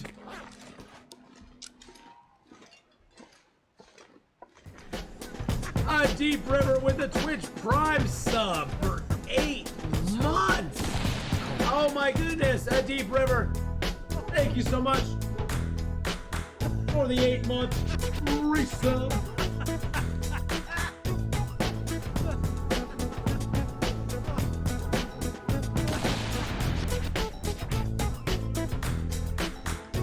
Thank you so much for that 8-month resubberoo there. I appreciate that very, very, very, A very, Depriver just very much. subscribed for 8 months. That was very nice of you. Let's give out some points, and let's give out some sub hype, and let's give out let's even give out a link to Amazon Prime there. So why not? If you don't have Amazon Prime, boys and girls, if you have Amazon Prime and you don't have Twitch Prime, go to that link, connect your Amazon to Twitch, and you get a free sub to a channel each month. It's a way to support streamers, and it doesn't cost you anything more than your Amazon Prime account is already costing you, so. You got to 15 days on Loper and you're too scared to keep playing the save. Why is that? Why is that? What is scaring you? Don't be scarred. Oh, I hear the wolves up there. And we got guts on us. We got a stank lion on us right now. Furthest I've got, I'm bad at shooting at wolves. We're all bad at shooting at wolves in the beginning. In the beginning, we're all bad at shooting wolves. There's no getting around it. There's no getting around it. We're all bad at it. So, you just gotta get over that. You gotta be like, I'm okay. You gotta just accept that you're gonna get killed by a few wolves. And get ready for it. Alright.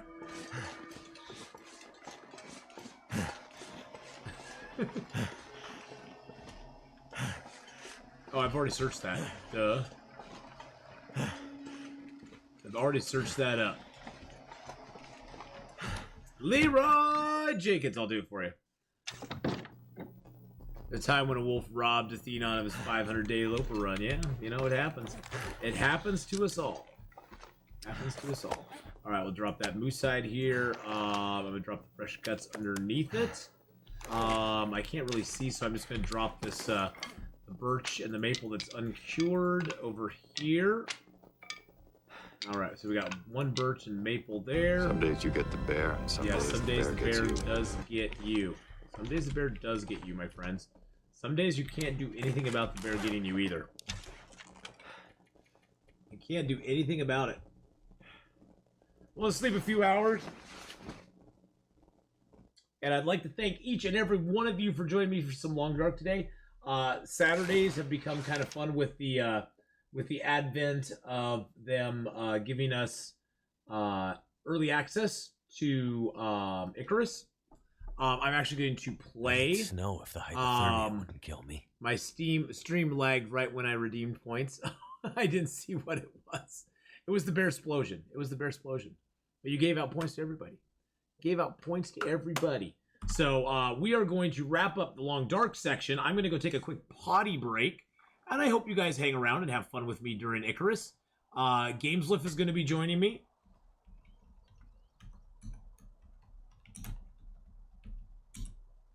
I think this is beta weekend number 5, if I'm not mistaken. If I'm not mistaken, I think this is beta weekend 5. I think this beta weekend they're doing missions again. But we'll see. We'll see.